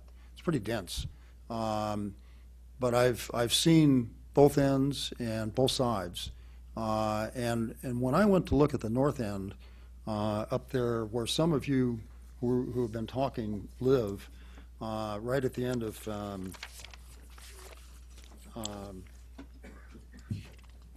Battle Woods Trail, I was really impressed with what a beautiful, beautiful view that is, looking down on that creek that feeds into Mud Creek, that little tributary, I guess it's unnamed. What a beautiful view. And then there's the ravine that's at the north end of this property where I guess the northern detention pond would go. When I looked at that, it just, my first reaction was, well, there's not enough property here to really justify an OSC subdivision, but that part of it would justify being preserved somehow. I understand there's a need to put a detention pond up at that end, and I understand that that's a logical, rational place to put it, but I'm concerned about cutting down all those big, beautiful trees, those big hardwoods that are in there, and I know some of those are going to get cut down. And I guess I would just like a little bit more assurance that it's not going to just totally destroy the scenic view of that area. And how can you assure us about that? Well, I think we can get Mr. Patton back up if you'd like, but I think what he was saying, as I listened to him explain it, and I've heard this explanation a few times, but what he's saying is there is now a natural draw that is formed up there, and we're not going to have to go in and do like we normally do and take land and dig out a detention pond. You're going to be able to use the natural lay of the land to create a detention pond, which will involve a whole lot less cutting of trees or anything else than it normally would if this draw was not there. In other words, you might be able to use the draw as the walls of the detention pond, I think. If you want Mr. Patton to speak to that, certainly we can. Well, I'm not sure how much more we can really say on it. I think, yes. But I think that's the point we're trying to make is it's fortunate with regard to this development that is the topography that allows us to keep most of what is up there. Okay, and then going around the edges of the property, a lot of the people in opposition who were speaking talked about preserving the woods and just the natural growth that's there right now. Yes. And they even talked about putting in buffers. From the property that I've seen, as I've driven around, the edges of it, I haven't seen too many areas where I would put landscaping in necessarily. Maybe I'm wrong, but it seems like it should be oriented toward preserving the woods that are there through the buffers that would be established. And I think in your plan, you have plans to keep strong buffers in there. Is that right? Yes. And they work to maintain... Undisturbed buffers is what I should say. Exactly. They would be undisturbed during the period of development and construction. I think that in working with the staff on subdivisions, if you try to make them permanent is when the problem comes in. Because homeowners are going to disregard the fact that it's a homeowners association responsibility. And so you turn them over. They want the screening as much as the people on the other side want screening. So I don't think, but you want to give them domain over their own lot. I know one of the things you suggested is, in our discussions, is to put a sign in the back of each yard, yes, right at that demarcation point where the buffer starts, that indicates that they're, and also it's in their deed and in their covenants and so forth, so that, they have every opportunity to be aware they're not to cut down those, what's there. Still, I know that will happen, but we try to keep it from happening, and that's one way to do it. Is that what you would propose? Yes, I think so. One other thing, too, is we also changed the setbacks. We went from 35 feet, which is the regular R20 rear setback, to 40 feet. Right, I saw that. Which increases the amount the houses be set off there and decrease the front by 5 feet. So we move the houses toward the front, which, again, gives more distance between our homes and their homes. So I think certainly we're willing to do that.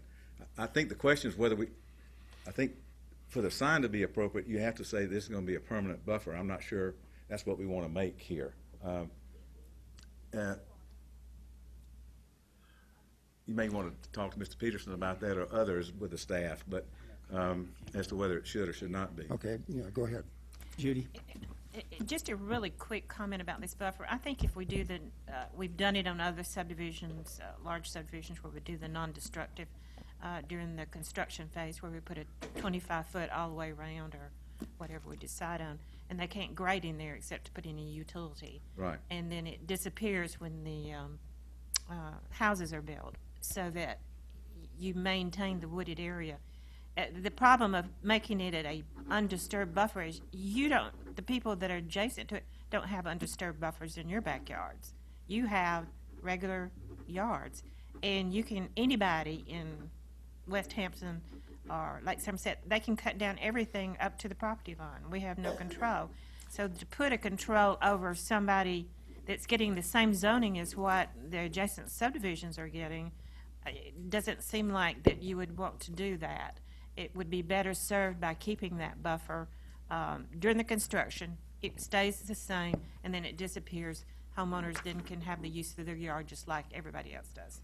Well, I think one thing that you said is that you're not going to do clear cutting. Correct. What you're going to do is you're going to, as you develop each lot, you'll cut it down as you need to for the footprint of the house that you're going to put on that specific lot. You'll cut down what you need to build that house, and that would be it. And I know that's a more expensive way to go, but I think it's definitely a way that would preserve as much as possible of what's on that property right now in the way of woodlands. Well, I think there'll be some balancing done when we put the streets in. There has to be, because you don't want to be later on taking dirt from one side to the other side of a built street.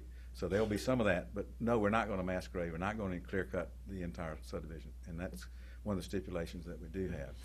As to, I know somebody said something about a buffer all the way around. On the east side, that's where we're putting in the swell and the berm, so we cannot put a buffer there because we have to grade to put that swell in to catch the water that's coming. I know one of the gentlemen said, what's going to happen to my water? Well, it's going to end up. And then you would landscape that. Exactly. And then, yes, of course. But we can't put a buffer on that side is the point I was trying to make. Okay. I want to go back to, I missed one point that's important on traffic. Yes. And I want to talk about the bus site distance as well. But on traffic, we've got, I'm one of the culprits. I go up and down that road. I try not to speed, and I don't think I do. Certainly haven't ever been stopped for speeding. But you had suggested that maybe it might be appropriate to put one of these, and I probably don't have the right name for it, but an electronic speed indicator, one or two of those on the road along in there to kind of remind people of what they're doing and to make them aware of the speeds that they're going at, just to help further reduce the potential problem at this potential new intersection. I know that DOT has a perspective that those work for a while, but they don't always work for the long term. But I know they work for me for the long term, so there are some people where they work for the long term. I'm always aware of them. Right. Particularly when I think of, the potential to have a camera in there and maybe that's being sent back somewhere and I might just get a ticket in the mail one day.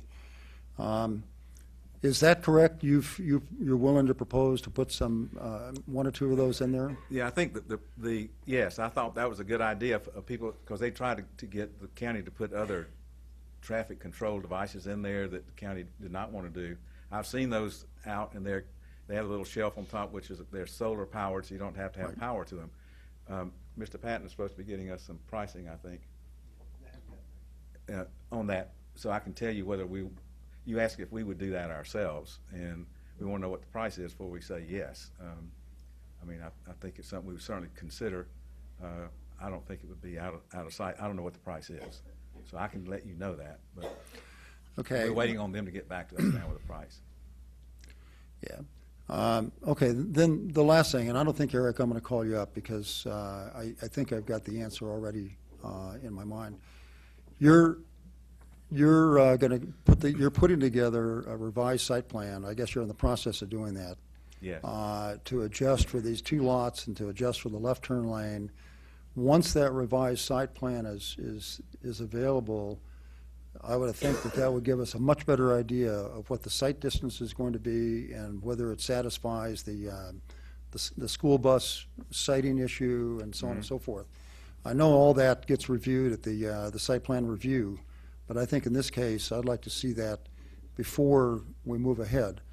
So what I'm thinking is, we have a choice of either moving ahead with this with a number of stipulations or holding this so that we can see a new site plan. And I'm kind of leaning in the direction of a new site plan, waiting a month for the next cycle to see a new site plan and then to make a decision at that point. But I'd like to open it up for discussion. Well, a new site plan is only going to affect the entrance. Well, it's going to ripple through a number of the lots. Well, it's going to take 2 lots out. It's going to straighten that very slightly. I mean, we're not looking at going from this, to this. That's not going to happen. It's just going to be a very slight change in the curvature of the road, and you're losing 2 lots. So do we need to wait to see that? I mean, that's the question. Very minor. That's the question. I guess running through my mind also is that we have a lot of people, a number of people, I guess, 14 people or something on the order of a dozen people who've shown up today, most of whom are concerned about the buffers. They're concerned about the preservation of the trees. They're concerned about what this is going to look and feel like. And I just think that a few more discussions, John, with the residents would probably go a long way towards alleviating some of these issues. I believe that the development that you're proposing is going to be a good one. I believe that you're going to do a different approach to this than what we've traditionally seen with the clear cutting that goes on, and just sort of the disregard for the scenic beauty of the land. I believe that's going to happen, but I think that it would probably be useful if we delay this for a month to see a new site plan. That would give us time to have those discussions. So, okay, is there any more discussion? Okay, I'd like to make a motion that we hold this until the May hearing, May 5th hearing, and then revisit it at that point. Okay, do I have a second? Second, Galt. Further discussion? I'll just have Okay. one comment. I'm sorry, Okay, just Christie, one that's comment. I think as far as the way it's going to look and feel, probably the same as it would if it were developed today without rezoning. I mean, if you really consider what it's zoned for today and what the adjacent neighborhoods are all zoned for, this change is really, whether it's rezoned or not, it would probably look and feel exactly the same if it's developed, because the DOT issues have to be handled at plan review regardless. The drainage issues have to be handled at plan review regardless of what we do. The only question I think that we keep hearing about is the buffer, and I agree there's no reason for a permanent buffer to be imposed on a new homeowner that none of the adjacent homeowners have on their own lots, especially when it's the same zoning backing up to the same zoning. So I'm sorry, that's probably too much comment for after the motion has been made, but I just wanted to point that out. I wouldn't expect huge changes in the interim period. No, but I think it'll be a time for talking. Yes. Okay, we have a motion and a second. Do we have any further discussion? If this passes, this is really so that we can talk more about tree saving, possibly runoff, because changing that little curvature and deleting 2 lots is not going to make much difference at all. So we understand? No, you really can't. I mean, you what do? You add 2 feet to each lot? I mean, Well, that's, and it gives us a 58 chance lots. to, which I, yeah, that's really the purpose of the hold, or the continuance, hold. And that's the right word. yeah, and continuance. I think also, I neglected to say, but Melissa O'Brien said it, it gives us a chance to explore a little bit better the impact on Cobb County schools, because they're saying that they're overcrowded right now. There may be plans afoot. Yeah, but you have to There may be understand. plans afoot to redistrict. I mean, I don't know. Yeah. That's not something we typically get into. We always ask for comments from the school system, but you can't base whether we pass or not a zoning on that. That's what we're taught. We have to consider it. Okay, but I just don't want to totally ignore that. I think I'd like to just do a little due diligence on my part to follow okay. that up. Any further comments? We have a motion and a second. Let's go ahead and vote. All in favor of motion to hold this for 30 days? So we'll do that so you guys can have another good look at it. Okay, thank you very much. We're going to pause for a lunch break now. We'll be back in 1 hour, so that would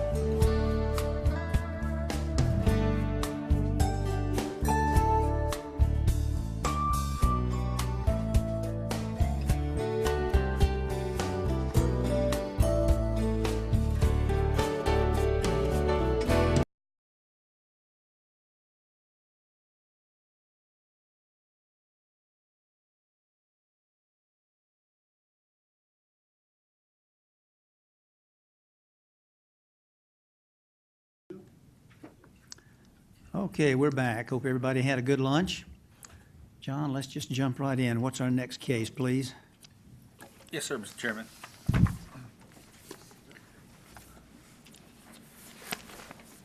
Rezoning case Z30, Richard A. Boone, request rezoning from GC to LI for the purpose of a church in land lots 909 and 910 of the 19th District. The property is located on the south side of Powder Springs Road, west of Flint Hill Road. Is the applicant present?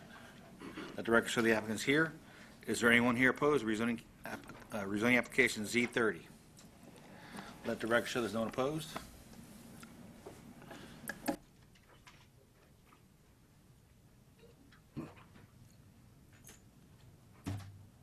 Good afternoon. Hey, how you doing? Whenever you're ready, sir, just give us your name and tell us what you'd like us to I need to get the know. number of that fellow that made that first presentation. If I can talk my wife into it, I'm up for that. Okay. I live on one of those nice big lots. Okay. Yeah, a little history. Give us your name first. if you I'm would. sorry, Richard Boone. Okay, Richard. Now go ahead. Okay, well, just look, a little history here. I bought this property back in 1986, I believe it was, 86 and 87, somewhere along in there, a long time ago. Bought the property, and at the time, my wife and I had a real estate company, and we moved our real estate company into that location. Well, as most of you know, times have changed considerably, and I need to go back to the original zoning, or the zoning that you had proposed to start with, which was light industrial. So that's my purpose here. Notice that it said for the purpose of a church. I don't know that that's what's going to happen there. You've got lots of time. Tell us, what do you think will go there? How big is the property? Okay. Anything we need to know? Property is 1.3 acres. I got a plat here of it if you'd like to see it. Yeah, we have your Okay. plat, yeah. Okay, property is 1.3 acres, been used for real estate office the last 27 years. Been vacant for about 4 months now, and I'm just trying to get it rezoned and put back on the market. I'm not young, as you may have already noticed, and I'm trying to retire. So I'm trying to get rid of all my properties, and that's one of them. Okay, it's not our time to ask you questions. It's your time to tell us whatever you want us to know. You've got plenty of time, but if that's it, then that's fine. Well, I noticed in here something's about redevelopment of the property. The property is going to stay as is. I have no plans for any additions or any changes to the property whatsoever, with the exception of a water driveway, which we've already done. I also put in a new septic system. You should have had a letter from the health department there that states that it was put in according to their specifications. We put in 270 feet of fill line when I think 240 was what was required. The soil, the guy that did the soils analysis, Mr. Kendall, I'm sure you're familiar with him, said the appling soil would be better served if we increased the fill line to 270 feet. So that's what I did. No redevelopment, no changes to the property. It's going to be as it's been since probably 1960. It was a single-family residential up until 86. and then I remodeled it into an office use. All right. If that's all you got, then That's all I got. we may call you back up. Okay, thank you very much. Just for the record, anyone opposed to Z30? Okay, not seeing and hearing any, we'll close that portion. Richard, you can have a seat if you want to. Okay. Golf, this is in District 4, so if you'll lead our discussion, please. Okay, certainly will. I appreciate it. I talked to Mr. Boone yesterday about this property some more, and at that time, he indicated the original application was for a church, but after meeting with the fire marshal's office and speaking to Rock Toller, he realized that they would have to dig out along the side of the house and put in another door into the basement to meet fire code, and he's not so sure that's practical to do. So that's why when he made the comment about it, it's not so sure it will be a worship. That's why, because it might be too costly to do, meet the fire code for it. I looked at this. I did hear, at least from one citizen, maybe two, about the location, just the fact that this is a fairly dangerous intersection with this curve on Powder Springs Road and Flint Hill Road coming out next to it, and that's known to be a fairly dangerous intersection. So there was concern that we not do things like daycare there, and that daycare is really not something that's within the industrial zoning anyway. But sometimes you get a church and they want to put daycare in. So that was the concern of not generating cars during peak time more than what you need or any truck traffic. So as I looked at this one, I thought, light industrial is pretty open to a lot of things. I think it may be a little too intense for a lot that has an old house on it, that's really designed to be an office versus, any kind of industrial. So I really think the OS, which is, office and service, fits this property better, because I really think, and talking to Mr. Boone, probably would be, an office kind of use. That's what it's really set up for. And that's a little less intense, so that we don't have to worry about other uses that may come in there that doesn't make sense for it. Other than that, I think it's, well-kept property. Mr. Boone mentioned he already widened the driveway to the 20-foot, required to, make for the fire marshal, or I haven't personally seen that, but that's my understanding that he already did that, just based on their requirements. So from that regard, I think it will be, a good fit and certainly makes sense. But does anybody have any comments before I make a motion? Go for it. Okay. You can comment if he calls you back up. Do you need to hear from him? I'll let you come up and make a comment or a question. Oh, well, actually, you you need to can't come do to a the- comment. It would have to be a question. You have to for come to me. the podium if you're going to make a comment. Okay. Yeah. Okay. Let me give you a clue. Just shh. Okay. Okay. Okay, I'll make the following motion regarding Z30 to recommend deleting to OS, subject to all of the following: all staff comments and recommendations not otherwise in conflict, and church or other place of worship, office or professional office use only. So that's my motion. Do we have a second? And put on consent, yes. Yes, and consent agenda for the BOC. Right. Okay, you okay with that? Okay, any further comment? All in favor of the motion? Okay, thank you, sir. John, what's next? Rezoning case Z32, Quality Construction Incorporated and AAA Quality Plumbing Incorporated. Request rezoning from GC to GC with stipulations for the purpose of a specialized contractor in land lot 637 of the 16th District. The property is located on the east side of Kent Road, south of Blackwell Lane. The applicant is present. Is there anyone here opposed to rezoning case Z32? Let the record show there's no one opposed. Good afternoon, Mr. Chairman. Sims. Good to see you and the Planning Commission. For the record, My name's Garvis Sams. I'm with the law firm of Sams, Larkin, Huff, and Valley, and represent the applicants and also the property owner concerning this application for rezoning. I know after Parks had rescued Old Stylesboro Biscuit this morning, and I'd rescued Mountain Biscuit last week, we still have biscuits on the horizon to do, but this is not about biscuits at all today, just an FYI to start us off. What you're seeing, though, is the subject property. This is a 1.6 acre tract of land. As you can see, it's located on the west side of Bells Ferry Road, just south of its intersection with Blackwell Lane. The property is located in an area under the comp plan, the future land use map, that's denominated as a neighborhood activity center, as you might suspect, and as is most of the property there. You can also see there's a multiplicity of zonings that surround the property, including general commercial, neighborhood retail commercial, and even light industrial to the south, which I think is an upholstery shop there. They do some fabrication and things of that nature. And then across the street, the mixed use with CRC, LRC, LRO, and of course some R20 off the corridor. So the future land use map contemplates the type use that we're suggesting to you is appropriate. This property is presently zoned GC, but it lost its non-conforming grandfathered use when the landscaping business that was there left the property, and the property was not used for the statutory period of time that precipitated the loss of the non-conforming grandfathered exemption. So through non-use, we're here with a piece of property that's zoned GC, but with no entitlement to utilize it, and that's why we're here to go through the zoning process.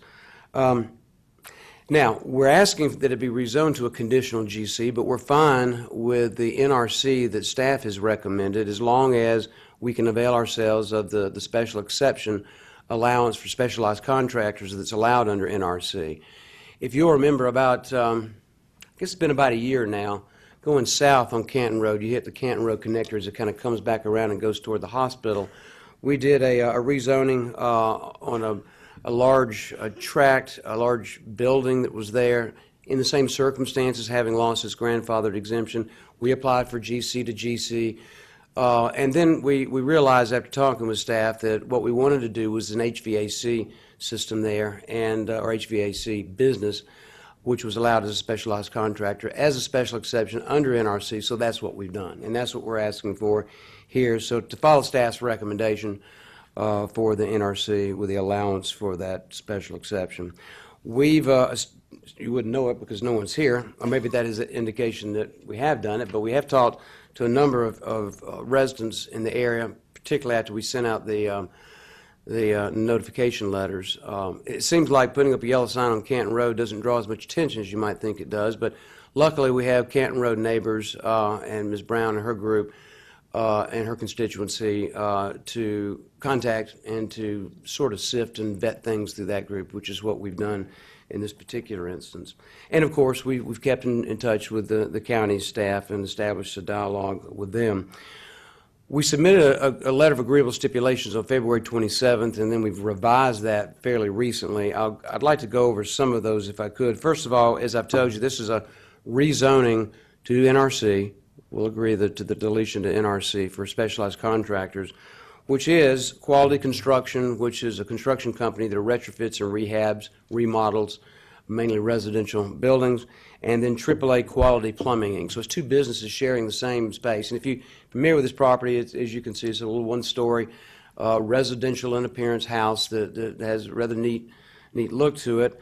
Unfortunately, during the time either in which the landscaping fellow was there or after he left, the property was just inundated with refuse and debris and litter and junk, and it looks like people just absolutely use it as a dump site. So when my client bought it about 4.5 months ago, had a huge cleanup effort, and I've regaled the code enforcement manager with all the photographs, because what happened was we bought the property, we started the cleanup effort, I filed the zoning application, and then we get a letter from Mr. Lanham, the code enforcement director, saying, hey, you've got a mess. And so we had about 40 or 50 photographs that we sent to him showing from the very beginning how big the mess was and where it is now, where we've gotten, and then what our intent is, which is to totally clean up the lot. So there's no pending code enforcement complaint. It was just a notice of violation, and Mr. Lanham and his group, I think, are happy with respect to that. We've outlined the hours of operation, which will be from 7 a.m. to 8 p.m. And my stipulation letter says 7, but as we've extended that to 8 p.m., which is contained in the subsequent letter, which I'll get to in a minute. We agreed all the recommendations from the Stormwater Management Division. We're not going to be disturbing the threshold amount of 5,000 square feet, so detention actually is not required, but there's actually a natural detention area down in the front of the property where it kind of dips. And we do intend to add a building to the back to store some additional equipment and to house vehicles and the trucks and equipment and things like that. And once that's done, that'll definitely kick us into the stormwater management and detention and hydrological set of circumstances that will require full-blown detention, but not until then. We've agreed to the voluntary donation and conveyance of right-of-way along Canton Road so the county can achieve 50 feet from the center line. The width of Canton varies up and down. It's really kind of hard to tell. We probably have it here. I don't think it's going to require it, but we've agreed to it if it does. We've agreed if during plan review the staff thinks we need to widen the driveway there to a commercial standard, then it can be, we've got the property to be able to do that. We've agreed to do that as well. We are on a septic system. The health department is fine with that. And with the type of businesses we have, with a very few number of employees we have, and the little time they actually spend on the site, septic's going to work just fine. We've agreed to, of course, the stipulations regarding minor modifications, the boilerplate stipulations. And, Mr. Chairman, may I ask you a question? You had sent out some suggested additional stipulations for minor modifications. Have those been incorporated by the Planning Commission at this point? We're using them on many of the cases. If it fits, we use them. I was going to ask, I had that as a note to ask you about. Well, we're fine to do that. It wasn't in There's this really letter. only one addition Yeah. that might need to be made. We're fine with that, and I'll know now for the stip letters I'm working on for the next cycle or two. Mrs. Brown and her group have been in contact with us, and there are some things that are in a letter dated March the 27th that we sent out, and I'd like to go over just a few of those. I think I copied everyone on it. There is no intent to conduct any type of operations that is not within an enclosed building. The only thing we'll have the coming and going of vehicles and employees, but other than that, anything done will be done either inside in the offices or later if a building is built within that building. There'll be no manufacturing or fabrication on the property. I don't think that's allowed in any event, but just so you know, we won't do that. Upon a redevelopment, we'll comply with Canton Road Design Corridor recommendations. If there is a redevelopment, we'll bring the site plan back to the Board of Commissioners as an other business agenda item. We've agreed to do sidewalks along our frontage and do those within 6 months. My client also owns the NRC piece that's contiguous and to the south, and he's agreed to do sidewalks on those at a later time. We don't know the time frame for that, but we haven't said that as a stipulation, but just so you'll know, he does intend to have continuity with respect to the installation of sidewalks. There's some landscaping and a brick wall along the front of the property, and the landscaping actually shields the building. If you go down the driveway, you can't see Canton Road from the building, and you can't see the building from Canton Road. So it's a nice set of circumstances. We've agreed to keep that in place consistent with Canton Road neighbors' requests. We're going to use existing signage that's on the property for now. The landscaper left up his signs. We're going to modify that consistent with the county's ordinances and regulations. There's a billboard on the NRC piece that's contiguous and to the south. Of course, that's not a part of the zoning. It's not before you, but just FYI. Ultimately, once the leases run out on that, we're going to look into some digital type of signage for that billboard. And that's also consistent with a recommendation from Ms. Brown and her group. But I don't think we can really make that a condition of the zoning since that property is not a part of this application. This property is located in a long-established, a well-established community that's set up for businesses. That's the reason along the frontage of Canton Road, it's either within a CAC or a neighborhood activity center. And with the property owner having totally cleaned up the property, or almost to that point, and with 2 thriving businesses getting ready to move in, this is an optimal time, we think, for you to seize this opportunity to rezone the property as we've requested and as staff has recommended. And since we have no opposition, and I think I can fairly say we've had the support of the Canton Road neighbors, we think this is an appropriate application to be placed on the board's consent agenda for 2 weeks. Thank you, Mr. Chairman. 2 seconds left. 2 seconds. You guys are amazing. I appreciate it. Okay, this is in, well, for the record, I don't think there is any, but any opposition to Z32? Okay, not seeing and hearing any. It's back to this board. District 3, that would be Ms. Trombetti. Christie? Yes, thank you. Just a couple of quick questions, and first I want to say that I appreciate the work that went on between the applicant and the community on this. The revised, or the, I guess, supplemental letter of Yes, ma'am. March 27th reflects a lot of that discussion, so thank you very much. It makes things easier for everybody. The questions I have, just for clarification, as a special exception use, or as, I guess that's what it's called, specialized contractor, no heavy equipment would be stored and no outdoor activity associated with the contractor business. So it's really just an office for contractors. Yes, And ma'am. maybe they'll have a truck parked there or something with their business name on it. Is that Right, correct? vehicles associated with the two businesses will be parked there, and there'll be the coming and goings of the employees. Now later, when we build a building to the back, which we've called it, I think, a parking and staging area, we intend to be able to store some heavier equipment in that building, but it'll all be on the inside Inside, and okay. enclosed.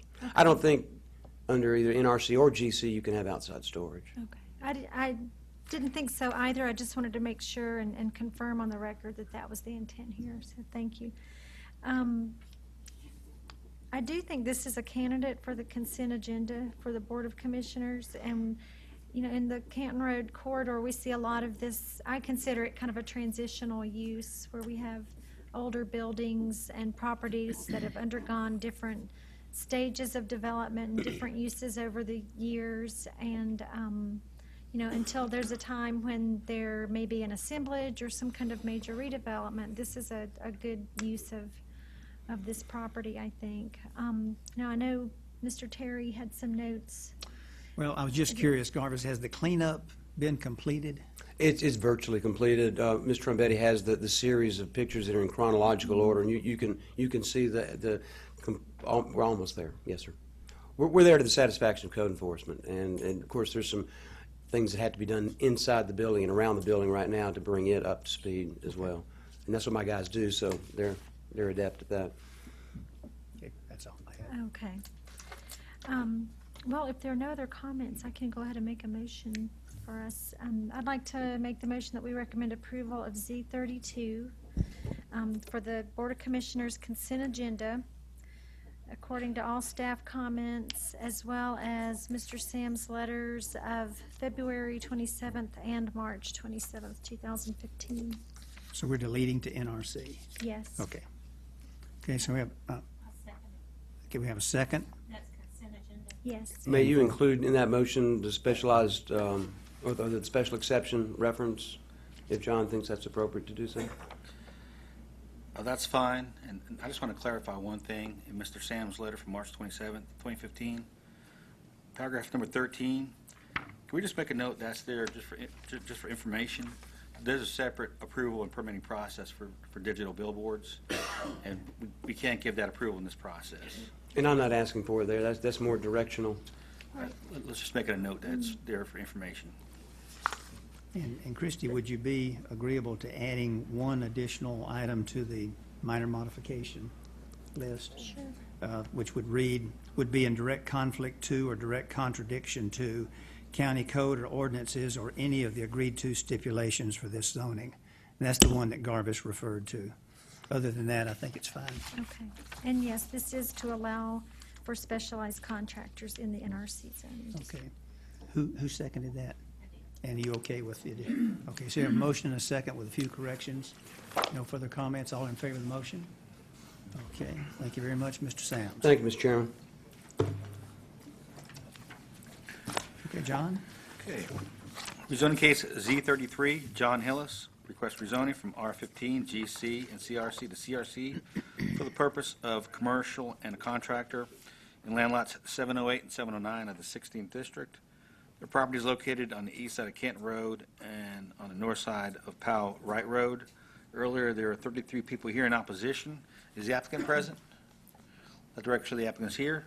All those wishing to address the board, please come forward to be sworn in.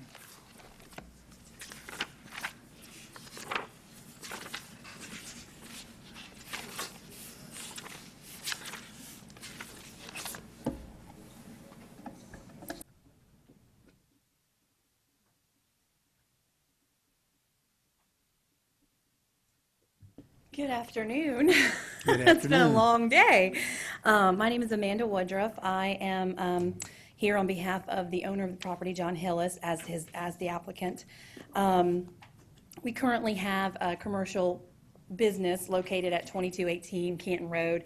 It's Castile Heating and Air, HVAC. And the gentleman is purchasing the property that you're seeing as R15 and GC. Our goal is to rezone those two pieces of property to assimilate with the CRC zoning so that we can do a lot combination and more logically divide those lots for future planning. We have no proposed development at this time. We've met with the neighbors around the area, and we've listened to some of their concerns. We're good with most of them. The only concern we really have is the deletion to NRC. We've been in in-depth discussions with Joanne and staff and all.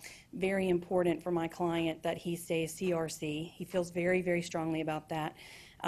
Although we received a letter, kind of like the letter we just went through, I don't really see any problems with outside storage or a landscape strip or the things that they're asking for. We would just like that the improvements they're asking for, such as the sidewalks and the landscape buffers and things like that, be taken care of at the time of proposed development when a commercial development permit comes through.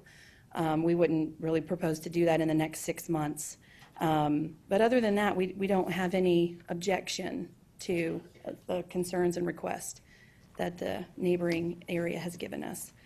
It's pretty short and simple because it's more of a lot combination at this time. I don't really have too much more to say about it. Okay, thank you, Ms. Woodruff. Let's hear from the opposition.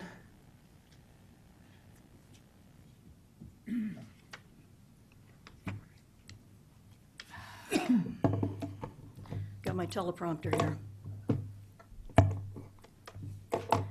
I'd like to go ahead and pass this out.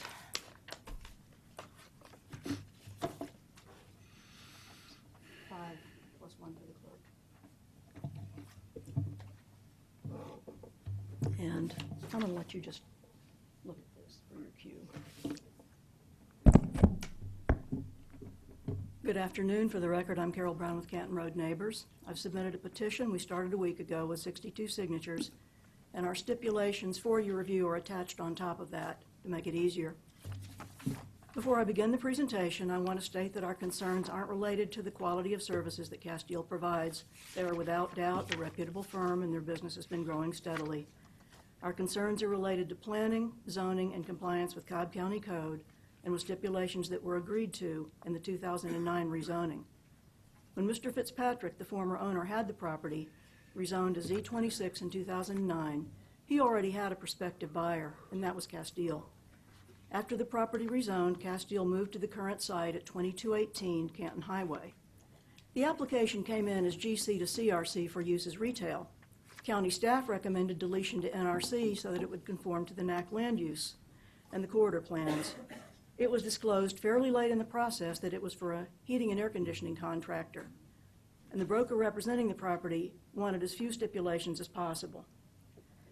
Use for contractor was not permitted in the CRC district at the time, and it is still not permitted in CRC. The letter from Mr. Fitzpatrick discussed a new zoning category that was under consideration at the time, and it was never adopted into code. What happened instead was that NRC was amended to allow contractor as one of several special exception uses. The stipulations we now request are based largely on language in the NRC code and for special exception. They're also based on prior stipulations from Z26 in 2009 and are based on our experience with this expanding business the past few years. Q. This is Castile, and this GIS shows the proximity of our homes to their back lot line. While our homes can be from 320 to 475 feet from the accessory shed and loading dock, the lack of buffer and screening on their property, plus their higher elevation, impervious surface, heavy vehicle traffic, trucks and forklifts with warning beeps mean we can see it and hear it. The noise from their outdoor metal recycling operation is loud, operates all day, and well after dark. The images show the view from our backyards, and the video clips are a sample of the activity on their lot that we all experience from as early as 6:20 in the morning to as late as 11:30 at night. Can you cue the sound, please? Even if you don't see it as much in the spring and summer, you can hear it in this case 475 feet away. We don't have audio, but if you could hear it, there's a nonstop beeping and the sound of metal slamming into the dumpster bins and the sound of metal being separated. And also, I mean, that's part of the heating and air conditioning business.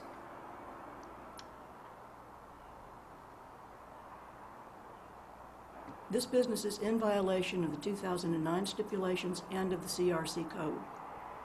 We are asking for this growing business to adhere to the limitations of the NRC code for contractor as a special exception. Our letter to the Planning Commission and Board of Commissioners has been submitted, but we've also just provided you with a copy. The main requests are deletion to NRC with contractor specialized without heavy equipment, subject to 35-foot landscape screening buffer adjacent to all residentially zoned property. A 35-foot landscape screening buffer is also required in the CRC zoning district and was never planted. All special exception uses allowed within the NRC district must be contained completely within an enclosed building. No uses are to be conducted outside. No manufacturing or fabrication of any product. All work shall be performed inside a building that does not emit noise, odors, or vibrations.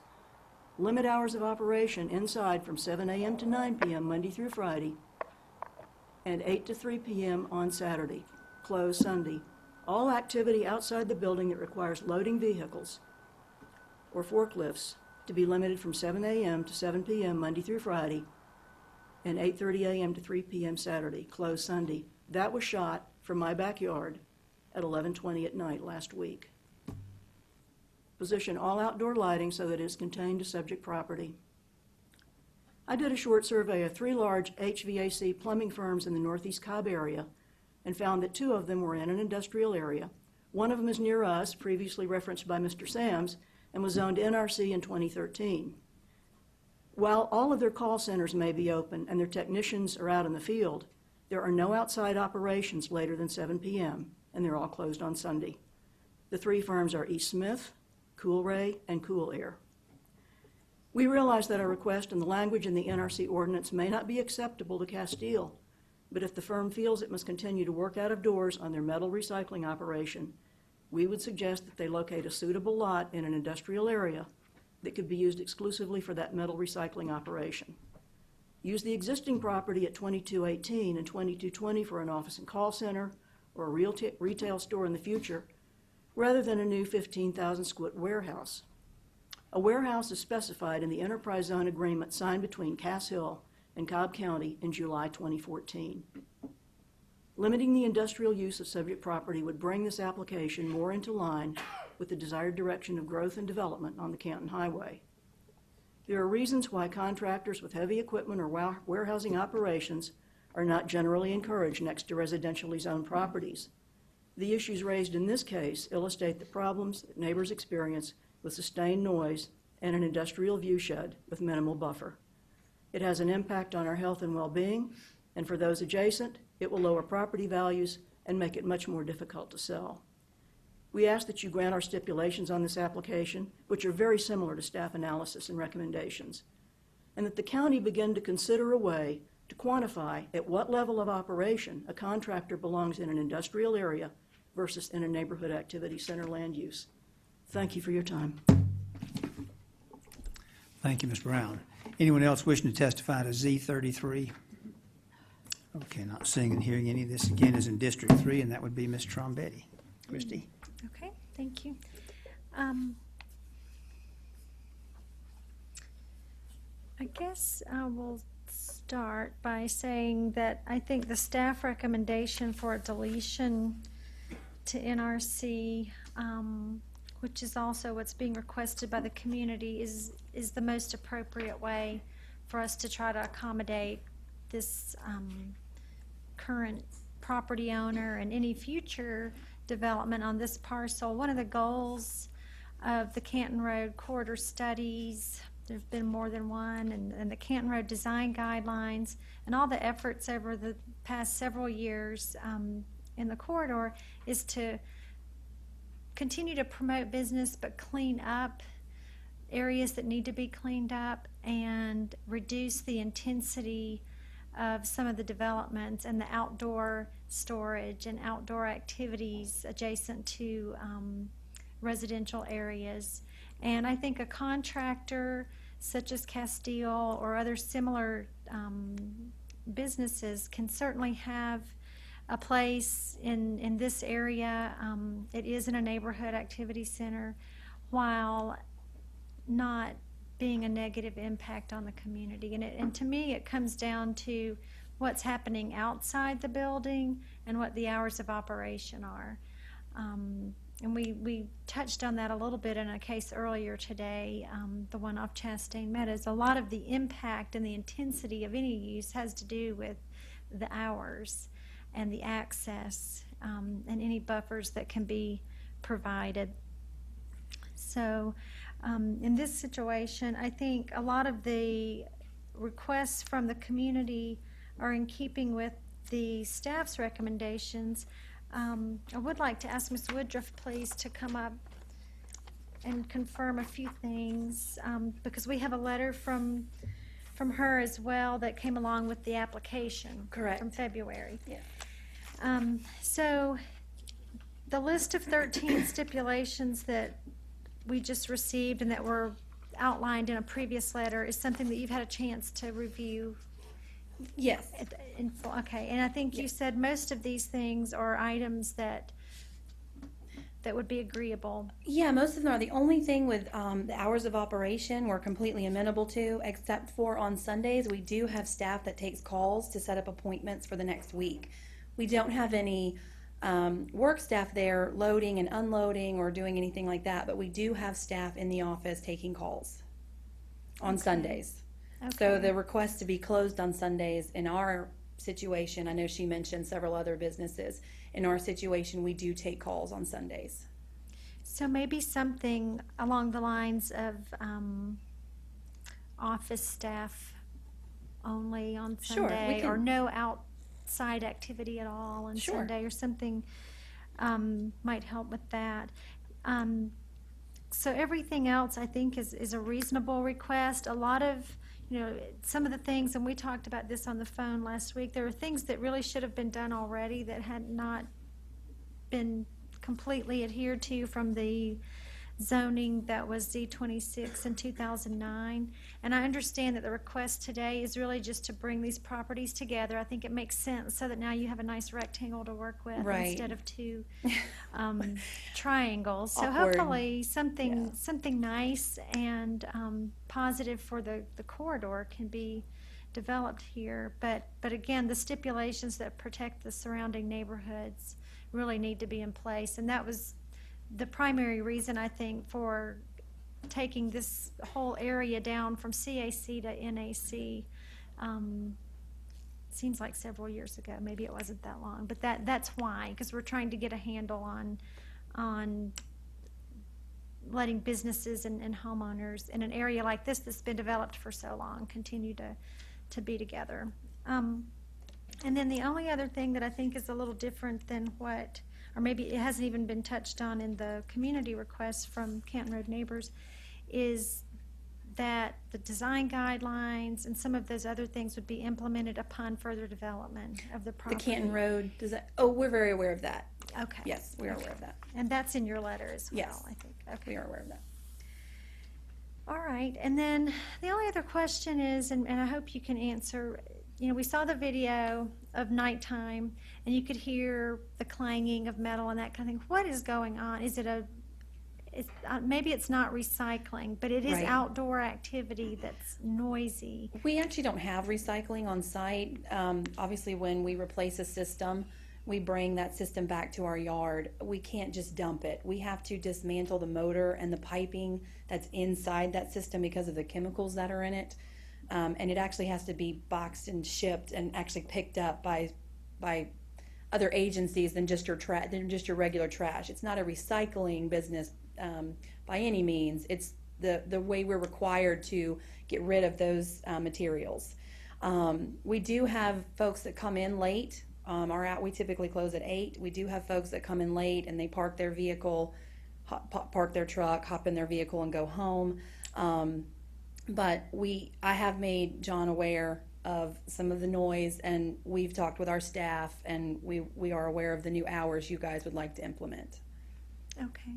So that activity is not so much recycling. Is there any part of that that's being done outside that could be taken inside? We don't have room to take that inside. Typically, the gentleman or the folks will come back from the site. They'll bring the AC unit back. It's unloaded right in the truck and dismantled right there in front of the dumpster for us. And it's an efficient way to operate our business. We don't have a location inside our current structure that would accommodate that, doing that inside, so.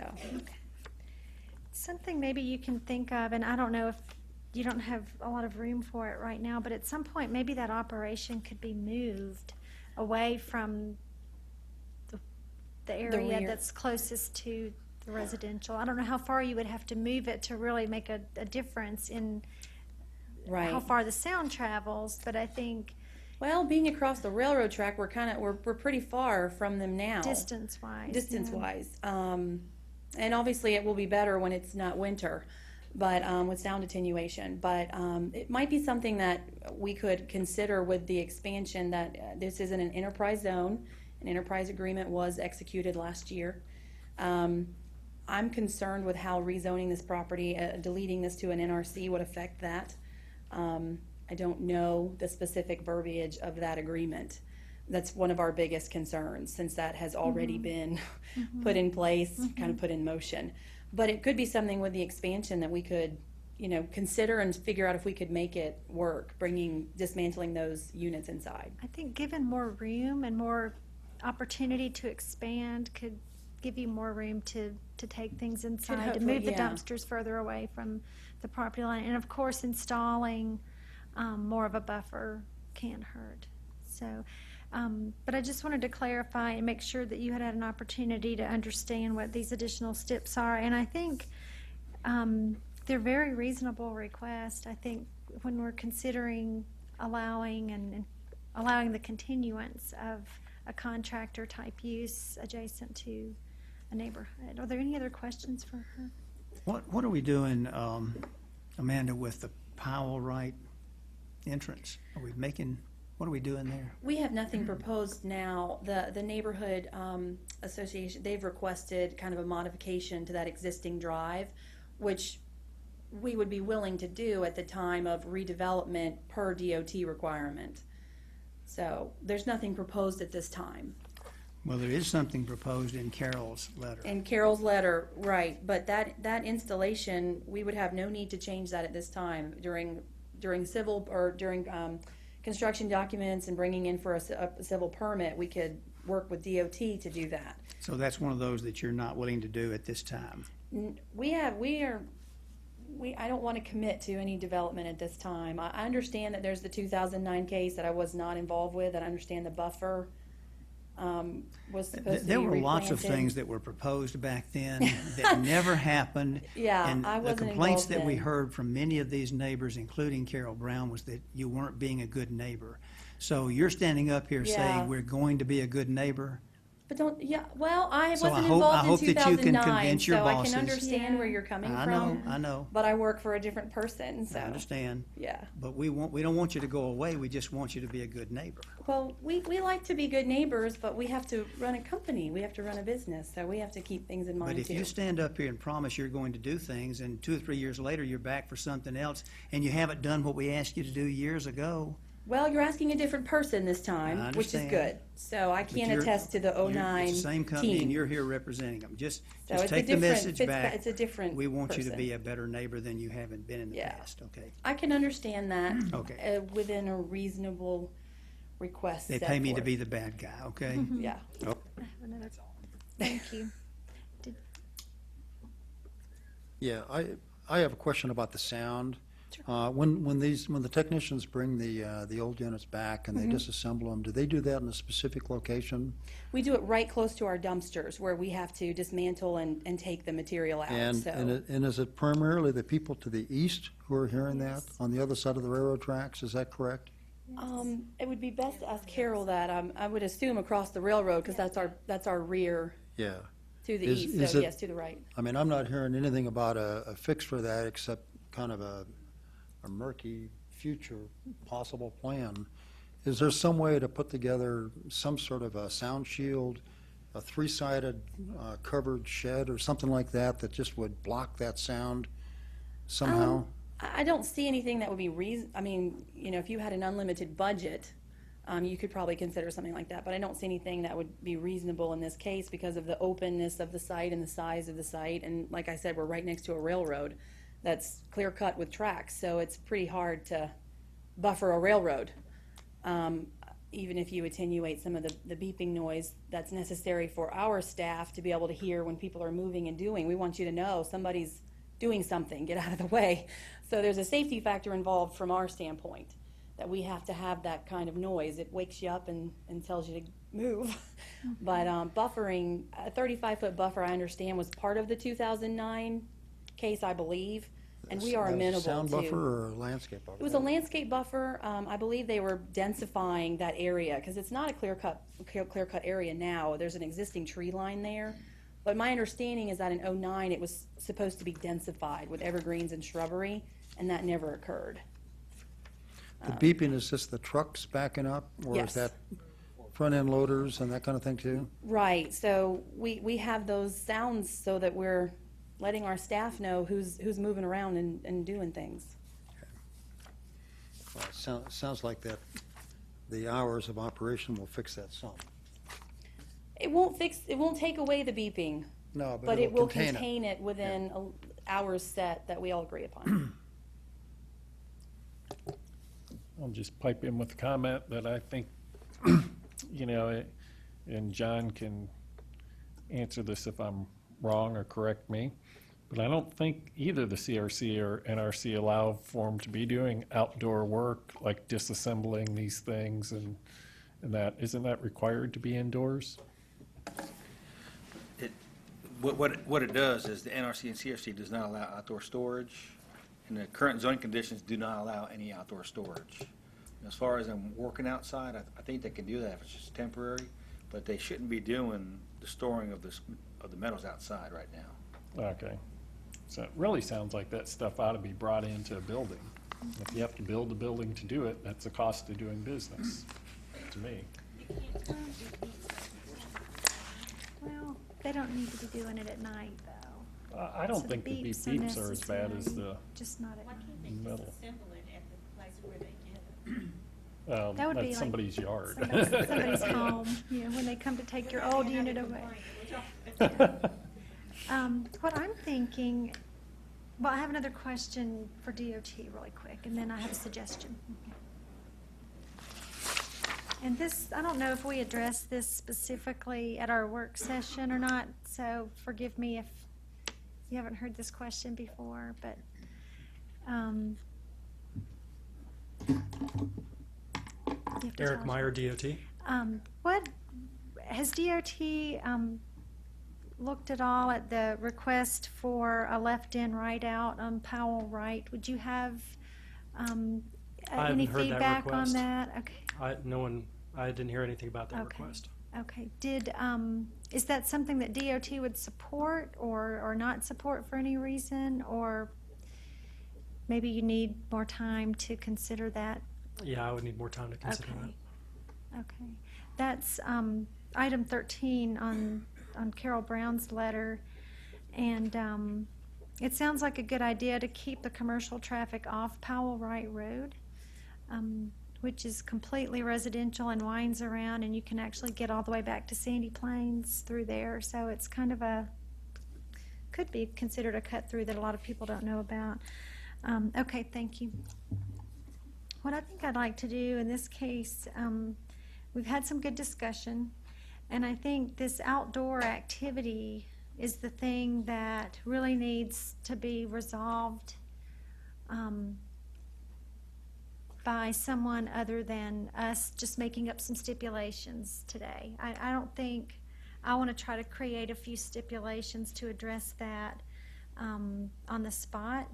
I don't think it really should be happening in open air, and maybe there's a way to cover the area or do something to help mitigate that noise over and above what's already there. And I think Ms. Woodruff probably needs to take back to her client some of the comments that we've made today and concerns, and see if they're willing to come a little bit closer to meeting us in terms of stipulations and doing some things now. I understand some things can wait until the property is redeveloped, but there's some things that really need to be addressed now. So I'm going to make a motion that we hold Z33 until our May hearing and ask for a revised stipulation letter from the applicant that would include as many of the proposed stipulations from Canton Road neighbors, as well as any new suggestions for mitigating some of the concerns.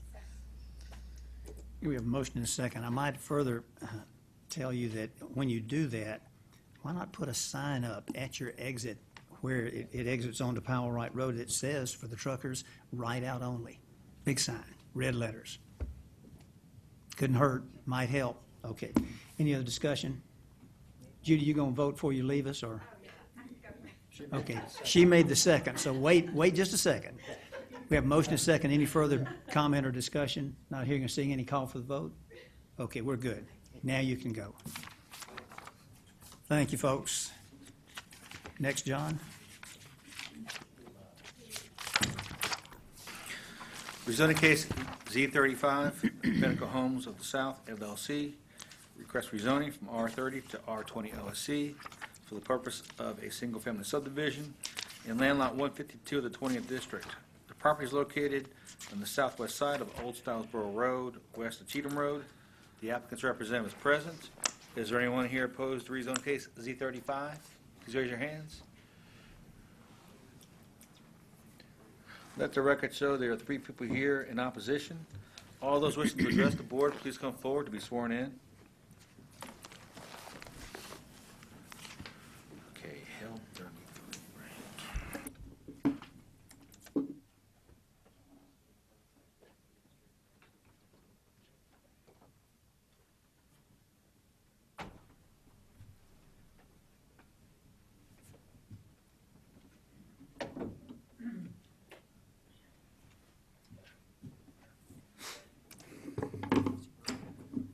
Whenever you're ready, Mr. Moore.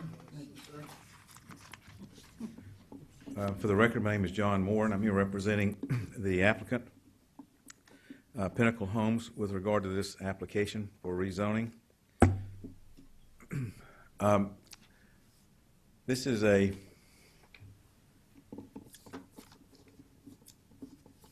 tract of land, almost 23 acres, 22.95 acres, located off of Old Stylesboro Road. And what you see on your screen is a GIS map, and the green and the yellow is Cobb County. To the left of that, the darker color is Paulding County. So the line running north to south, if you were, to the left of that line is Paulding County, and the subdivision is shown there. And to the that's it, right? Thank you. And then to the right of that line is Cobb County, and the school up on Old Stylesboro is, that's it, Pickett's Mill Elementary School. And this property is right directly across the road from that.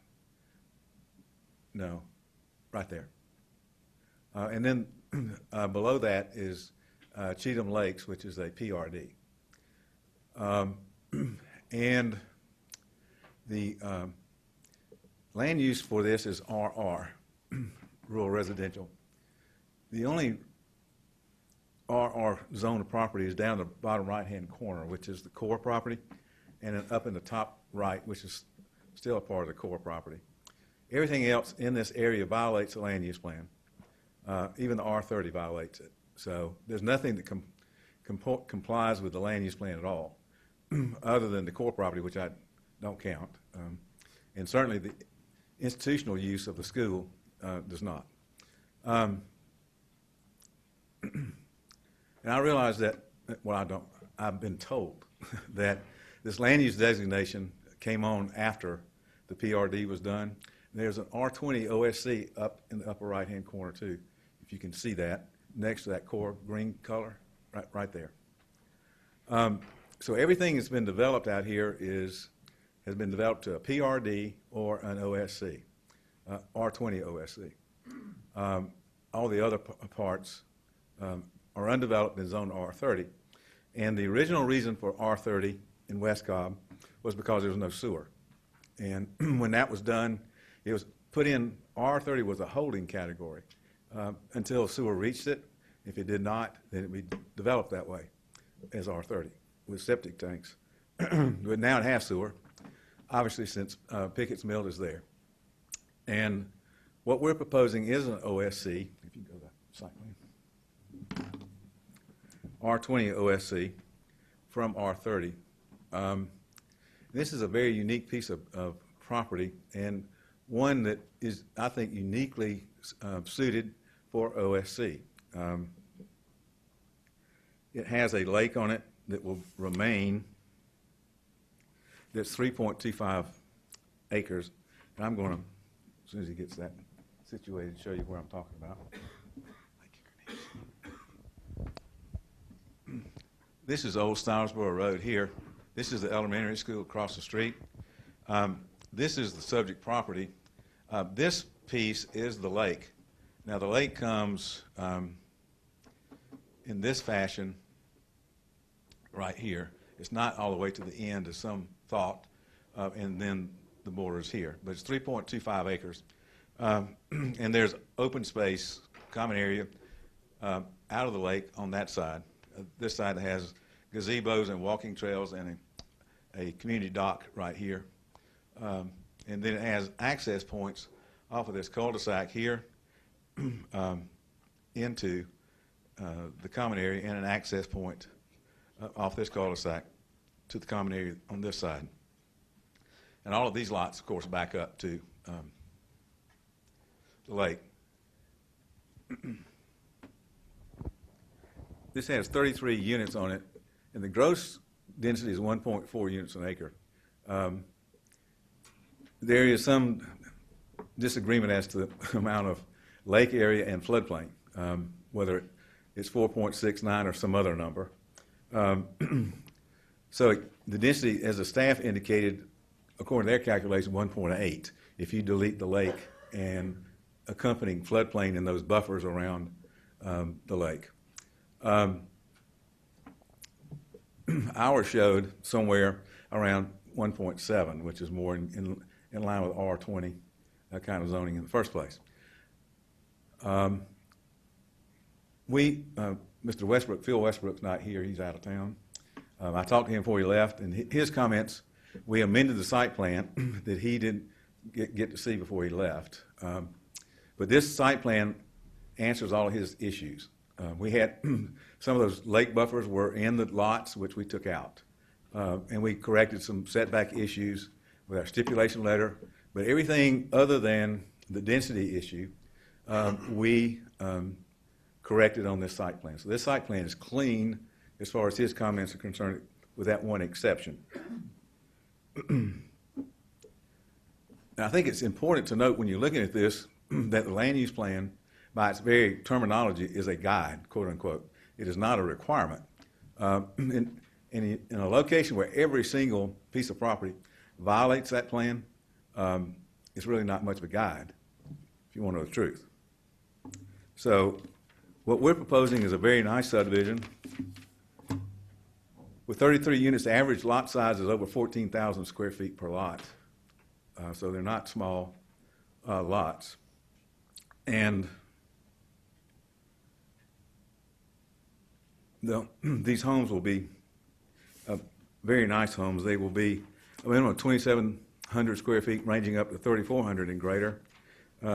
Price range at 400,000 and up.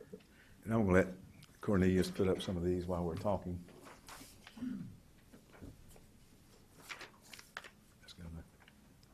very nice homes.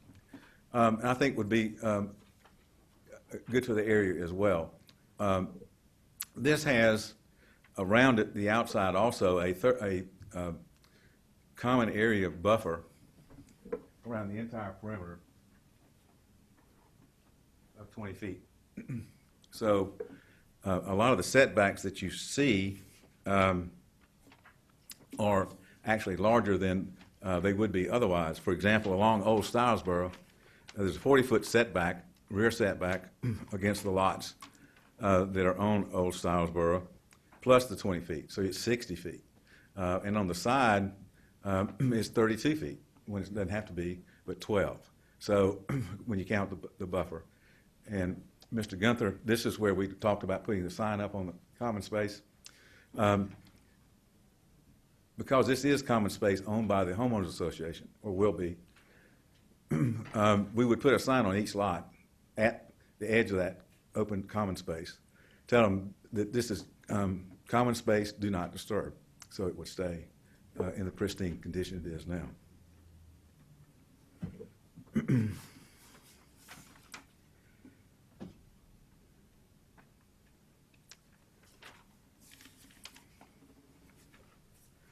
And we have also agreed in our stipulation letter that we will do a pre and post sediment study on the lake and Cheatham Lake subdivision below us to make sure of what that is.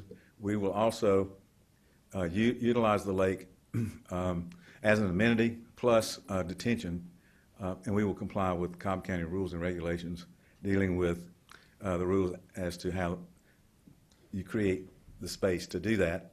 And the dam will comply in all respects with the State Safe Dams Act. So we'll be responsible to do that as well. But we think this is a very good development and a very correct one, and will be a nice one in this area as well. We certainly are willing to. I've only talked to one person who called me, and Mr. Witten, who is an adjacent neighbor, and he's going to check with his neighbors. He'd heard there's going to be a low income housing, number one, and he heard it's going to be apartments, number two. Well, it's neither one of those. And so he said he would check, and if they needed a meeting, he'd let me know. And I haven't heard back from him, so I guess they didn't. But that's what we're proposing here, and we would certainly be willing to answer any questions that you might have concerning what we're proposing. Thank you very much. Thank you, Mr. Moore. Let's hear from the opposition now, please.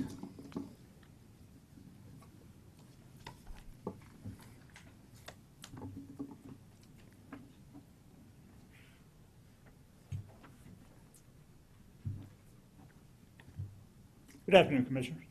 My name is Philip Witten, and the last statement he just made about me telling him that there was going to be low home income there, that was untrue. My concern is about, can you pick this up? It's almost the same thing.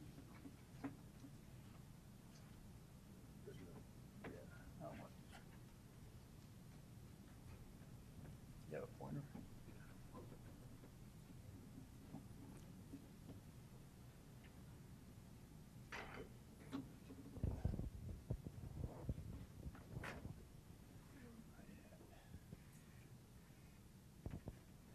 My concern is right here. This is where my residence is, right here. Yeah. My residence right here. I'm worried about all the water flow going downhill into my residence here and my adjoining property. We can't see anything that you just Okay. did. Okay. Where is your residence again? My residence right here, sir. Okay, And I'm worried about the water coming down to my residence, okay. the adjoining residence. And plus, he said he's going to do a study about the sediment.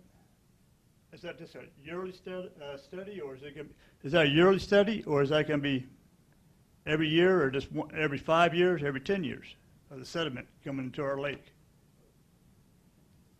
We're not answering your questions now. You're talking to us, Okay. and then we'll get into that's that. what, Okay. I'm worried about that, and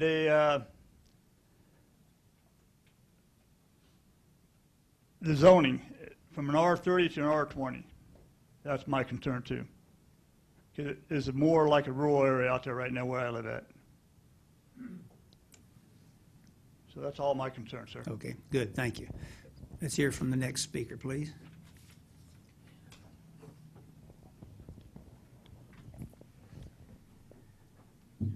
Where you talk at? My name's Craig Rollins, 50-year resident of Old Stylesboro Road. Brought with me a petition, homeowners on Old Stylesboro Road. We don't want the thing rezoned from R30, we want to leave it R30. Got about 60-something names on this petition. 60-something names might not sound like a lot, but that's all there is out there. There may be one or two more, but about 60 people's lost on that whole road. I can't say I'm a, how would I say this? Somebody that's educated on how to rate roads and the capacities and all that, but I know if you go to the end of your driveway, you look that way for a quarter mile, you look that way for a quarter mile, and traffic is stopped twice a day already, and then somebody's wanting to put an entranceway right in the middle of that, the road's over, it's over its capacity. I mean, it just, I don't see how it can be done. And that road traffic stops on it twice a day when school opens and school closes already. That's about it. If you want to have your petition entered into the record, ma'am. you can need to leave it with us. It's in already. Okay, good deal. Thank you, Craig. Next speaker?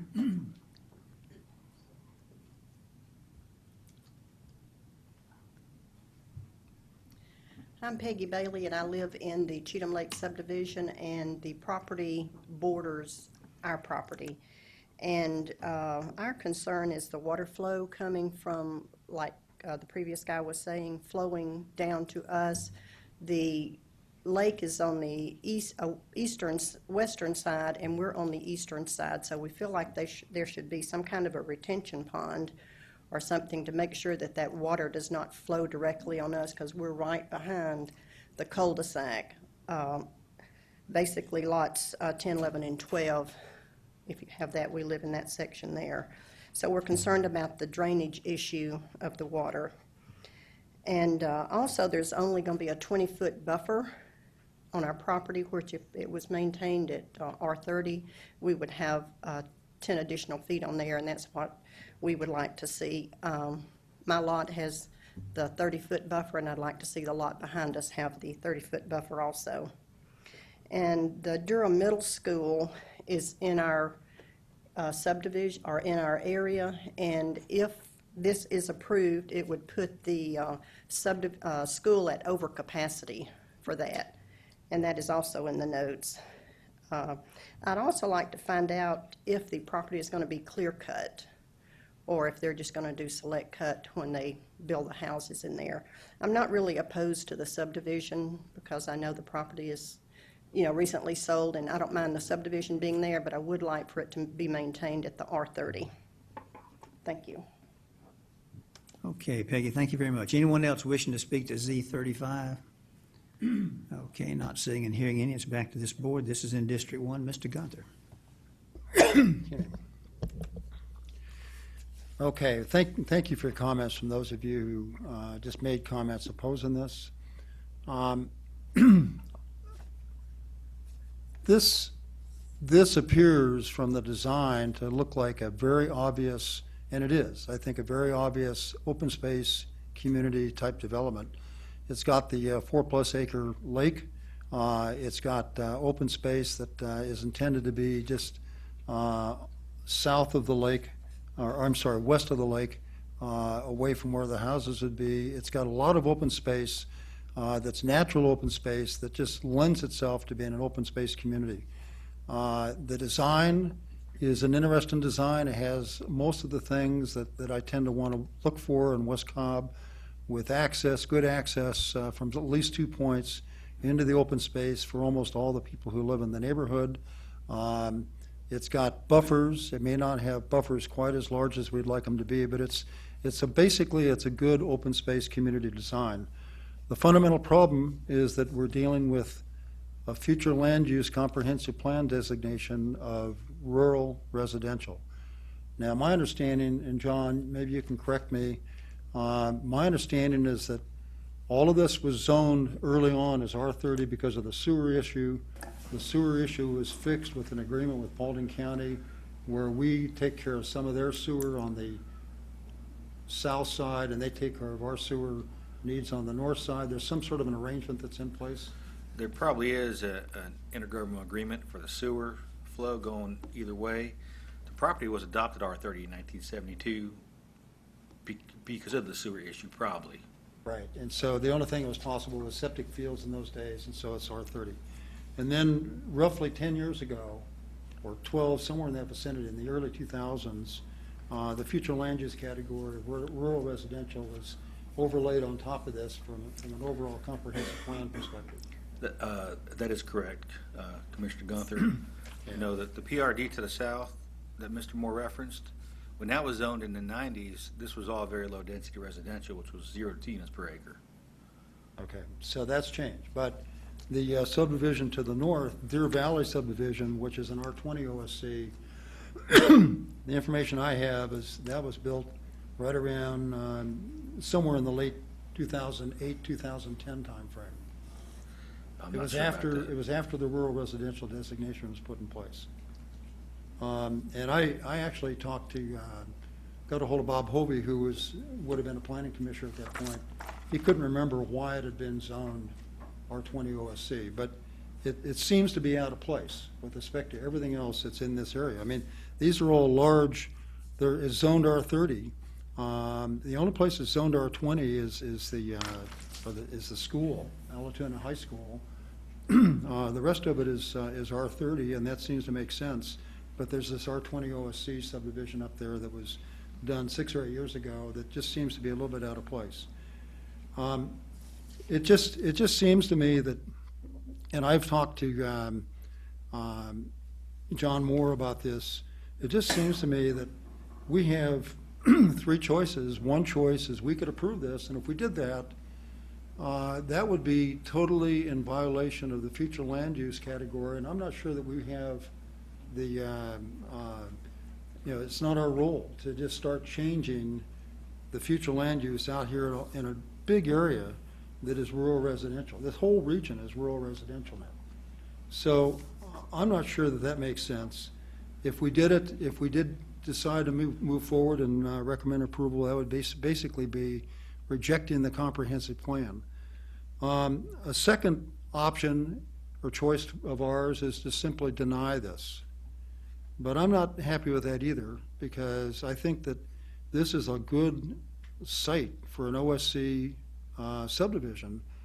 So a third option is to recognize the fact that it is zoned R30. We can't take that away from the owners of the land right now.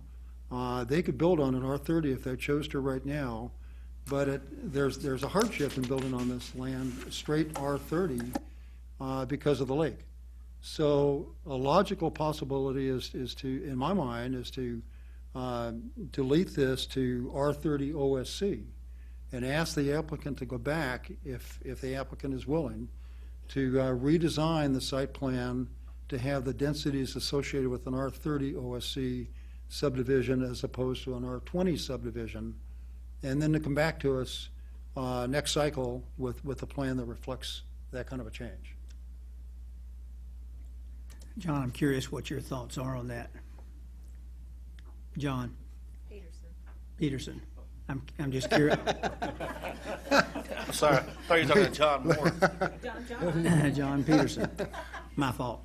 I'm just curious what your thoughts are on deleting the R30 OSC. That's definitely a possibility, but Mr. Moore's client might be in the same boat in that the density would probably exceed the future land use map by a little bit. Okay. So you wouldn't really achieve what you're trying to do. That's my question. What would you achieve by doing an R30 OSC? It would reduce the density. It would reduce the density and bring it more in line with the field that's out there. But you're right, it would still violate the 1.0 units per acre. No, you're not going to get there. So why not do a straight R30? I mean, if you're going to deny it, he could do a straight R30 and not have to do, It's R30 now. that's what I mean. If you denied it, he could go out there today and start building, or tomorrow. Well, Couldn't get a permit today, but Day tomorrow. after tomorrow. but a good portion of the property is a lake, and they can't build on that. No, but you couldn't, on the open space, you couldn't build on it either. No, but at least with the open space, you have the ability to have smaller lots than 20,000, Well, what you're doing- 30,000 square foot lots. That's why I don't think, to me, it's not so much, we get into this thing about intensity and density. It's not so much about the density to me if you're going to have the open space part of it. Because the lots are going to be under the open space. You can have the smaller lots, but you have more open space. If you went in and on a straight R30, they could just grade the whole thing, and you wouldn't have any open space. Well, you'd still have the lake. Well, the lake's going to be there anyway, but I Right. mean, you I think, either can, I think they're going to get more lots by going R30 OSC. That's my point. I don't think so. John, are you figuring that out right now? Not what you're talking about. I'm just figuring out straight R20. Do it straight R30, please.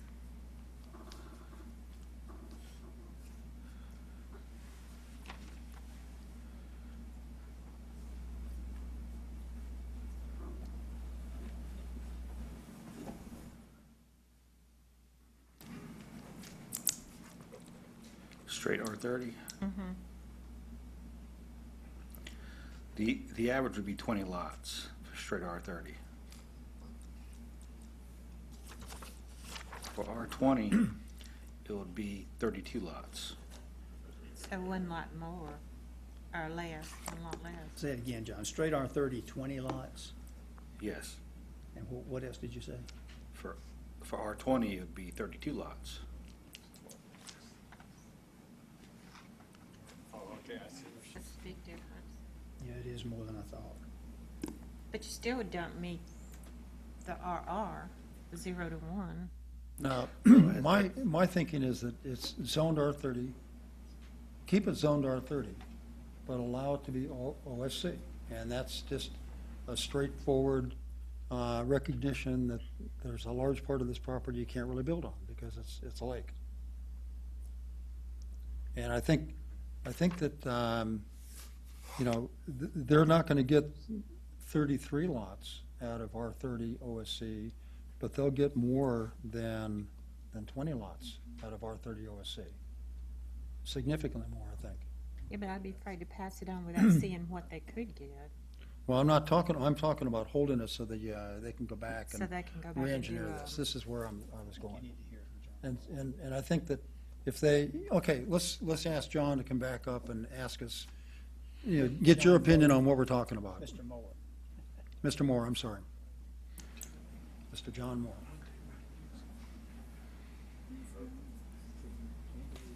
I like OSCs. My problem is I like them.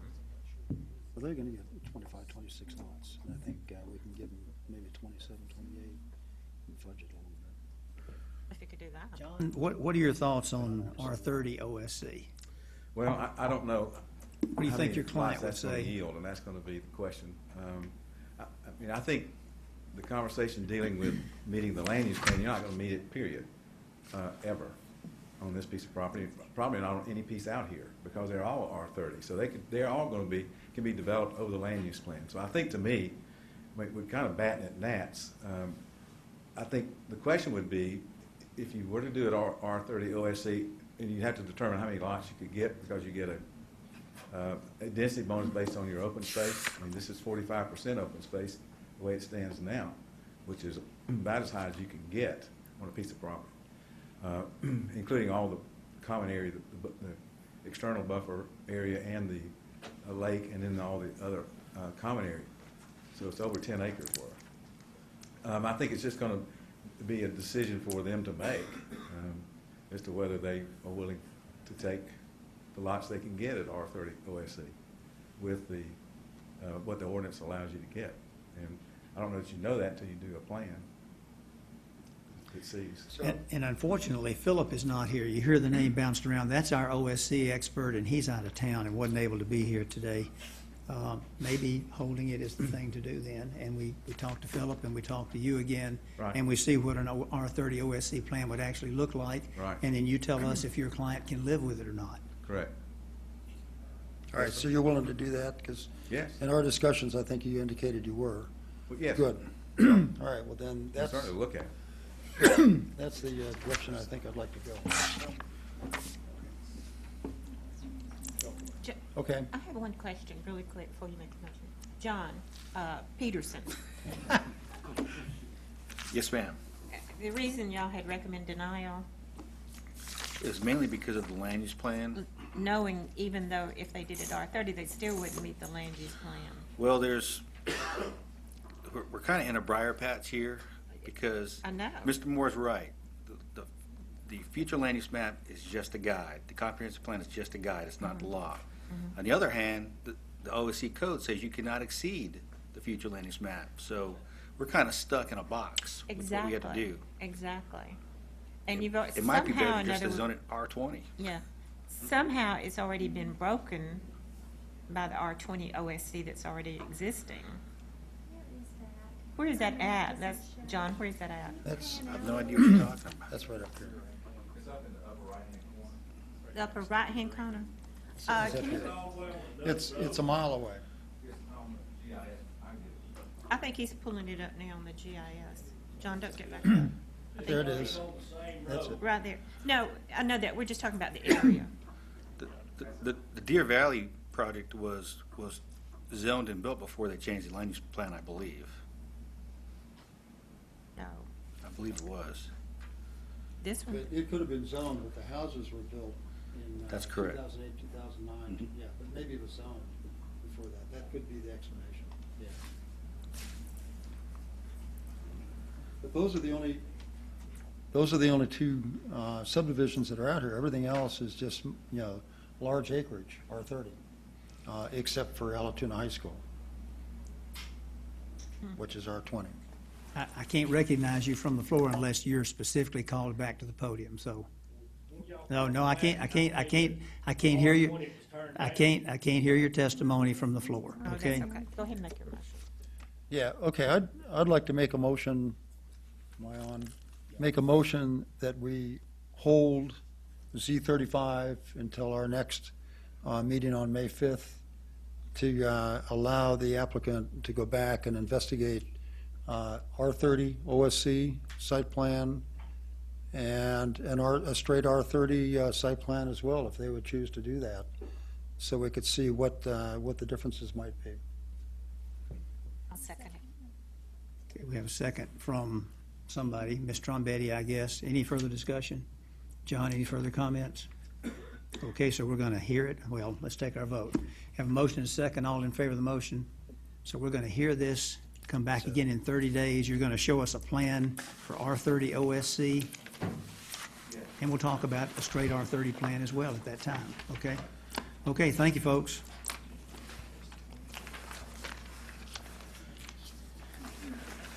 Okay, John. Yes, sir. Rezoning case Z37, Venture Homes Incorporated, request rezoning from O&I and RM12 to RM12 for the purpose of an attached residential subdivision in land lots 134 and 155 of the 17th District. The property is located on the northwest side of Austell Road, north of Cunningham Road. The applicant is present. Is there anyone here opposed to rezoning case Z37?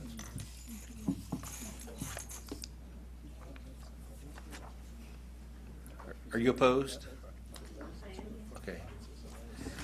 Let the record show there's one person opposed.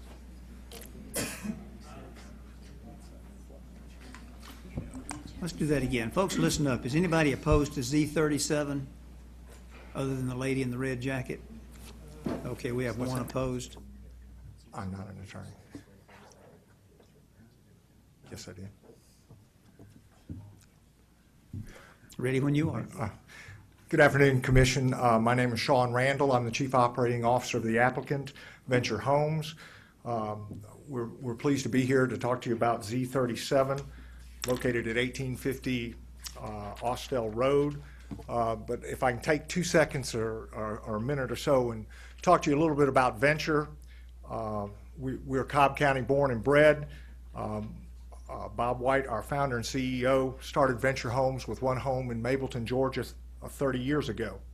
Since then, we've probably constructed several thousand homes in Cobb County, and as of the most recent 12-month period, we're the 4th largest builder in Cobb.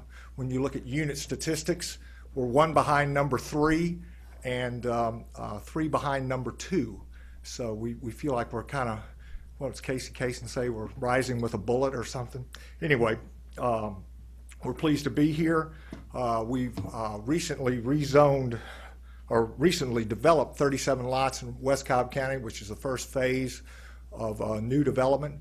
First new lots we've put on the ground since 2007. We're currently developing 49 lots in Smyrna. We have 48 other lots that you guys were kind enough to rezone for us on Austell Road, about a mile from the subject property.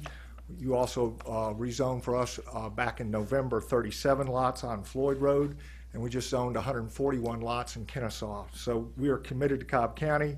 We're pleased to be here, and we're pleased to bring you this little 2-acre site that we want to change from O&I to RA5 attached to do another townhome development. We recently submitted a stipulation letter that contained about 20 items that we are more than happy to do in conjunction with this, and I'll open it up for questions. This is your time to talk to us. We may question you later. Okay. Anything else you'd like us to know? Well, let's see. We think this is a good project, a good fit with the area. We think it will help with the overall gentrification of the area. We looked at the surrounding neighborhood very, very closely. And while this is an attached product, most of a significant portion of the property we butt up against is RM12 and currently apartment property. We do have a slight, we do touch about, gosh, if I had to estimate, 15 or 20 single-family lots. We looked at the average prices of those lots, what they've been selling for and what they've been on the market for, and our product will be in line with or probably greater than the average of most of the sales in that area. So we really feel like we're going to be an asset to the community, and you know, we plan to make this a very nice project. So. Price points, square feet of the homes? Our how price many? point will probably be in the 170s. Our square footage will probably run 1,800 square feet to 2,100 square feet. With the stipulation letter we sent, and we sent in before, you know, kind of an elevation that was drawn by Roger Caldwell Klein, who's done a significant number of our townhome projects recently. And we feel like, you know, be a nice mix of masonry. I think we committed to at least 50% masonry, stone, stucco, or shake siding on the front. I think there's no building more than 6 units in size. All will have 2-car front entry garages. There's a minimum, I believe, of 20 feet from the back of the sidewalk to the garage door, so there'll be plenty of off-street parking associated with this project. We also committed to build a 12 by 14 foot pavilion, open-air pavilion for the homeowner use. And so we think there'll be a lot of open space with this project. And we think, again, it'll fit nicely in the neighborhood. Okay, thank you, Mr. Randall. Yes, sir. Let's hear from the opposition now.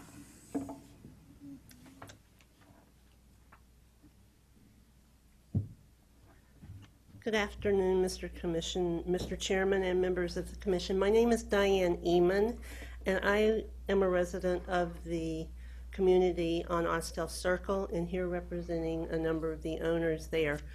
While we're not completely opposed to this project, we do have some concerns, and the gentleman just answered some of our concerns, in that we're concerned about the type of project that was going in, or that may be going in, because what we don't need in this area is yet another low-income housing project that's going to potentially contribute to the crime that we're already experiencing in the area.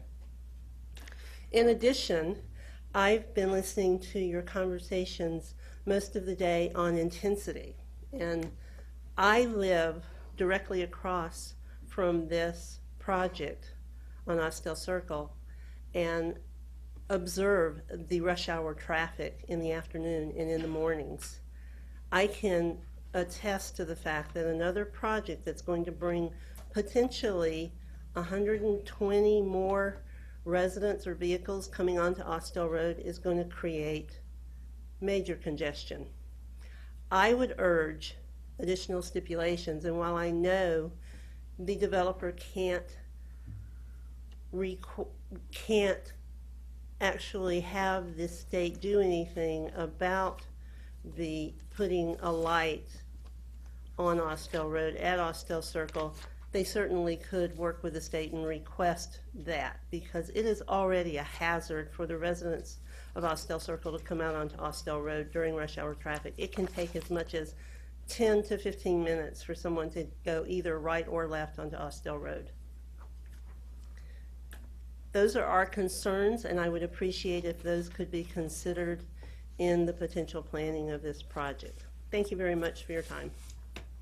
Thank you, Ms. Even. Anyone else wishing to testify to Z37? Not seeing any, it's back to this board. Skip, you get the brass ring again. Good for you. Okay, I just want to make sure that everybody understands that the nature of this application has changed since it was originally submitted. It was originally proposed as an 11.6 acre tract that is largely currently zoned RM12, and a small piece of it, the piece on our screen that shows blue O&I, is 1.89 acres, and that's O&I. The request was to take the entire project, the entire parcel, the RM12 parcel and the O&I parcel, and have that rezoned to RM12. Last week, I think the applicant realized that the RM12 piece is RM12, and that doesn't need to be rezoned. So the only issue really is to rezone the O&I piece to something. And what staff has recommended is that we rezone it to RA5, which works with your plan, with your overall plan. So I think this is a pretty simple question for us to deal with. You're talking about on the order of, what's the total number of units that you would have in the combined parcel? On the combined 11 acres, 69 units. 69, and that would Yes, go sir. down. There's an issue of a stream potentially that goes through the center of that, so that could be reduced, and that's yet to be determined, and that would happen at plan review. Yes, sir. Yeah. So to answer the intensity question, we're going to have traffic from the RM12 piece without any zoning action. We would have the traffic, assuming that you went ahead with your development on that piece, we would have traffic coming from that regardless. So the only issue really is do we want to rezone the O&I piece to RA5? And I think that it's pretty straightforward that we should consider that, along with all the stipulations of DOT and the other staff comments, to allow that to happen. So that's where I am, and I'm ready to make a motion. The only other question is, Diane Eman raised the question of why not a red light at this, at Austell Road. Yes. You want to have Eric maybe tell us Yes, how that works? Yeah, thank you. I meant to do that. Eric, can you come up and just talk about red lights at this point? I meant to do that. Thank you. That's the state, isn't it? It is. I want him to tell us why, though. Eric Meyer, Cobb DOT. Austell Road's a state route, so that request would go to Georgia Department of Transportation. Okay. And that would probably not occur until this development was completed anyway. Typically, they wait to see the counts, do the study, the traffic warrant study, and then determine whether light goes in. Okay. Sometimes for larger commercial developments, they will do sort of a forecasted signal warrant, but they prefer to do an actual signal warrant study based on real traffic. So it's not our call, that's the bottom line. Correct. That's what I wanted to hear you say. Thank you, Eric. And I also want to go to one other comment that Diane Eman made with respect to the type of project and what kind of, you don't want a low-income project.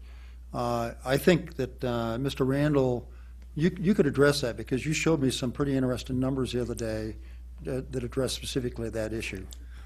Specific price points and. Well, the price points around this neighborhood and how this would be at or above all of those. We actually looked at, based on Zillow, which is web-based data, but we found over the years that it's reasonably accurate in a macro level. An individual house may not be properly priced, but in the macro, it generally works pretty well as a guide to what prices are in the area.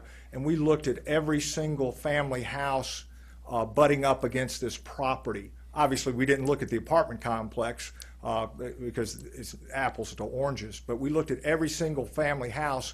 We threw out all the parcels that did not have a house on it, because obviously that'd be priced a little bit differently, and there were one or two of those.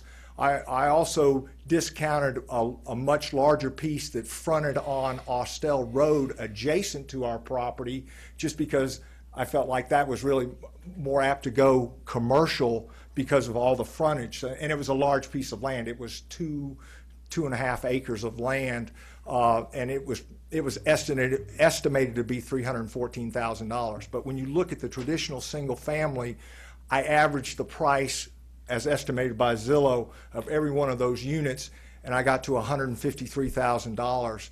Our project is slated to start probably in the 170s and go up from there. So again, and oftentimes, as you well know, Commission, you can't necessarily compare single family to attached and vice versa, but we think at 170, we're going to be a very nice complement to the existing single family located in the adjacent to the property. And I did look across the street on the other side of the street, again in that same neighborhood, and the properties adjoining us, and found very similar numbers of product in the 150s, 160s, 170s in that neighborhood. Okay, good. Do you have any elevation drawings with you? Absolutely do, yes, ma'am. I have that. And could you submit them to the Sure. clerk? Well, they've been submitted. It's all on here. Yeah, he's got some drawings. Okay. Could You know, I'll get him to put it up on the screen. Yeah, Would let that be good? let the opposition see it. Sure, absolutely.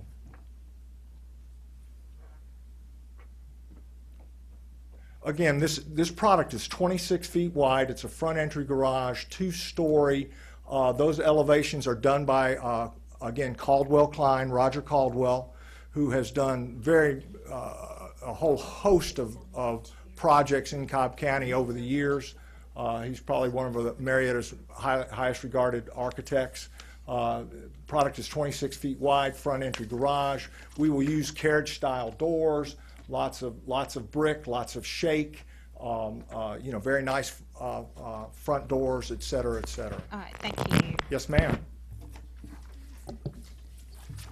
Hey, Christie? I have a few questions. Okay.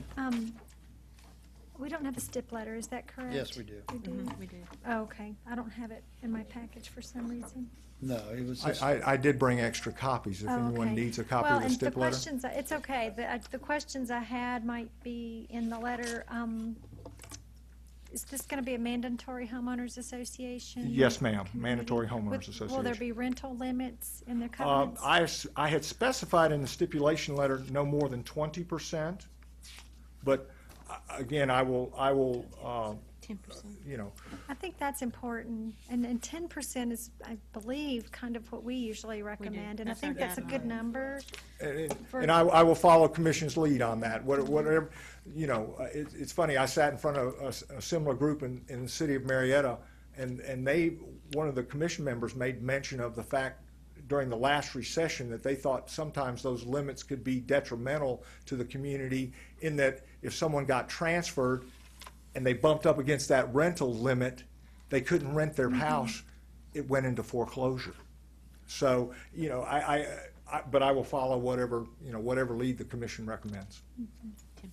Well, I think especially on the initial sale, we wouldn't want to see an investor come in and buy 10 of these units or something like that. We really don't think that's going to happen at this price range.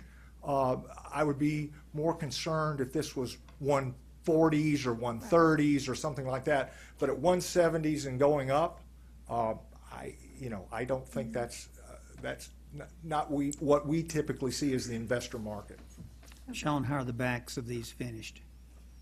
I'm sorry? How are the backs of these units finished? Backs, they would be typically siding in the rear. Okay. I only had two other questions. One is the length of the driveway. How much pavement will there be between the garage door and the street? I think the plan calls for, I think we specified in the stip letter a minimum of 18 feet, but I think in most instances it's 20 plus. It says 18 feet. So at that, you can park it, you can park any vehicle you would like and still not be out. I think the issue is always, does the rear bumper extend out into a sidewalk or into the curb or street? Okay. I think you said in your presentation that would be from the sidewalk, not necessarily from the street. Yes, right? yes, that would be from the sidewalk, Okay. back of sidewalk. We typically, as a standard, we will do, you have your 2-foot curb and gutter.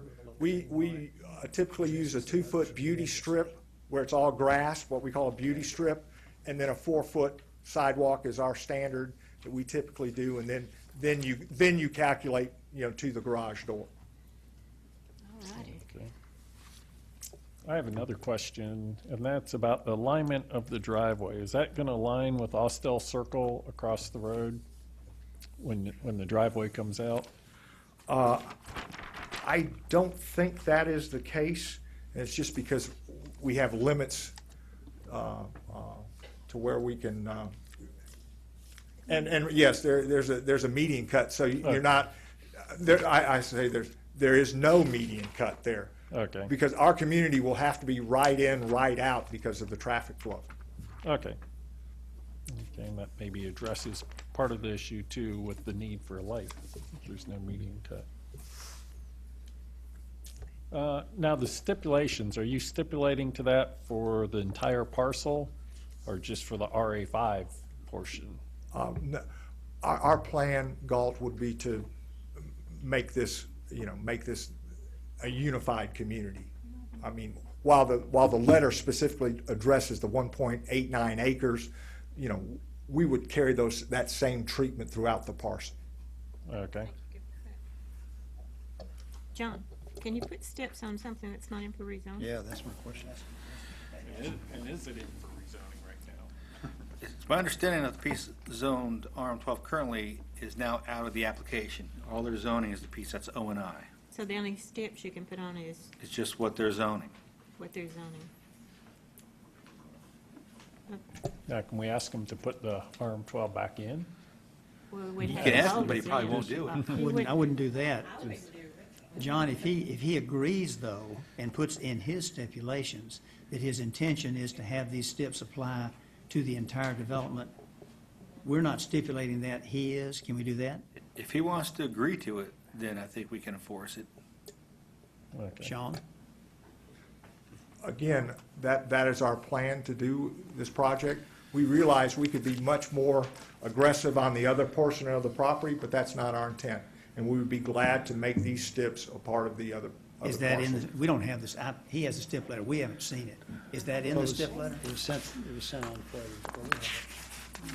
No, the stip letter, and I'll be glad to revise it before I guess we're just getting into, the technicalities, but, our intention is to do this development on the property and put both pieces together.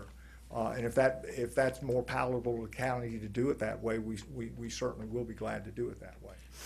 Now, why did you decide to pull out the RM12? Is it because of the issue with the stream and trying to figure that out, or?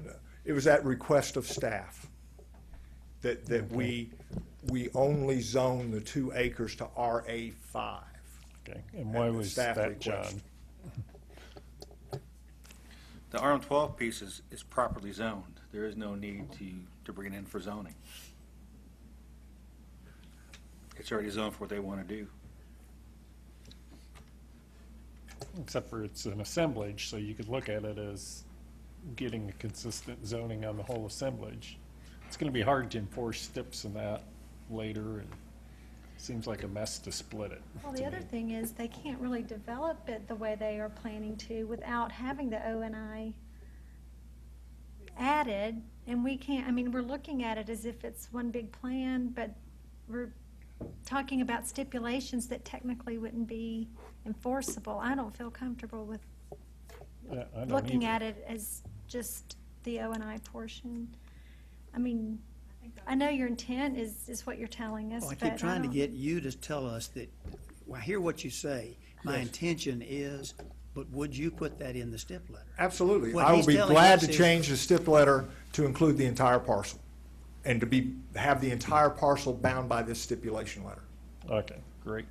And that if- solves that problem. That solved that problem. Yeah, and if Commissioner Gunter wants to make that part of the motion, then we will be glad to agree to that. Okay. I assume these are, this is a private street?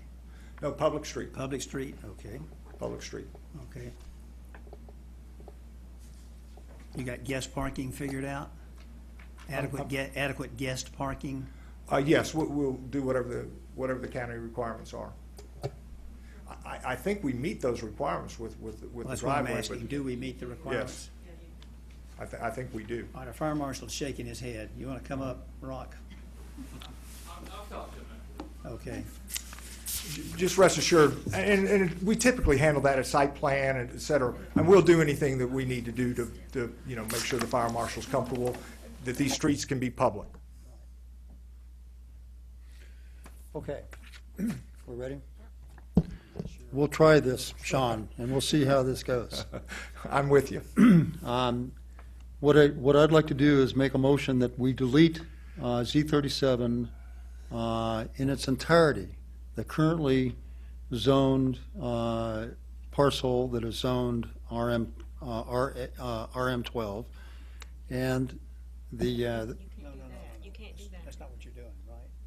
You can't delete it, the RM12, only the ONI. yeah, okay.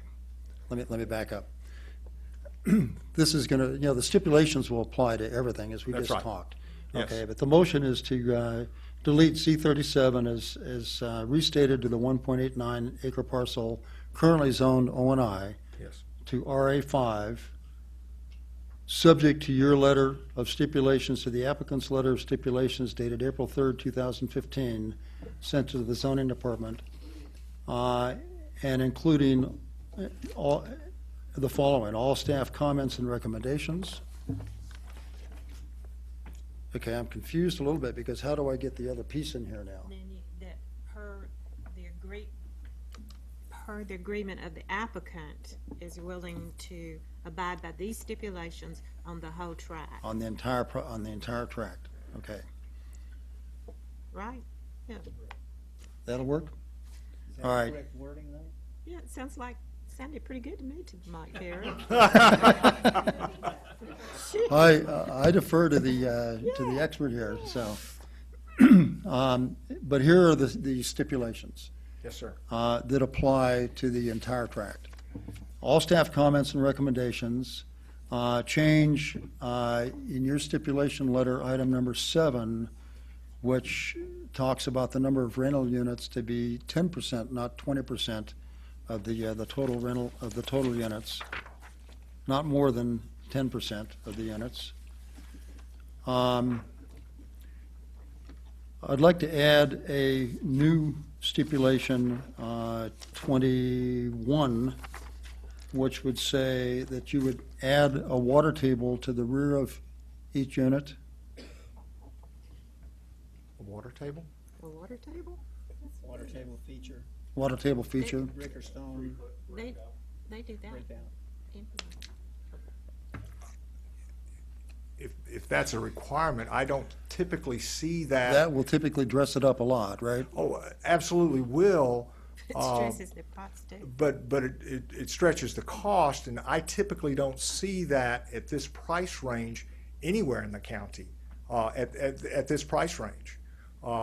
Maybe if we're worried about what we're backing up to against a single family, maybe those two buildings or whatever buildings back up against a single family, but we're worried about what I look like backing up to an apartment complex.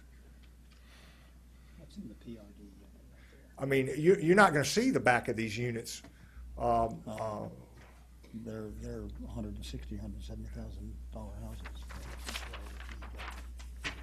Yeah, it would need to be, okay, let me modify that. Add a water table feature to the rear of those units that are contiguous to other subdivisions, like specifically on the west side of the property. The Woodland Ridge. It's called Ridgestone Ridge- Landings. Woodland Ridge, isn't it? Woodland Ridge. The PRD subdivision to the west. Okay. And that would be, that would be my motion. And I will second that, if you will do to the elevation that he presented. Oh, yes, that's in the stipulations letter, but And I I'll think just the clerk reinforce that. needs the letter and the elevation.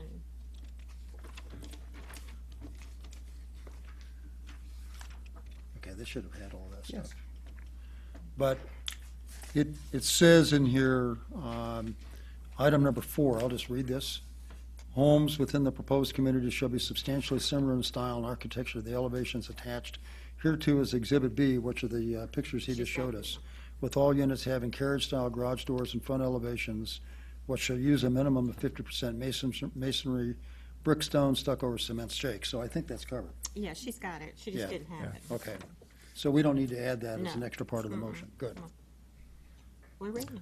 So it'll just be this water table in the rear will just be to those units that are The ones- on Ridgestone Landing Road. The ones, yes. Yes. Yes. Okay. I think already did. Okay, you through with your motion? Yes. We have a second from Mr. Trombetti. Any further discussion, questions, comments? Not seeing and hearing any, call for the vote. So that passes 5-0. Thank you very much. Thank you very much. Yeah, right. Z38 was a consent agenda item, so we moved to 39. John, is that right?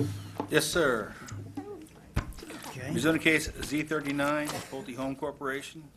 Request rezoning from LI to RMA for the purpose of attached residential subdivision in land lot 691 of the 17th District. The property is located on the northeast side of South Cobb Drive, west side of Oakdale Road, and north side of Wright Road. The applicant's representative is present. Is there anyone here opposed to rezoning case Z39?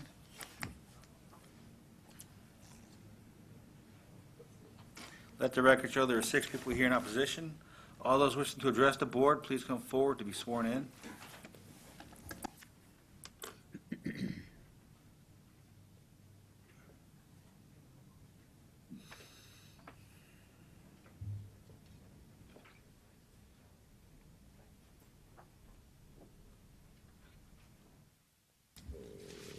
Okay, Mr. Bally.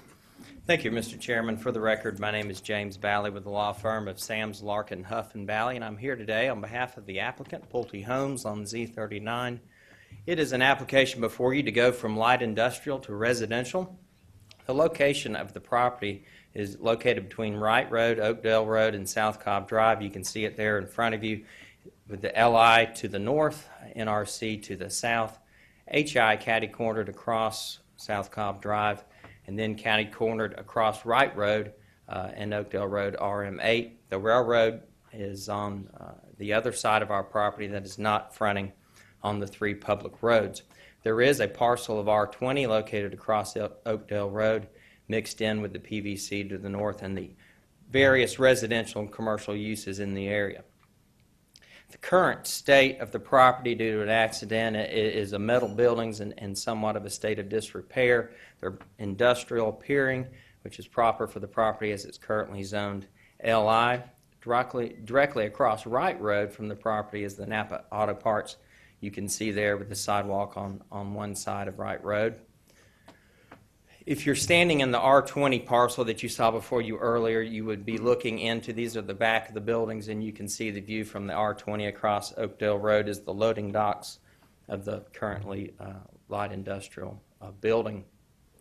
And I bring this up because there's been some commentation throughout the pendency of this application that perhaps the residential that we propose may have an effect on property values. And I would say that respectfully, that is actually the opposite. And in most cases, I think we would all agree that industrial zoning can decrease value. This is a very nice home by the Barkers, who I think may be here today, an R20 2-acre lot that they built there on that property. And to kind of show you the immediate result, we only went back 2 years, and there could be other factors involved, but it was valued, the first year it was valued when it was built at $292,000, and then you see an immediate impact in 2014 with it being located across from the current light industrial. This is just one other example. There's many others in the exact area that this property is located. 2092 Wright Road, that's across Wright Road from the property. It comes in at $130,000 in 2013 and has gone down some $19,000. Again, there could be other factors, but I think it's important to realize that residential located close to industrial, there is an impact there that needs to be realized. That's why we think our Z39 plan does bring value to the neighborhood. The homes will be $300,000 and up. We expect the target price to be actually closer to $350,000. That's not guesswork. It's based on it, and our exact product is about 2 miles away in Vinings Crest, and the average sale price there is $385,000. Every one of these homes will have a minimum of 2,500 square feet and up with 2-car garages, 3-sided brick, stacked stone combinations with no vinyl material at all on any of the sides, and superior interior finishes provided in each one of the homes. And you see before you today, those are homes actually in the ground now and are the exact product that's going to be installed. Quality homes with the brick and the 2-car garages. Again, you see the price points there. These are some examples of the superior interiors that will be provided in these homes. Various models give you different design options, but you can see there that's a quality product designed to bring value to the neighborhood. You have in front of you a stipulation letter that was timely filed as the code requires the previous Wednesday before this hearing. And I'm not going to go through every one of them. I'll be glad to do so if there are questions, but just an overview. It provides for enhanced landscaping along Oakdale Road to be approved by the county arborist and not simply submitted. All the homes will be for sale with the 10% rental provision that we heard discussed in the previous application. There'll be a mandatory HOA that will be responsible for maintaining the landscaping, and the screening is a special point we want to make around the stormwater detention pond on Oakdale Road. There won't be any homes there, but there will have superior screening there that will also be approved by the county arborist. A big issue on this site and some questions that we've heard is the stormwater detention. There is an underground creek that is currently now, or a water that is piped in a inferior pipe. That's going to be replaced. We're going to not increase any downstream flow. There will be on-site detention and full water quality. We've agreed to and put in our stipulation letter. Mr. Braden is here, but we're going to comply 100% with his recommendations for everything that he has attached to this application.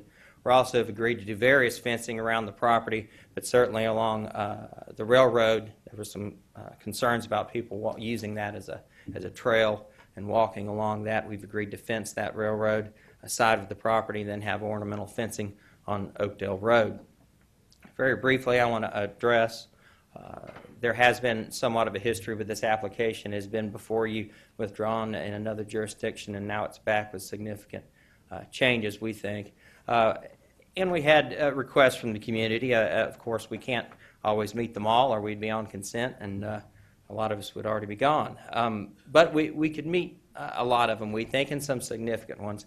And one of the requests that we heard is they wanted to get the price of the homes up. We've done that, increased the width to 30 feet from some narrower models that were suggested. There was some concern, especially with the Barkers, and I understand that, about the entrance that was previously aligned with their entrance to their nice home there on Oakdale Road, and that entrance be moved, and so it shifted further down Oakdale Road, away from Wright Road and away from their home. We've moved all the homes that were facing Oakdale Road. There was a desire for that to occur, and we've done that. We've agreed not to gate the community, and additional stipulations you have before you for protection, including the architecture and the interior elevations that you saw are part of the stipulation letter. This is just an example of the site plan. We did lose some density, but we did move the entrance, as you can see, down away from Wright Road. Homes that were on the plan facing Oakdale Road have all been moved to the Holmes Point interior and away from Oakdale Road. The stormwater detention area is kind of located in between those three arrows and will be screened. Instead of homes facing the other persons on Oakdale Road, you will now have landscaping. And last, I want to again draw your attention to staff analysis. They've recommended approval of this application. They've stated it will permit a use suitable in view of the use and development of adjacent and nearby properties. They've stated it will not have an adverse effect on surrounding property.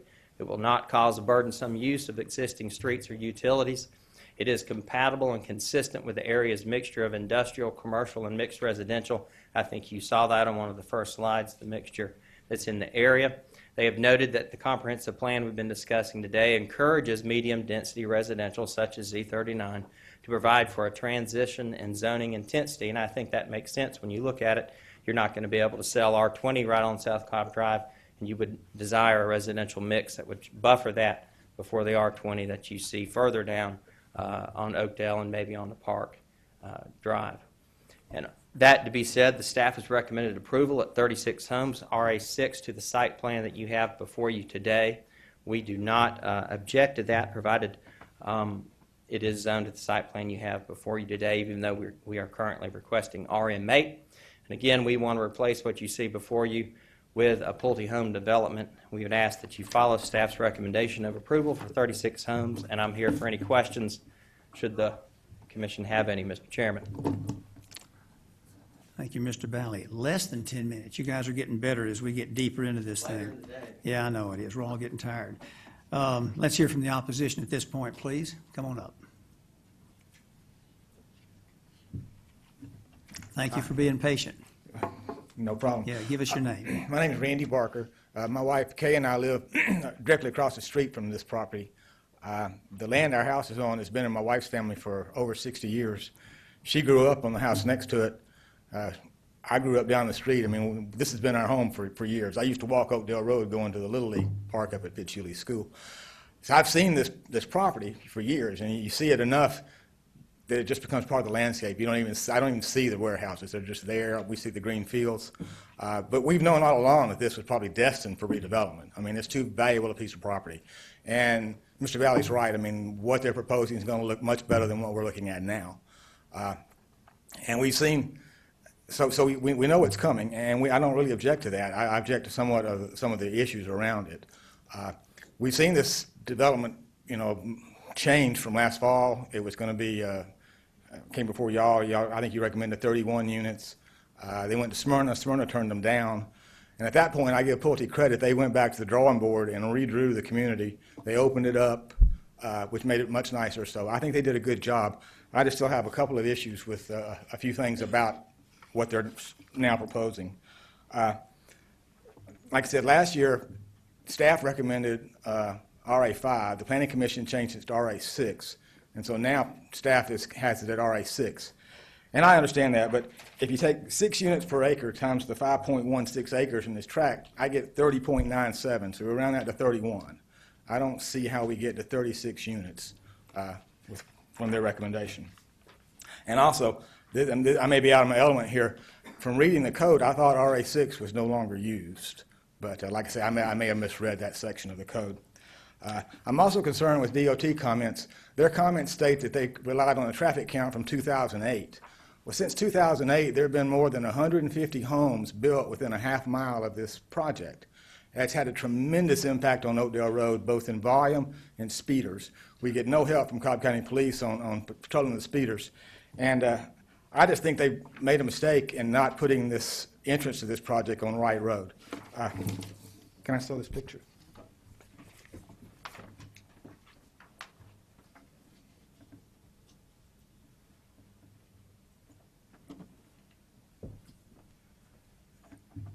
I don't know if you can see this property has 3 entrances. It has a small residential driveway on Oakdale Road. And you can see right here on the right, there's the main entrance to the office, and on the left is the main entrance to the warehouse area. Both of these driveways are on the upper end of Wright Road, close to South Cobb Drive, and it's the improved end of Wright Road. It could much more easily handle traffic than on Oakdale Road. My last concern is water. I think they've done a good job with their detention pond. I got full faith in Mr. Braid and his staff that they're going to control the water. My concern is when we curb the other side of Oakdale Road that's not currently curbed, where that water is going. I'm afraid it's going to go into the creek. And I don't know if it's possible that this water goes into the Pulte detention pond and let it be filtered before it goes into the creek. My concerns here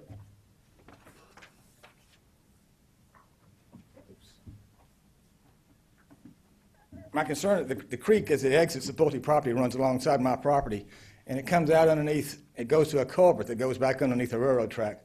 That's a picture of it 5 years ago in 2010. It was all but blocked. Then we worked with CSX to get it cleared. So that's what the culvert looks like today. It's still somewhat blocked from the dirt that's come down. But my concern is that when the water comes out of the Pulte project, it's in a culvert that's, I don't know, 8 or 10 feet wide. It's huge, and it's funneling into this small culvert. So I'm afraid we're increasing the water a little bit, and we're going to have a big problem. I mean, we've had some problems here on the heavy rains, and I'm just concerned that we haven't really taken into consideration the downstream effects. Thank you. Okay, thank you. Next speaker, please. Good afternoon. I'm Mary Rose Barnes, Oakdale Community Association. This zoning process has been going on for months now in 2 different jurisdictions, but Pulte has yet to come up with a plan acceptable to our community. This overly dense multifamily project at price points well below the norm for Pulte's own adjacent neighborhood would severely devalue the neighborhood, which is primarily single family. OCA Board vehemently opposed this application. We also cannot support an RA6 application recommended by staff with a density over 7 units. Those of us who lived through the nightmare of damage and unnecessary disruption from Pulte's construction of our adjacent project were distressed to see them return to our neighborhood. We requested a meeting with Mr. Bally, but he agreed to consider our concerns only if we agreed in advance to accept the project. We opposed this concept from day one, and we continue to do so.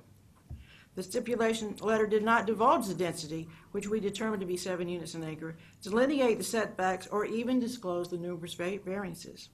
The letter of intent also failed to list these variances, citing the loophole of a site plan-specific application. However, the stipulator does not reference this application as site plan-specific. This discrepancy must be settled before the board makes a recommendation. The variance for the front setback to South Cobb Drive is 35 feet, not the 75 feet required by RM8. South Cobb Drive will be widened in the future. Such a substandard setback could prove problematic for the development and taxpayers in the future. The proposed 4-foot wide sidewalks are another undisclosed variance. County code and ADO requirements call for 5-foot sidewalks. Standard sidewalks are essential to safety and continuity. By the way, I'm sorry, I should have presented that earlier. The plan would limit the guest parking to 14 spaces when fire department standards require 18 for the 36 units, or red painted curbs and no parking signs. The red curbs and signs would diminish the value of the project greatly. The only viable recourse is to require 1 parking place per space as per fire department code. The sidewalk along Oakdale Road should be extended across the railroad right-of-way to connect with that directly across the right-of-way. The county installed a standard sidewalk across the other side of Oakdale Road right-of-way after negotiating with CNX. The sidewalk would be an asset, primarily for the use of these new neighbors, and would make the project more valuable with better access to West Village and other future business interests. The proposed standard detention pond along Oakdale Road would be an eyesore and a deterrent to sales.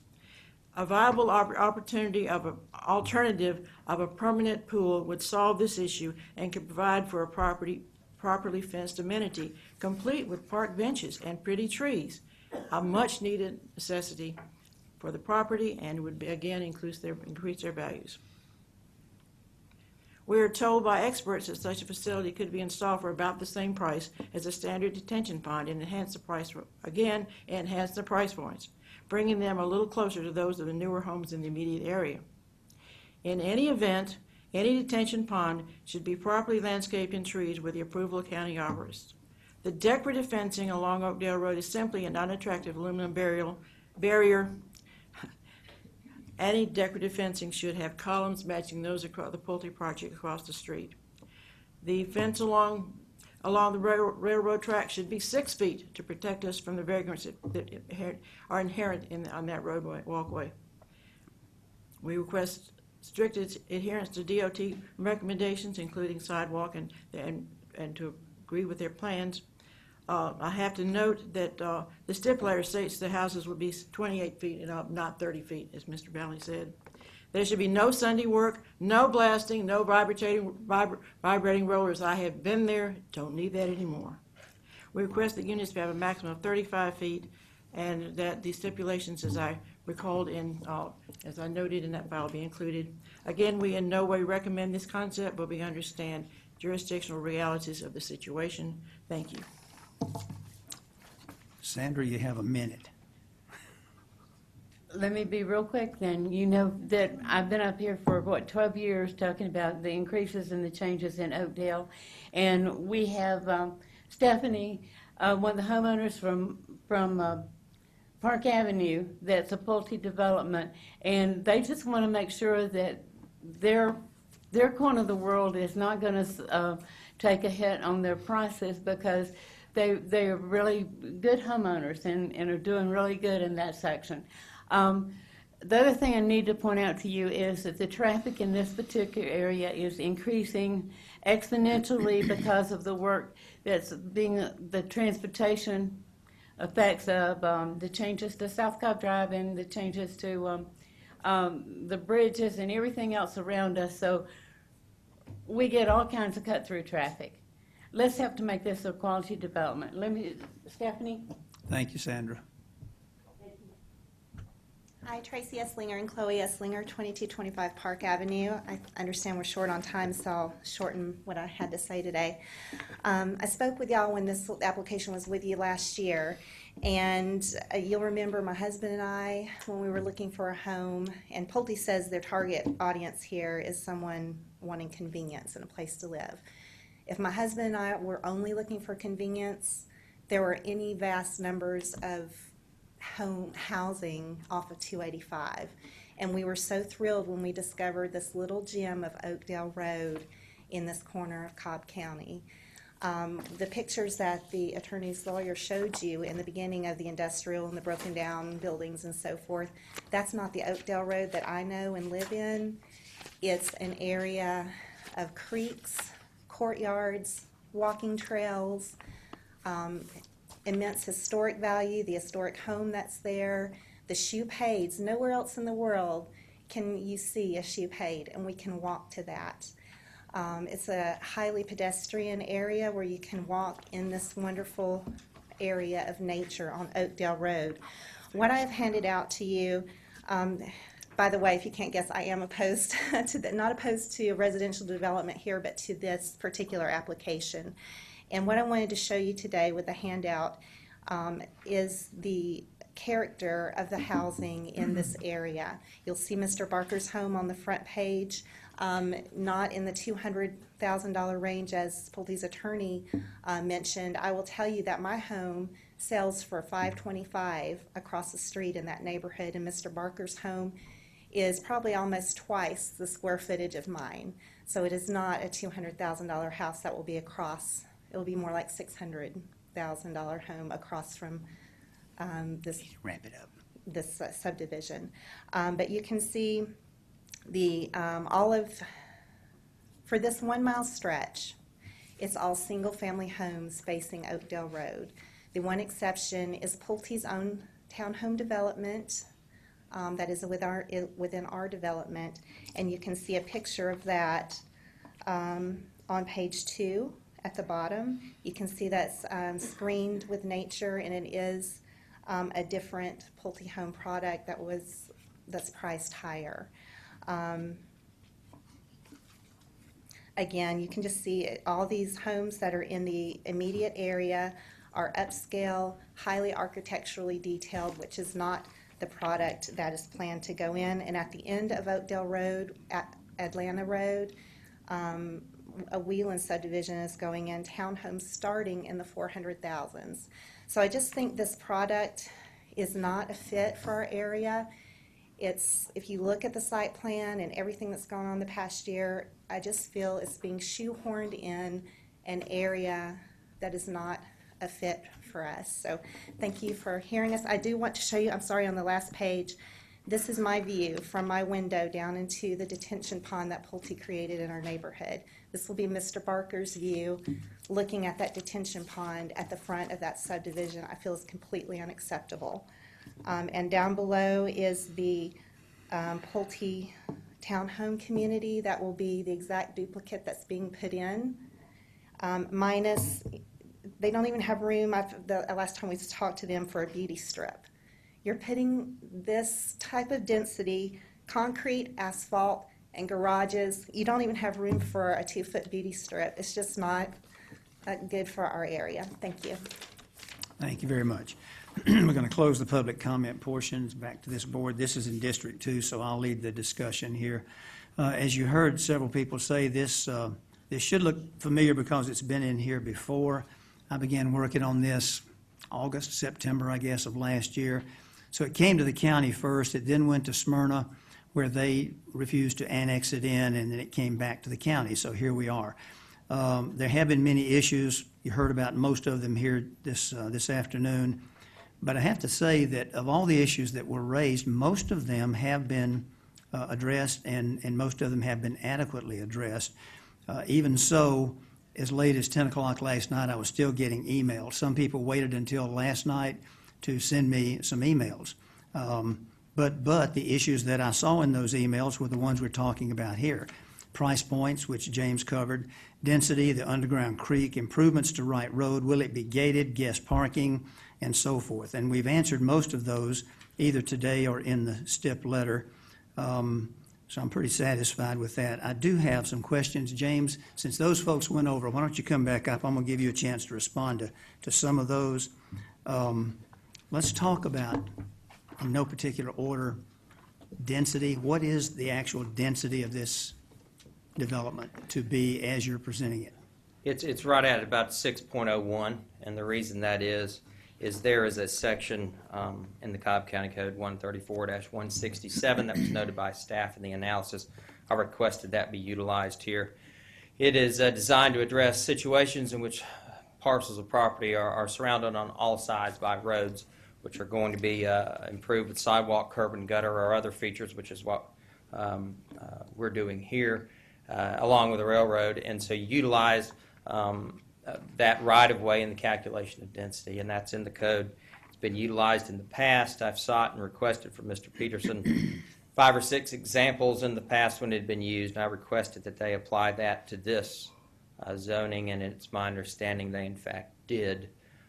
This isn't really a density, requested density. It's basically based on the number of homes, which is 36. But when you calculate that out, utilizing 134-167, you get right at 6.01, I believe, or 6.1. Okay, what variances are going to be? 5.1, I'm sorry, even better. Okay, tell me again, John, the density using the code he quoted is going to be what? 5.14. Okay, that's even better. And that means that they get some accounting in their lot size for the right-of-way.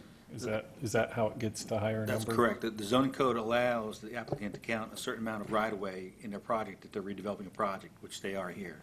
Okay. Talk to me about variances. What variances are you going to be needing? This is a site plan specific zoning.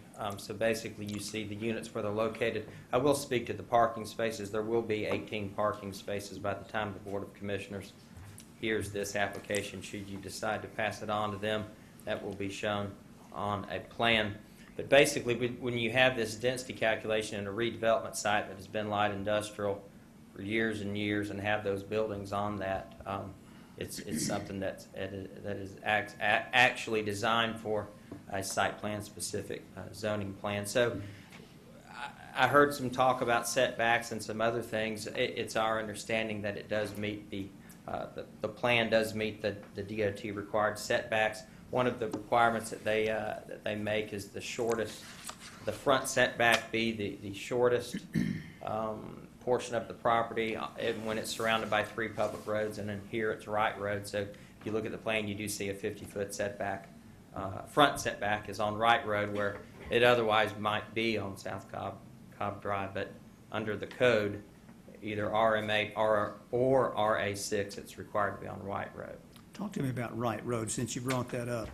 Any improvements planned by Pulte for Wright Road? Sidewalk and some other improvements along Wright Road. I noticed that DOT mentioned that the width of Wright Road is not up to standard and needs to be brought up to standard. So you're willing to give us a little width and a sidewalk? We're certainly willing to address that in plan review and determine what needs to be done at that point in time. Okay. And we've agreed to all of Cobb DOT's comments. And someone asked why no access to Wright Road rather than Oakdale Road? Why? Oakdale Road, it's a better, from a traffic safety planning standpoint, to put people coming in and out there on Oakdale Road than Wright Road. It's a shorter area. You've got South Cobb Drive traffic coming in with the auto parts store there. They believed it to be, of course, you're going to also lose some of the traffic and access points that are currently for the light industrial development there. Okay, there is an underground creek that has been piped under this site for many years, and I did receive quite a few emails that indicated they think it's inadequate or may even be stopped up at some point, and we have some issues upstream and some downstream. What are your plans? How will you address that? Well, Stormwater has put in their comments that will have to be addressed. You'll have to get permits from the state and from Cobb County, and we're going to go in there and completely redo that piping with an upgraded and modern system that will reduce that. It'll take away the problems with the clutter, and certainly would be up to current standards, which the site, as we know now, may not be. Okay. 28 feet or 30 feet, which is? I put in the stipulation a minimum of 28 feet, and that may have been a point of me trying to get a stipulation letter filed timely by Wednesday at noon, and not being able to get confirmation for sure that they're all 30. But as I stand here today, I have confirmation that this product price points go up, and it is 30 feet wide. And if you want to change that in the stipulation letter to 30 feet, then we're more than happy to do that. I'll do that. We heard the zoning case we heard just before this, those folks were bragging about 26. You're talking about 30. 30 with 2-car garages. Okay. John Peterson, someone said RA6 is not even a viable zoning category, is it? It is a viable zoning category. It was put back in the code 2012 to 2013. Okay. Talk to me, James, about above-ground detention. When we heard this back last year, whenever that was, September perhaps, we had a below-ground detention facility, which personally I liked better, but I'm told by Stormwater Management that this above-ground facility is actually better.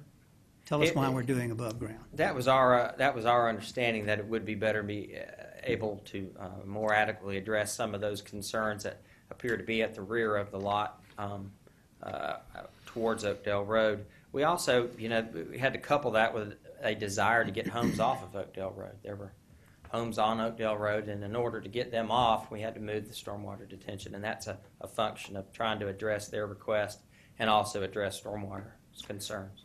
Dave, do you want to address that? Would you please? As Christie likes to say, will you educate us? Again, Dave Bray with Stormwater Management Division. We would always prefer an above-ground pond to underground, particularly for residential. For one, it's easier and cheaper to maintain, and it's easier and cheaper to rebuild if something happens to it. So you put it underground, and it gets expensive when it will have to be replaced, and it would have to be replaced eventually. The metal pipe just does not last. Okay.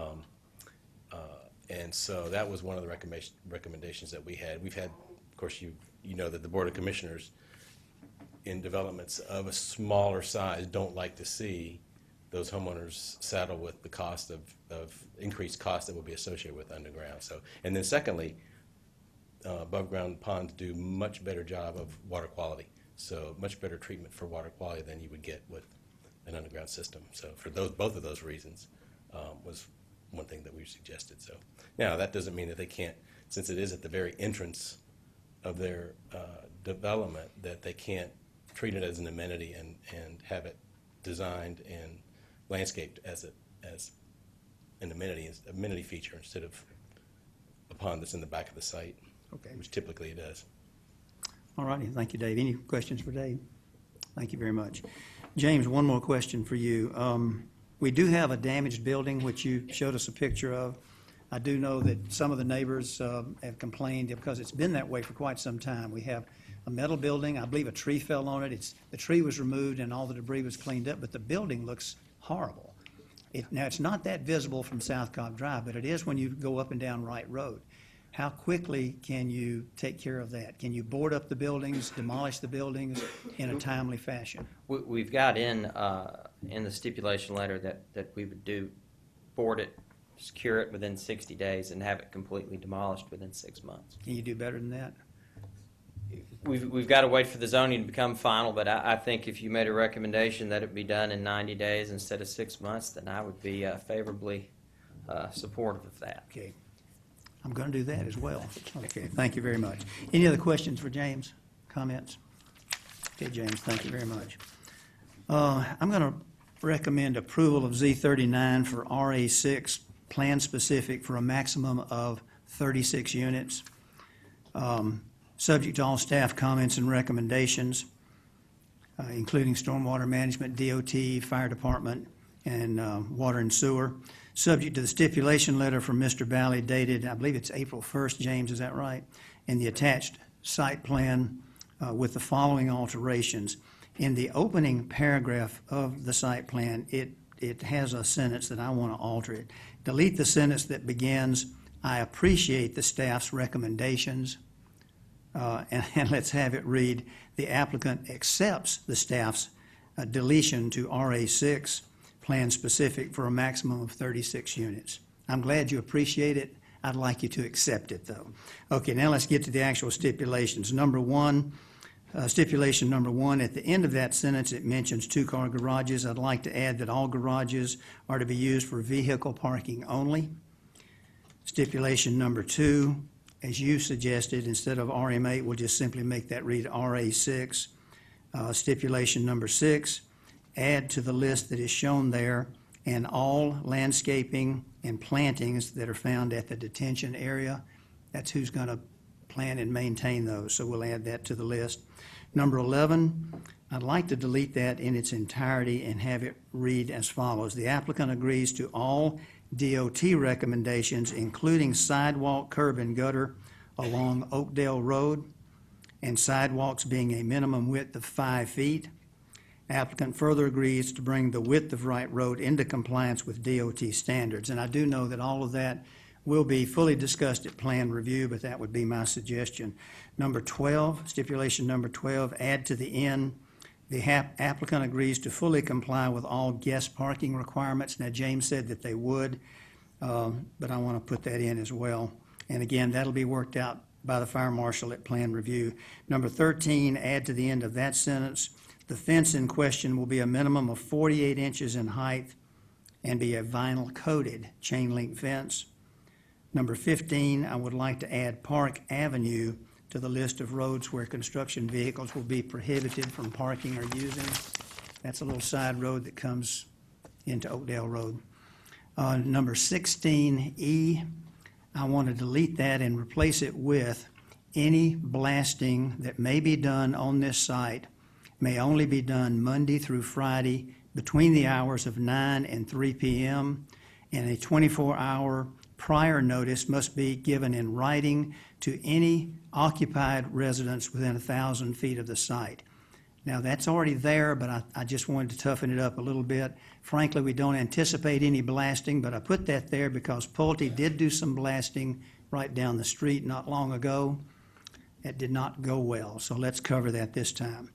16F, has to do with boarding up of the old buildings.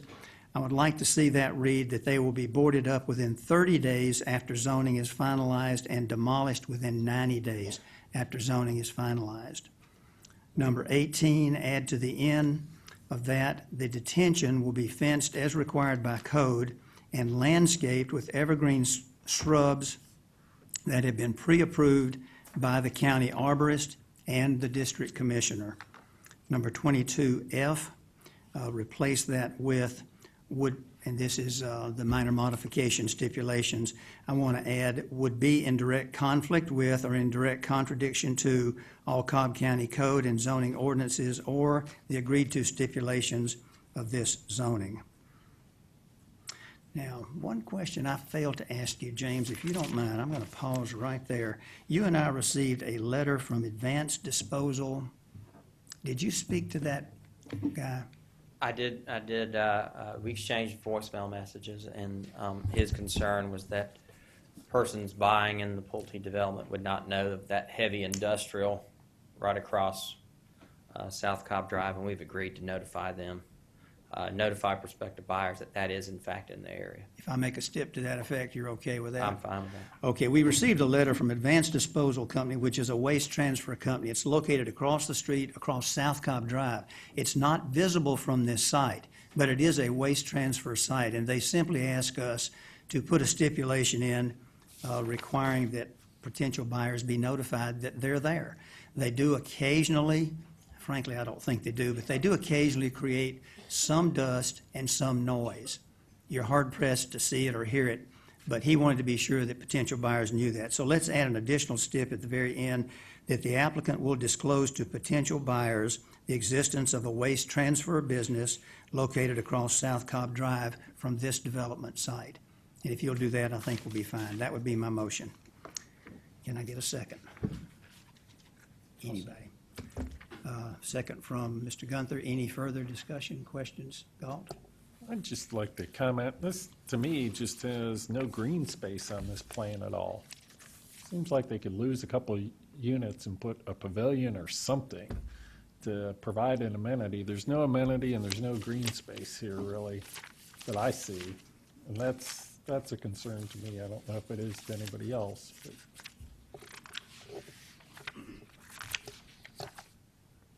There are plenty of plantings and buffers around here, but as a specific amenity, no, you're right, there's not. Frankly, I don't have a problem with that. Anybody else have an issue with that? I think we're fine with it. Anybody else? We have a motion, we have a second. No further comments. Call for the vote. All in favor? That does pass 5-0. Thank you, Mr. Bally. Thank you, folks, for coming and commenting on Z39. Okay, John, what is next, please? Yes, sir. LEP 9, Maria Claudia Ortega, request a land use permit for the purpose of a daycare in land lots 949 and 950 of the 16th district. The property is located on the east side of Ogden Road, north of Camellia Drive. The applicant is present. Is there anyone here opposed to LEP 9?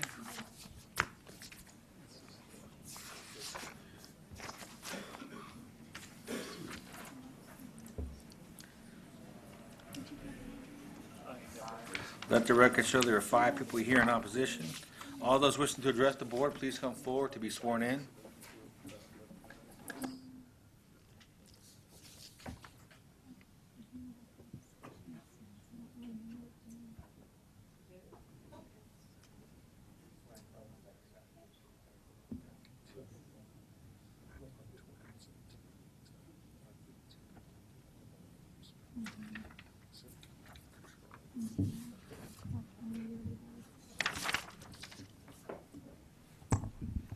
Thank you. Good afternoon. Good afternoon. Give us your name and go right ahead. My name is Oscar Silva, and I'm here on behalf, speaking for my mother, Maria Ortega.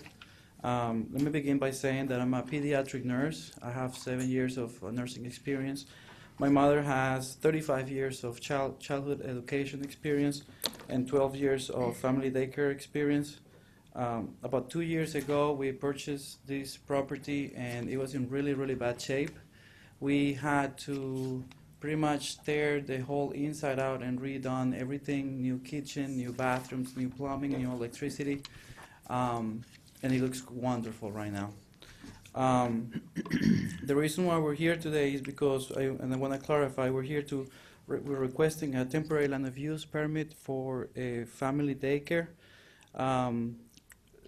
We've been, my mother has been caring for children in her own home for the past 12 years, and we have always have up to 6 kids, which is what is required allowed by law.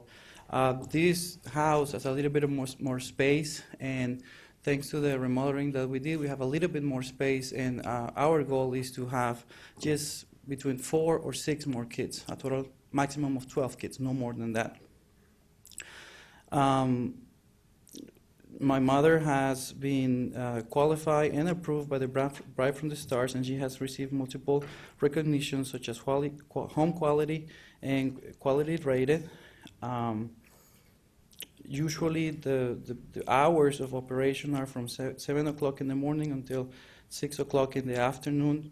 And this is a big property, and we don't expect any parents to come in and park in the house, or they shouldn't block the traffic.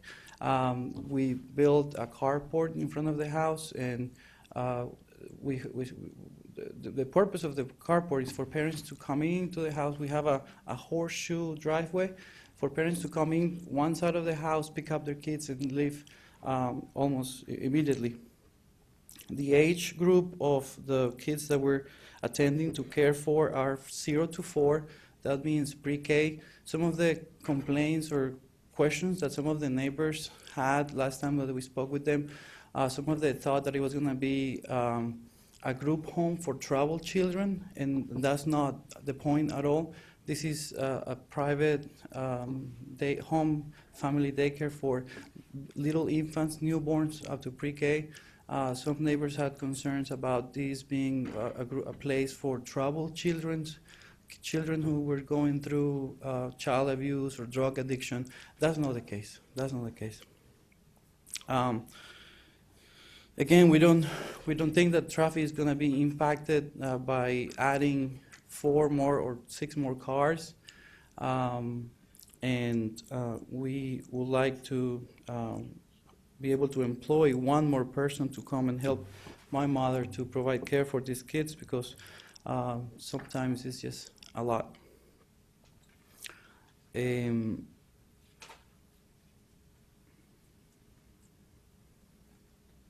We have some pictures that I would like to share with you about the current state of the house. My parents, again, bought the house about 2 years ago, and they moved in all their personal belongings since December. This is a picture that we took last weekend over Easter.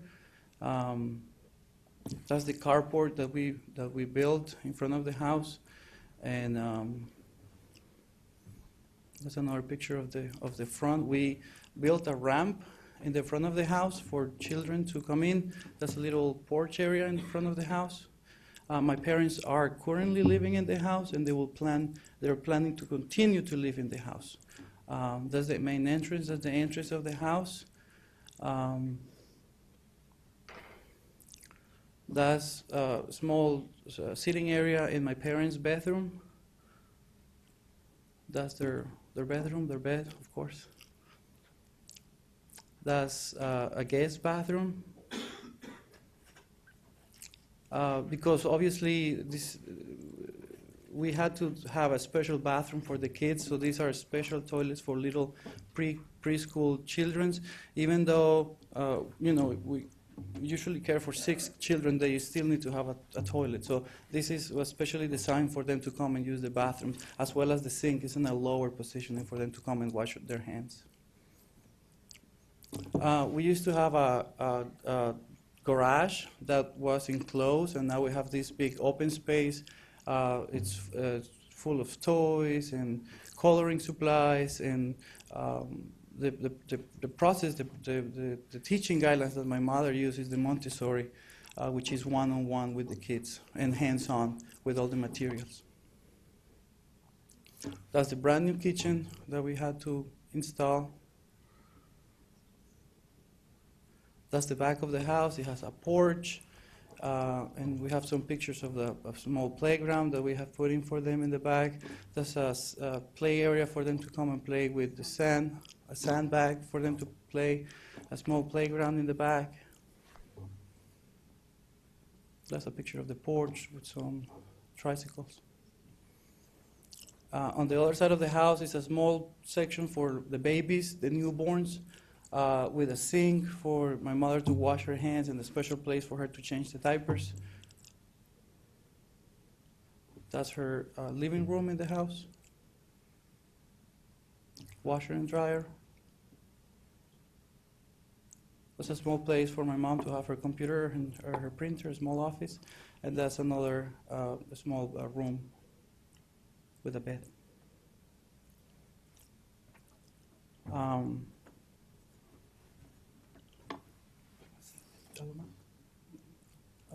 If you have any questions.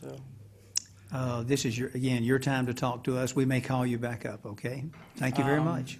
We have really good, we actually spoke with all the adjacent neighbors that are next to the property. We explained them everything that we were going to do. This is the second time that we've come. The first time there were issues about the construction being finished, the issues about my parents living in the house. Well, the construction is finished, they're living in the house, and all the adjacent neighbors, actually they signed the form on the application saying that they knew about the project and they were okay. We have really good relationships with the church across the street and on the others, like next to us.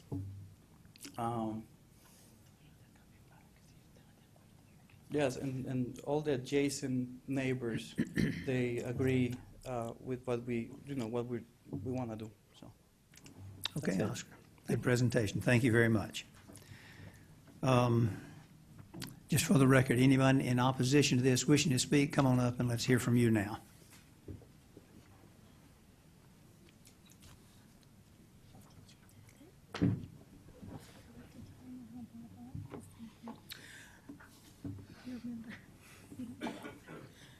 Good afternoon, Commission and Mr. Commissioner Terry. My name is Dr. Robinson, Dr. John Till Robinson, and my home is in the Eastwood Forest subdivision adjacent to Land Use Permit 9 requesting an R20 variance. My neighbors in the Eastwood Forest subdivision are here this afternoon, and we are requesting that you deny this variance to the present R20 zoning of this property. There are several reasons for our request for denial. First, this family daycare is a business. There are presently no other businesses in this area. Loosening the present zoning will open the door to additional businesses and the lowering of property values because of the influx of new businesses. We do not trust that this variance can be given and that this variance is the end of it. No, this variance is the beginning of it. To grant this variance is a Pandora's box. You give the variance and it opens the door in 24 months for an increase in the number of children at this daycare center. And it opens the door for other businesses. There is a precedence for our request for denial. Previously, other group home facilities have wreaked havoc on our neighborhood and property values. The Eastwood Forest subdivision is not a dumping ground for the Allgood Road, Sandy Plains neighborhoods, and the Planning Commission and the Board of Commissioners ought not to think of it as such. Cobb County Code Enforcement has done a very credible job in insisting that property owners in the Eastwood Forest subdivision maintain their properties, and this militates against the further lowering of property values in our area. Previously, in the very next block from this property we are discussing this afternoon going towards Cobb Parkway was a women's shelter at 970 Allgood Road. That property got to be unsightly with cars coming and going at all hours of the day and the night, new inhabitants coming, defects workers, case workers coming and going. And we were instrumental, the neighbors were instrumental in getting the women's shelters closed. It was an eyesore while it was being used, and it remained an eyesore for almost a decade until just recently when someone came and cleaned it up.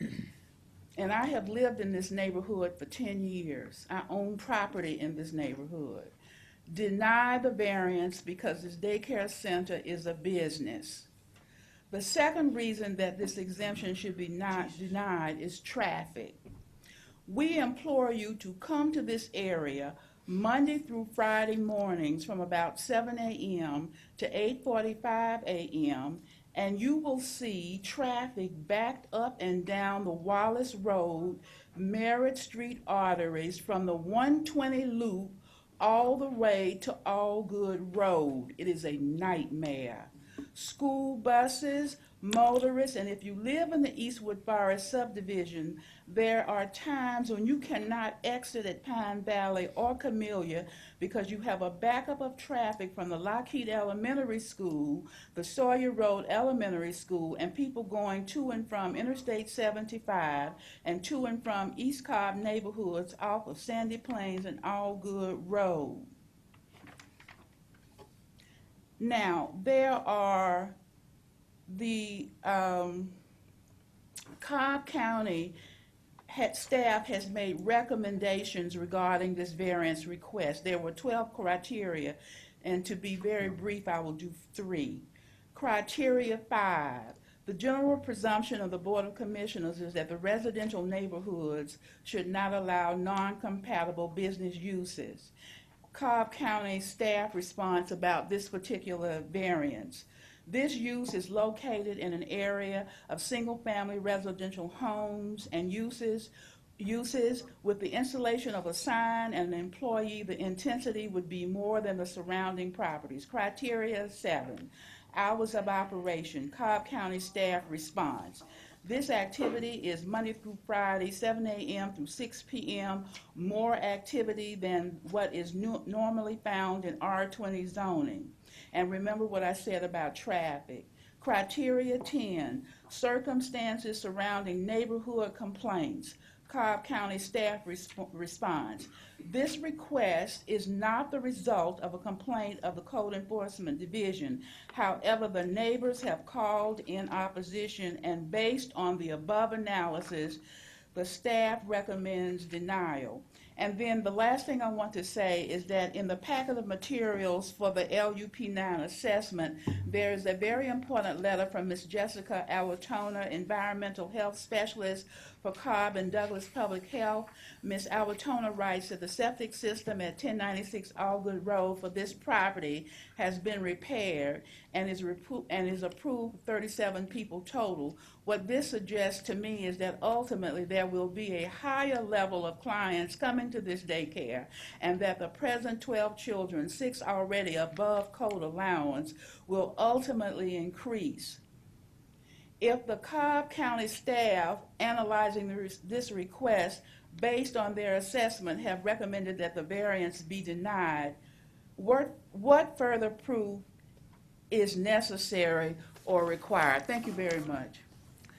Thank you, Dr. Robinson. Next speaker, please. I'm Donna Powers, and I'm opposed to the LUP 9.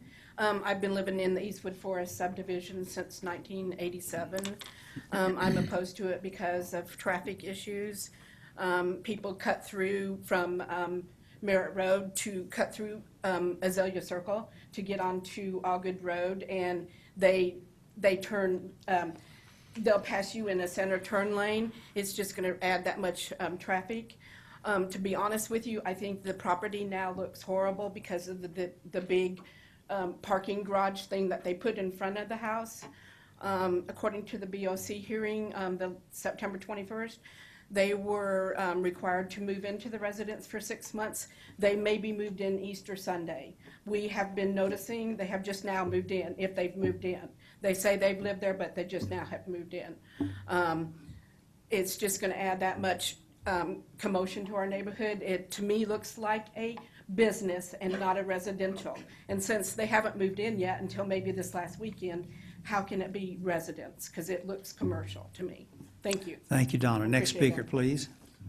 Hi, my name is Cindy Stansberry. I too am a resident of Eastwood Forest subdivision, have been for over 30 years now. I too oppose the land use permit number 9 for 1096 Allgood Road, which is located just a block from our neighborhood. We believe allowing this potentially commercial daycare to use this land would only add to our current traffic issues, as previously mentioned. Between 7 a.m. and 9 a.m. and 4 p.m. and 7 p.m., the traffic on both Allgood Road and Merritt Road is backed up bumper to bumper, causing drivers to cut through on 3 different roads in our neighborhood. There are many kids that ride bikes in the neighborhood and play in this neighborhood, as well as people who walk in the mornings and in the evenings. And we believe this potentially commercial business would only add to our traffic issues because we too don't get a whole lot of help from Cobb County Police. It is my understanding that this is residential land, not commercial, and we would prefer to keep it that way. It is also my understanding that a residential daycare can only have 6 children, not 10 to 12, as listed in this land use permit request. As also stated, according to the September 30th, 2014 Board of Commissioners zoning meeting, the people who are requesting this land use permit were told they had to live in the home for at least 6 months before reapplying.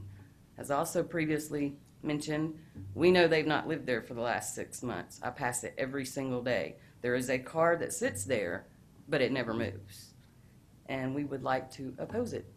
Thank you. Thank you very much. Next speaker, please. You have about 30 seconds.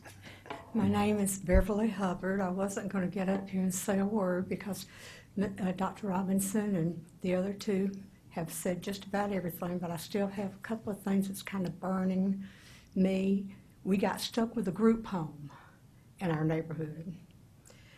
We got shot. Our cars got shot. You know, kids that were in the group home stole the keys, jumped out the bathroom window to the van that the group home was riding them around in. We were told when this board, not y'all, priced that there would be children from here. These children came from Rome, Georgia. And honestly, I don't know how, if they had parents or what, but they didn't do like I did. I ruled with this right here on the bottom. And then the other thing is that these kids and these people, they have a right to make a business. I understand that, but not on Allgood Road. It is bumper to bumper, and like the previous person said, you try to walk it, you can't get out on Allgood Road, you can't get out on Merritt Road, and these are all cut-throughs. And I love cut-throughs as good as anybody else up here does. But we just have to, we've got little kids that walk in the neighborhood with their parents, but they're running more than they're walking because they're faster than their parents. And another thing about this property, they're still just using basic service. If you live in Marietta and you have Marietta Power, you can't be living there as long as they stated they have been, because if you just turn on your lights and water at night, you got a good bill. And they're just using basic terms, as Marietta Power has told me, because we've done some research and they have not lived there continuously. The first time we saw furniture moving in, myself and a friend, was March the 1st. Now, when they were building, they could have carried more in that we did not see. But as of right now, I want them to make a living, but just not on Allgood Road. Thank you, ma'am. We Thank you appreciate for your your comments. patience. Okay, we're going to close the public portion. This is in District 3. Ms. Trombetti, if you'll guide us, please. Okay, thank you. We did see this property once before as a zoning application. It was a request for a change in the zoning, which is more permanent. And I believe at the time, we had advised the applicant that changing the zoning in this location because of our land use map was probably not the best thing to do, and that we didn't really think it was a good idea.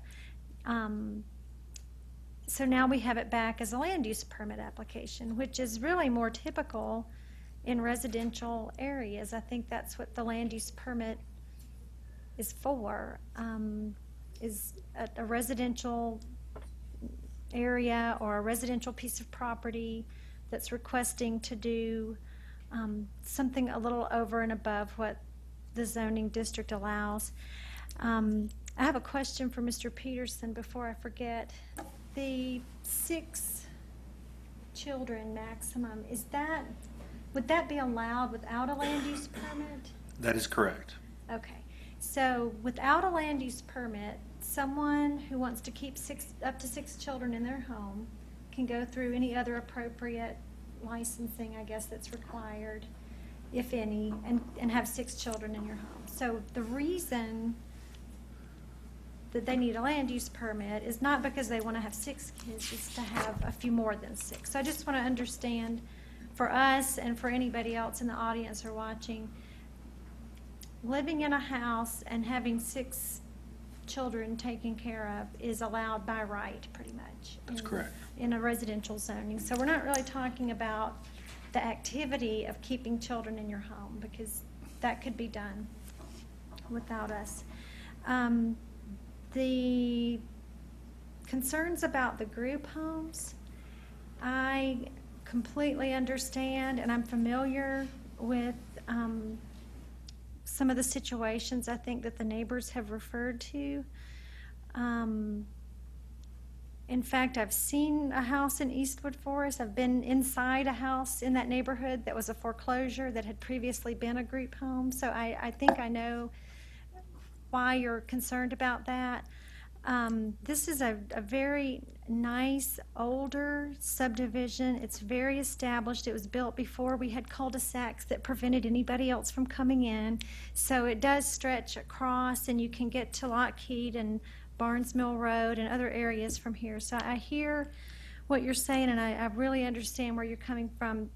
I don't think the daycare request has anything to do or is in any way the same as considering a request for a group home for adults or children, because that means we're talking about people living there.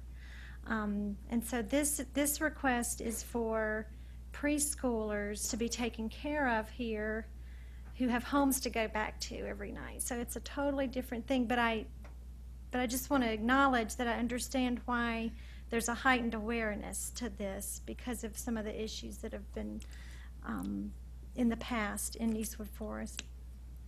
As far as the traffic is concerned, I do think that the size of the property, the configuration and the length of the driveway, kind of a one-way in and then another way out so that it's a continuous movement, and the fact that the house is on Allgood Road and not interior to the neighborhood, give us a reason to look at this a little differently than we would if it was, say, just one of the homes on Camellia or Azalea or within the subdivision where you have a much smaller lot and there might be concerns about people having adequate ways in and out of a single little driveway, or the number of kids that might be playing in the backyard and creating, noise that's more than typical for a home for the neighbors. But I do think the fact that this is 2.3 acres, it's oriented toward Allgood Road across from a major church, and that the fact that they have plenty of room in their driveway for the limited number of customers to come in and out does help with that issue. If the GIS could pan out again just a little bit,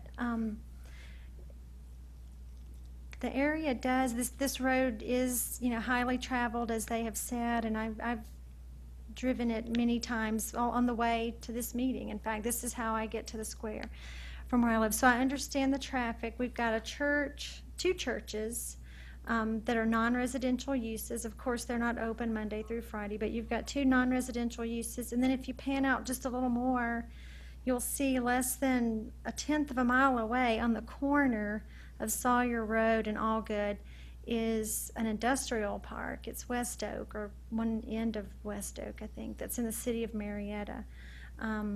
And then, as some of the neighbors pointed out, there's a direct access to Lockheed Elementary nearby. So there's already a lot going on here. I don't think the addition of a few parents dropping off and picking up children is really going to impact the traffic all that much. If this was a commercial daycare center with 100 students, that's a different situation, and I think that's why we were quick to let them know that a rezoning wasn't probably appropriate. So those are just some of the thoughts I've had when looking at this. I think if we decide to approve the land use permit, again, it's a temporary land use permit, I think 12 months would be the longest I would like to consider at this point, because it's the first application.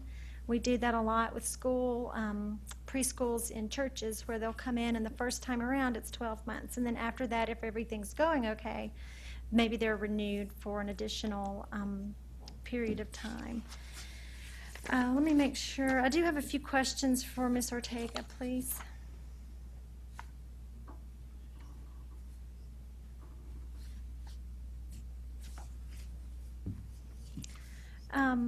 I don't know where the thing about having lived in the house for 6 months before you can come back or any of that is coming from, but are you currently living there now?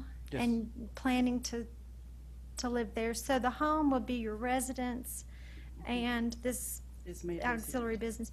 What is the square footage of the house? What is what? The square footage of the home? With the new construction, I'm a nurse, and my mom, we don't, my daughter is the one who did the Okay. design of the house. She knows, but I don't know. You can, I mean, you may have it on the paperwork. It's the same original house, and only the garage I put It's the same house. The only thing that we did was we just enclosed the garage that was next to the house. That's the only thing Okay. new. Okay. So, I really don't know. We have a floor plan, but we can't read it. It's blurry. John, can you read your copy? Well, I was going to say, given the age of the property and the style, it couldn't be more than 2,000 square feet. Yes, it's more than It's- 2,000. No, It is, or it's- no, it's not. The porch doesn't count. It's just the. And my reason for asking really is just to say, you know, that's not a very big footprint. So if your residence is there and your residence is separate from the area where the children are, Oh, yes. then that automatically limits the number of kids that you can take care of, I think. So I not speak very well, but I understand. The state, for the license, the state is very strict.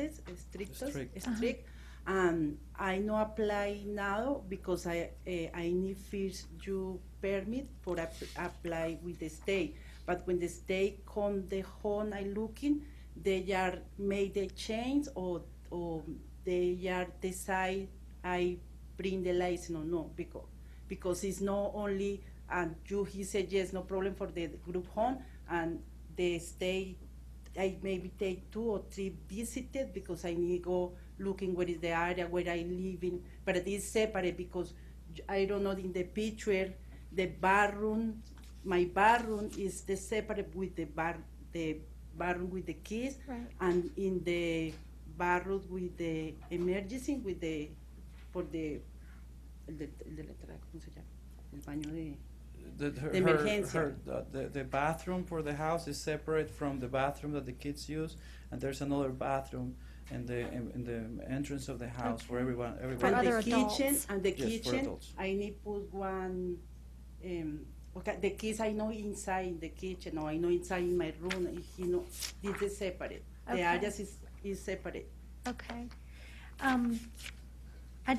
I want to make a point that when a property is not in a platted subdivision, the applicant isn't required to live there, but I think in this case, because you're asking for a home daycare situation that's by definition limited in scope and size, I think it's important that you live there. So, and I think that also helps limit the activity and the number of children you can have, because part of the space that we're working with is your home.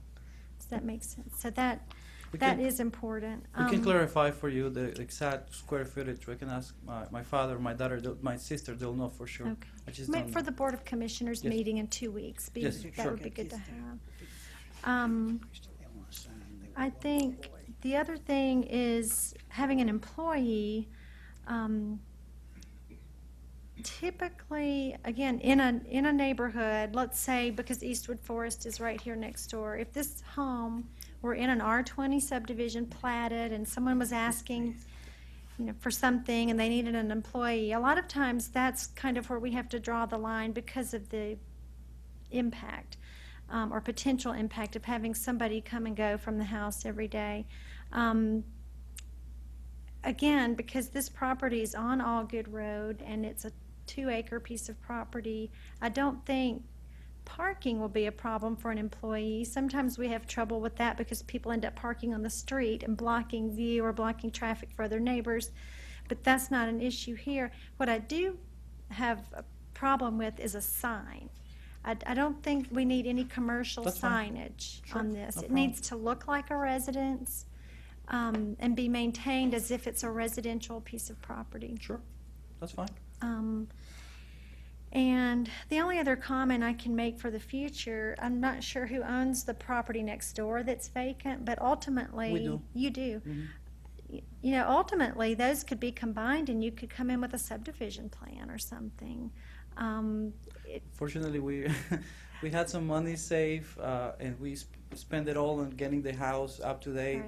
Right. It was in really bad shape, and we just don't have any more funds. They get eager to start, working again, because they're just doing anything. They're not doing anything right now. They just came back from vacation, and so, yeah. So. Well, but it's zoned R20, so this property combined with the one next door could be a little neighborhood with the same size lots as Eastwood Forest.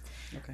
But for now, I think a land use permit is intended to be temporary and it's transitional sometimes. And with some limitations, I don't have a big problem with allowing for the care of preschoolers on this property. But before I make a motion, I'd like to hear from other people if you have concerns. I guess my only concern would be either asking to go all the way up to 12 kids, and I may restrict that down at least for the first year, maybe 8 or 10, whatever you think's valid, and give them 1 year to try and see how it goes, see if it generates any issues with the neighbors and things like that. Sure. For me, it seems like, I have a question, John, did they get building permits for? They did get a building permit to renovate a house.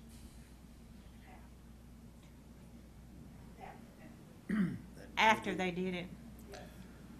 I'm not sure about that part, but they have a building permit for a house right now. Did you get a building permit before you started building or after you started building?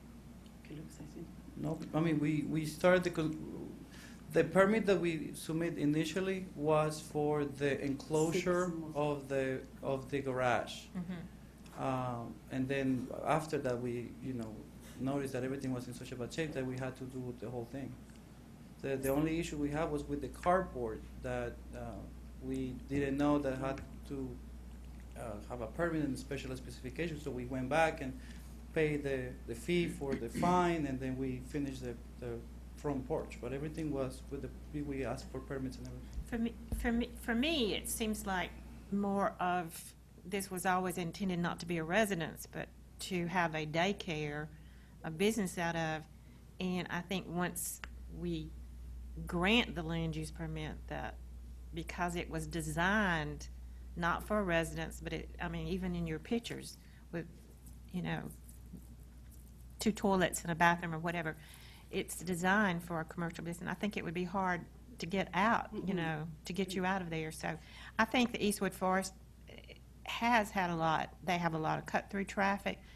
They've had to try to get their houses back up because a lot of them had been in disrepair. And I think by allowing this, then it would open the door for other non-residential uses on Allgood Road. I think that six is a lot of children. If you had 12 back there in the backyard behind the neighbors playing, that's a lot of kids playing. But they don't go out to play at the same time. That would be and keep them all day outside. That would be mean. They do come out for about an hour to play a little bit, and they go back inside. And then you saw the pictures. I mean, all the activities are done inside. The noise outside will be minimum. I mean. It's only 1 hour. It's only they only go 1 hour. For 1 hour, they eat inside. The babies. I mean, what noise are babies gonna make? I think he said they have the signatures of the adjoining homeowners too. Yes. Go ahead. Yeah, I guess I'm really confused because we're talking about allowing a business to be established. That's what a land use permit request is, for someone to have a business in a residential property with limited use, hours, you know, no signs. That's our typical procedure, correct?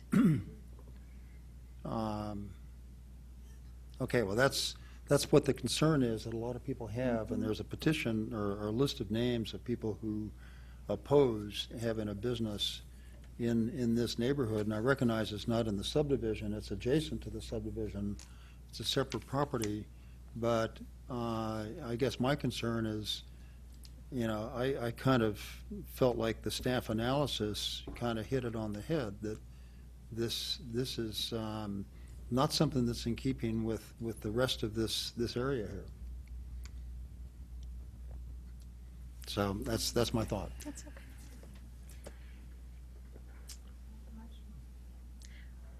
I'll go ahead and make a motion. I mean, I hear the concerns and I appreciate the comments.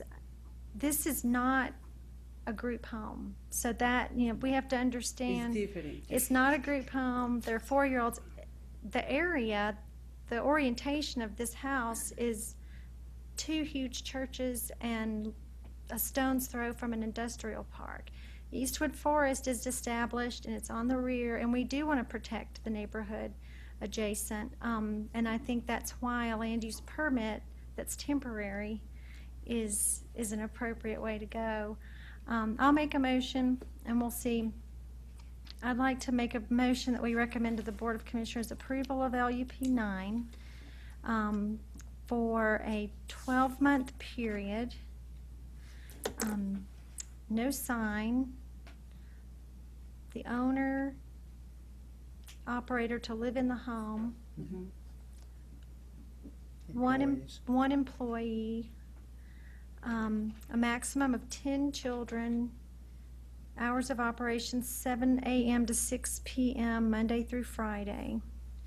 And the ages of the children be 0 to 4 years old. So that means no after-school program. No. And no sign. Yes. Maybe 5, but at this you understand when the kids stay 4 years, they are going for pre-K in the school, and is some time, but it is no. No school-age children. Right. What she's saying is that based on the birthday of the year, sometimes there might be 4.5, almost 5 before they get to a pre-K. That's what she's talking about. But with 0 to 4. Años, no, porque si cumplen 5 años y el colegio no los recibe antes de septiembre, van a estar conmigo. Because you could be in 4-year-old preschool and turn 5 in December. Exactly. Or January, That's yes. what I'm talking So about. this is for preschool children only? Yes, ma'am. Okay. Yes, that's it. Let's say that instead of the age. Okay. And I promise if I thought this was going to be a detriment to the community, I would say so. I think that we've got it tied down for 12 months. Give it a try. They have improved the property. And the front lawn could be beautified even more now that the weather is improving. So that would be my motion. Okay, let me summarize here. We have 12 months only and we'll be watching, okay? No signage. Right. You have to live there. No more than one additional employee. 10 children only. 7 to 6 is your hours of operation, Monday through Friday. That means no work Saturday or Sunday. And preschool children only, and for 1 year only. Right? So that's the motion. Do we have a second? I'll second it. Any further discussion? Okay, then we'll call for the vote. All in favor of the motion as presented? I'll support you on that. All opposed? Okay, so that fails 3-2. Did Thank not you. pass. Now, you still need to go before the Board of Commissioners meeting in a couple of weeks. I make a motion that we reject the application.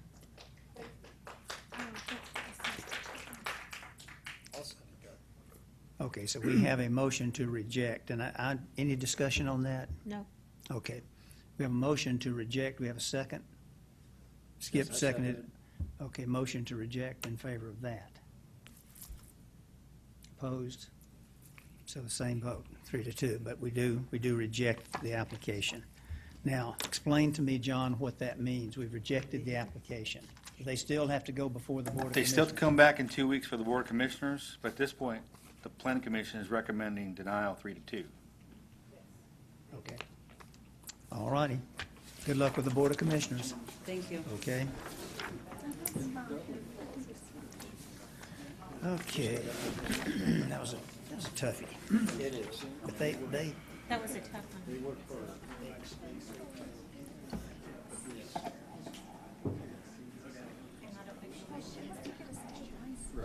okay, we're not through. We're not adjourned, folks. We still have 2 more things of business. We have a recreational grounds and private park code amendment to consider, and I'm going to ask John to present that to us at this time, please. Good afternoon, Mr. Chairman and Commissioners. My name is John Peterson. I'm the zoning division manager. Well, how about that? Okay. Today's other business item is to consider a recommendation to the Board of Commissioners regarding a code amendment for Section 134 of the Cobb County Code. Last week at the work session, we passed out a proposed code amendment relating to private parks or recreational grounds other than tennis courts and golf courses. Since you've reviewed that last week, we've had some help from the county attorney's office to help rewrite this, which actually strengthens the code to how staff actually applies it today. So earlier today, I handed out to you a revised definition for this that would help strengthen the code, and we would ask the board to conduct a public hearing to consider the proposed amendment to Chapter 134. What is the code number, 134? Sorry, John, 134 what? It's 134-37A. 37. Special land use permits. Okay, at this point, I need to ask if there's anyone present wishing to make any comments on 134-37A as presented by Mr. Peterson. Jason raised his hand. I don't think he was. He was just waving goodbye to Mary Rose. Okay, I see. All right, let's move on. I saw no one raising their hand to make comments. So I would at this point entertain a motion to pass this on to the Board of Commissioners with a recommendation for their consideration and approval. I make a motion that we approve Chapter 134 as presented. 37A. 37A. As presented. Do we have a second? Second, Galt. All in favor? Okay, and lastly, John, anything else? That's it, Mr. Chairman. for Okay, me. lastly, we have a couple of minutes to approve from March 30th and March the 11th. We've all had time to review them. Any changes or amendments to the minutes? If not, I'll take a motion to approve those minutes as presented. I'll make a motion to approve as presented. Second from someone? Galt, all in favor of approving the minutes as presented? So those are passed, Madam Clerk. Thank you, John. Thank you, Clerk. Thank you, everyone. Just